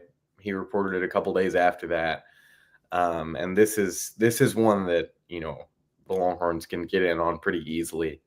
It's not like he's too far away, in Georgetown, and if you're going to take an in-state linebacker. If DeQueef's back ends up going to Oklahoma, who just offered, or Texas A&M, then Tyson is probably, the number one in-state guy for you. I mean, they haven't offered anyone else other than Tank King and Kosi Okpala, and I'm not too sure that either one of those guys will be scheduling official visits. Maybe one of them, but the way this linebacker board is looking, with the Georgia talent, Xavier Griffin and Tyler Atkinson and Anthony Davis, and also then Braden Rouse. Braden Rouse, who's more of a recent offer. The linebacker group is pretty loaded. I mean, we feel like Texas is in the mix for most of these guys that we just mentioned. And, taking a guy who's currently a 3-star and currently committed to Texas Tech isn't the flashiest move, but the tape is there. And obviously, the numbers look good. The measurements look good, considering they offered him, while he was on campus right after they did that testing. So I'd say linebacker, that's probably where we are. Maybe, not most impactful in terms of who we're expecting to schedule an OV next, but maybe the best. I mean, in terms of who could end up playing in Texas and who, will likely have more of a ground ball recruitment than some of these guys in the Southeast. Yeah, with the in-state board is interesting. I think DeQuivis Beck is the top guy for every school, in regards to Texas linebackers. I do think if he had to commit right now, it probably would be A&M. But Texas A&M, LSU, OU, like you said, recently got in and offered him on a visit this past or it was dead period was this weekend, but the weekend before. So we'll see if the Sooners can get in the mix. I do know for a long time it's been Texas versus Texas A&M. Both of those schools offered him last spring and not this spring like Oklahoma did. Also, Oklahoma, they are coaching for their jobs, and Carthage kids are very aware of that. This is a program that produces kids that are not only very coachable, but they're very intelligent with their recruiting process, and they know what's going on. KJ Edwards is another great example. Like, he knows his shit and can name guys Tashard Choice has developed, can name guys Trooper Taylor at A&M has developed, and probably can name guys Keenan Hall has developed at Baylor, schools in his top 3 or, top schools. But with Beck, again, I do think if he had to commit right now, it'd be A&M. The good thing is he isn't committing right now. It's probably going to be a summer decision before his senior year. Texas will have a shot to turn the tides there, but they'll need to get an OV. I do not think he scheduled anything yet or posted that he scheduled anything yet, but he is a guy Texas will need to get on campus again. Last was on campus for the junior day. Before that, went to a game or two, and then camped last summer, and I believe was also at the pool party last summer. So already been on campus a few times, but again, got to get an OV, and you'll give yourself a better shot if you can get an OV and a spring unofficial for spring game practice, whatnot. Tyson, like you said, is taking things pretty slow. A lot of schools are talking to him and reached out after Texas offered. I assume he'll be at one of the Under Armour camps. I need to check in with the source close to him. If he goes to one of those and performs well again like he did last year at Under Armour Houston, that could really blow his stock up. So the person that, is helping him out, I'm talking to, he's going to take it very slow. He's going to be patient. Again, Georgia and a few other schools are monitoring him and could be pulling the trigger. So they're very content with Texas Tech. It's not, I'm not trying to take a dig at Texas Tech, but Tyson and his family have been very smart about this process. They wanted to commit early and lock in a spot. And also the recruiting process kind of overwhelms them. For some kids, it can be that way, and that's just how it is. And, that's how it is with Tyson. But they chose Texas Tech because the relationships they built with the staff, it was an in-state school. And also because they looked at that linebacker room and they're like, okay, we can legitimately compete to play here year 2. That is important to them. Texas, there's more talent in their linebacker room. There just is. And there would be more in Georgia. But they want to play in college. They don't want to go to college and be on the football team, but you're really a student. They want to play in college. So they're going to be very patient with this. They're going to take their time, and they're going to do their research and go about it the right way. I think that is the right way to do things. So, and again, they are very content with Texas Tech and sticking with Texas Tech. So it's not just going to be an immediate flip just because they offered him on junior day, but definitely worth getting an OV for him, especially before, more schools pull the trigger on him. And then Kosiak Pala, Texas, Penn State seem actually to be the best position right now. I think Penn State might have jumped A&M. I think part of that is the job security of Jay Bateman at A&M. His seat is getting warm, especially after year 1. That defense, he is the DC, he is the linebackers coach, and was scapegoated by a lot of the A&M market for what unfolded with their defense. Was also flirting with a few schools to leave to go be their DC, and you don't flirt to go be the DC at Virginia Tech unless you kind of see some writing on the wall. So that's kind of hurt them in Kosiak Pala's recruitment. schools like Oklahoma, Alabama are also involved besides Penn State, A&M, and Texas. But I'm getting close to a Texas crystal ball. When I first met Paula last year at a 7-on-7 tournament, Texas had just offered him. They were like his third offer, his first like major one, because the first two were like Texas Tech and UTSA. But this is a kid who grew up watching Texas, and cool story. His god brother is what he calls him, is Brian Arakpo, and that came about because Kosi, his family is Nigerian, and in Houston, it's pretty diverse. And his dad, Kosi's father, was in the group, the Nigerian community, and he was one of the men that was like helping look after Brian Arakpo growing up, attending Lamar and all that. And they've been family friends still. Arakpo and him still catch up a bit till this day. So when the Texas offer came, and I spoke with him the weekend after last spring, he was like, yeah, everyone like around town wants me to go to Texas. All my family wants me to go to Texas. And that is still very much a thing. And it was never Texas A&M that they wanted him at. It's Texas. And I don't think they're going to make the decision for him. It's going to be his decision. But I feel good about Texas' chances and think they're eventually going to get that done. And sooner or later, I'll put in a crystal ball for Kosi Okpala. He's going to have to be spun up. He does play primarily edge at the high school level, has not played a ton of off-ball backer. And, that's something that will kind of have to be taught to him, which is a little worrying. But is a phenomenal mental evaluation, is super coachable and is a great kid, smart kid. And, he might need some time, but he'll be all right. This is a power 4 linebacker prospect, and I'm not worried, long-term about him getting spun up. And also, yeah, it's not ideal that you have to teach him some of the position and it takes longer. But if you're signing 4 linebackers and he's the third or fourth take, he's a great take. So I like Okpala a lot. And then the last one, Tank King. A&M has always been the heavy favorite there. They still are. Port Arthur is an A&M town for the most part. Beaumont area. Yes, Jalen Gilbo came out of Port Arthur Memorial, but so did Bryce Anderson, right? So, or no, not Bryce Anderson. I completely slipped there. He was Beaumont Westbrook. But, yeah. That's right.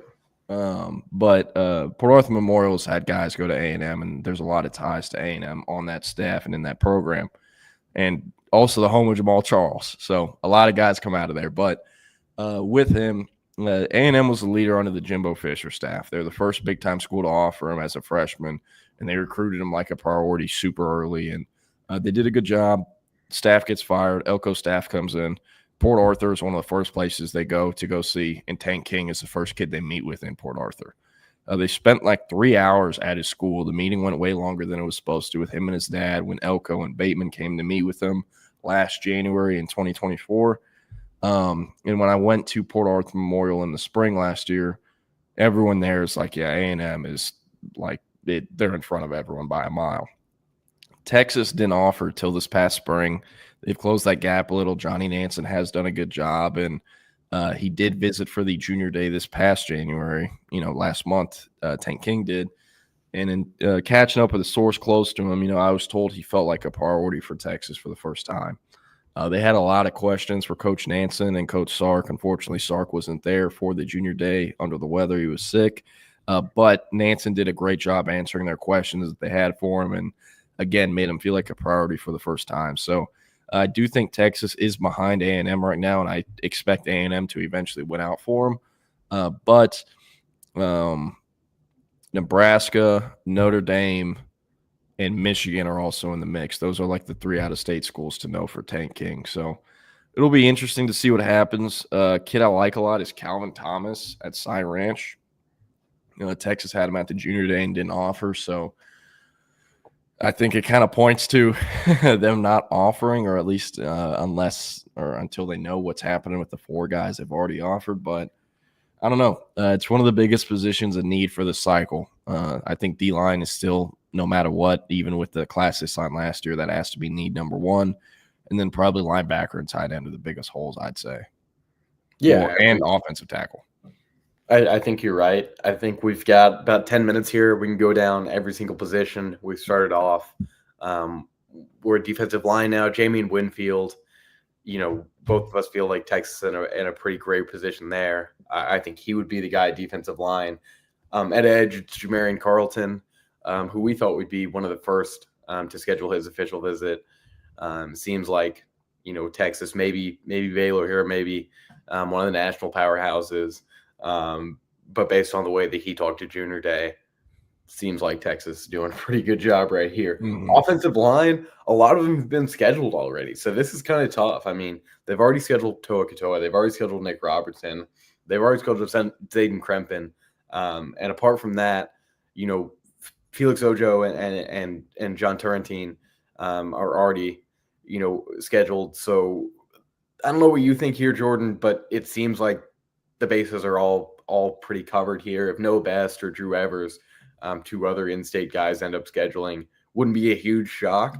But it feels like Texas is near the top, if not at the top, for just about every single one of these guys. And they feel like, there's no point to go out and schedule 2 or 3 more offensive line visits when, you don't have unlimited. So they've got the guys that they've liked for a long time, and they're sticking with it. At tight end, it's Mark Bowman. Mark Bowman, reclassed from 27 to 26, and remains as the number 1 tight end in the country despite reclassing. So Texas needs a big name guy at that position. It's been a long time since they've had one. Jatavian Sanders is really the last huge hit. So to get a guy like Mark Bowman, even on campus in the summer, with a shortened recruitment, would be pretty big. At receiver, I don't know what you think here. I'm going to say Jordan Clay, maybe Zion Robinson, the top 2 in-state guys that they're looking at this point. What do you think? Yeah, Zion Robinson is interesting. It doesn't look right the way he runs routes, and you'll probably see some of that if you end up at Under Armour Dallas. He's a track kid, and his dad was an Olympian that's currently the director of track and field at TCU. But it is very clearly a track kid. I saw him 7-on-7 the other weekend, and I do think, once he gets to college and is more focused on football, I think he'll run track in college. This is a kid who won the high jump in 6A with 6'8", and he's 6'4". He's the first sophomore to win a high jump in the 6A meet since 2007. So also an above the rim basketball player, great basketball player. But as far as the football goes, he is a very unique prospect. I think Clay's also interesting. Baylor is doing a really, really, really good job there. They do recruit him harder than Texas does. I think, we can say that. But for Texas in the in-state class, the guy is Caden Finley. Longhorn legacy, son of Jermichael Finley. Some similarities to Jaden Greathouse, freshman varsity or starters that both played at Prospect Factory, some of the best programs in the state, Westlake and Aledo. And also, not the fastest guy, but just incredibly productive and great ball skills. I do not think Caden has a basketball background that Jaden Greathouse does, but he's already tested faster than Jaden Greathouse ever did at the high school level. So slightly twitchier, not far as wide-shouldered as Greathouse, but a lot of similarities there. And Notre Dame is the main competition to Texas, because they're basically like, hey, you see Jaden Greathouse, you're a souped-up version of him, and look what we did with him. Imagine what we can do with you. And with Texas being a school that passed on Jaden Greathouse, I do assume Notre Dame is trying to shove that down Finley's throat.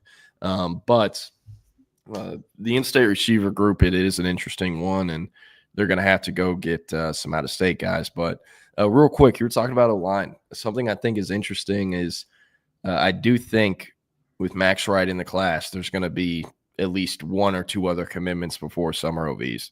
Last year, Jackson Christian decided in May, he's like, man, I'm just going to do it. Like, I don't want my summer to be revolving around recruiting, and I know I'm going to go to Texas. I'm just going to go ahead and commit, lock in my spot.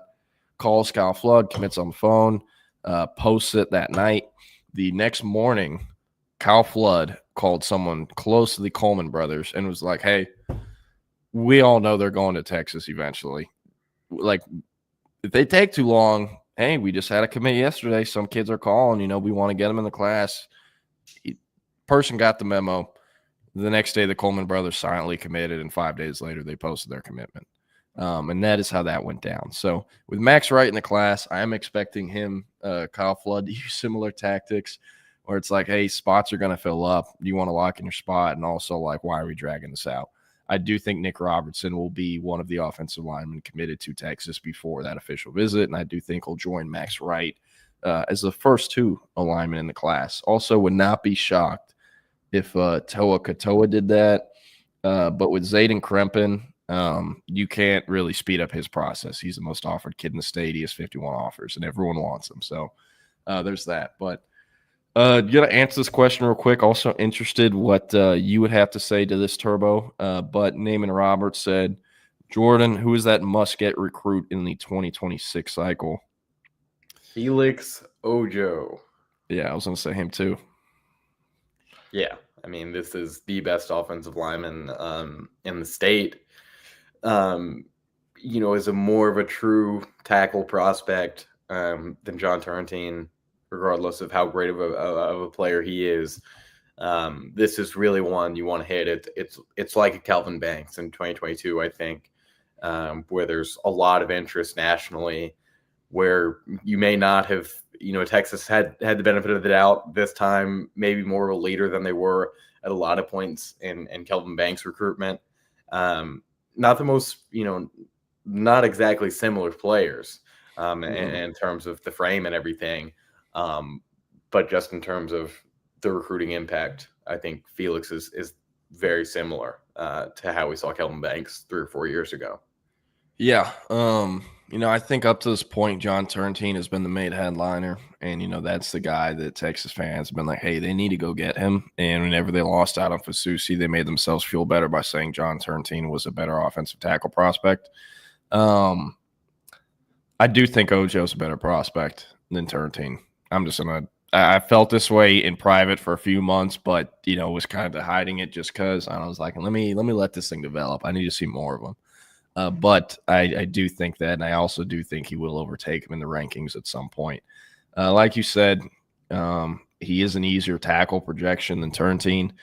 Turrentine's also lost some weight. He was 305 pounds last year, and now he's probably in 280, something like that.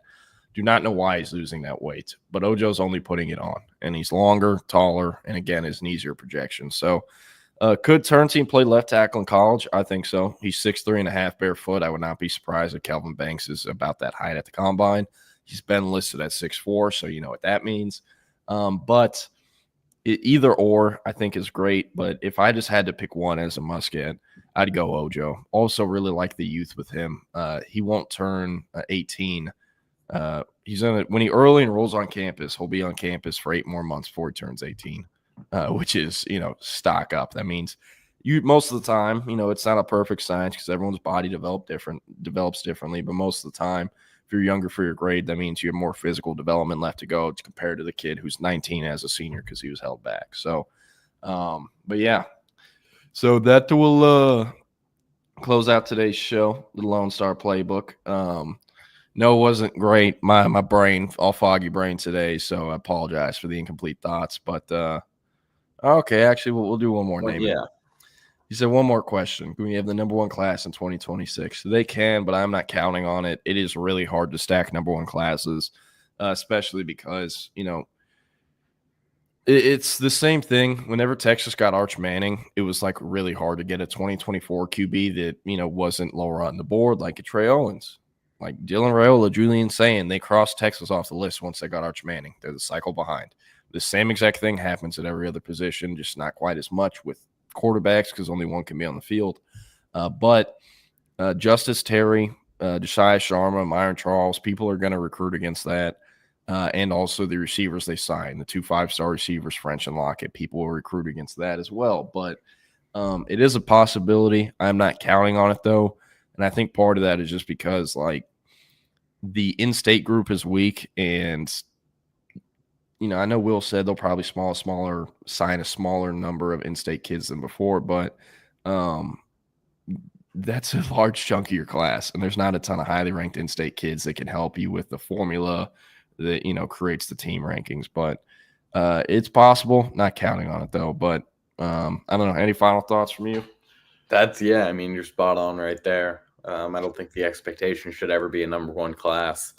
Unless, everything really just lines up and the talent in the state of Texas is crazy and Texas is in a good position for a lot of those guys. So We're definitely looking at top 10 here, almost a lock for top 10 based on who's on the board right now. And I think depending on how these rankings kind of shift over the next few months, pretty comfortably top 5.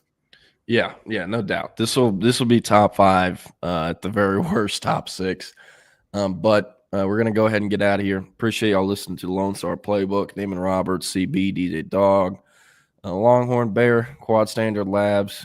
Everyone, we appreciate y'all. And gonna get out of here. You want to listen to some more content? Get over to the Texas Sports Unfiltered app for the Midday Mashup. Features great content from some of the top Texas media personalities. Again, it is over on the Texas Sports Unfiltered app. It'll be rocking and rolling from 11 to 2. And today we'll feature a couple of Texas baseball previews with the season starting on Friday. And also, YouTube will be back on live at 2 p.m. with Chip and Zay, 2 p.m. Central, Chip and Zay. So, yes, sir. And going to get out here. We'll appreciate you and appreciate y'all listening.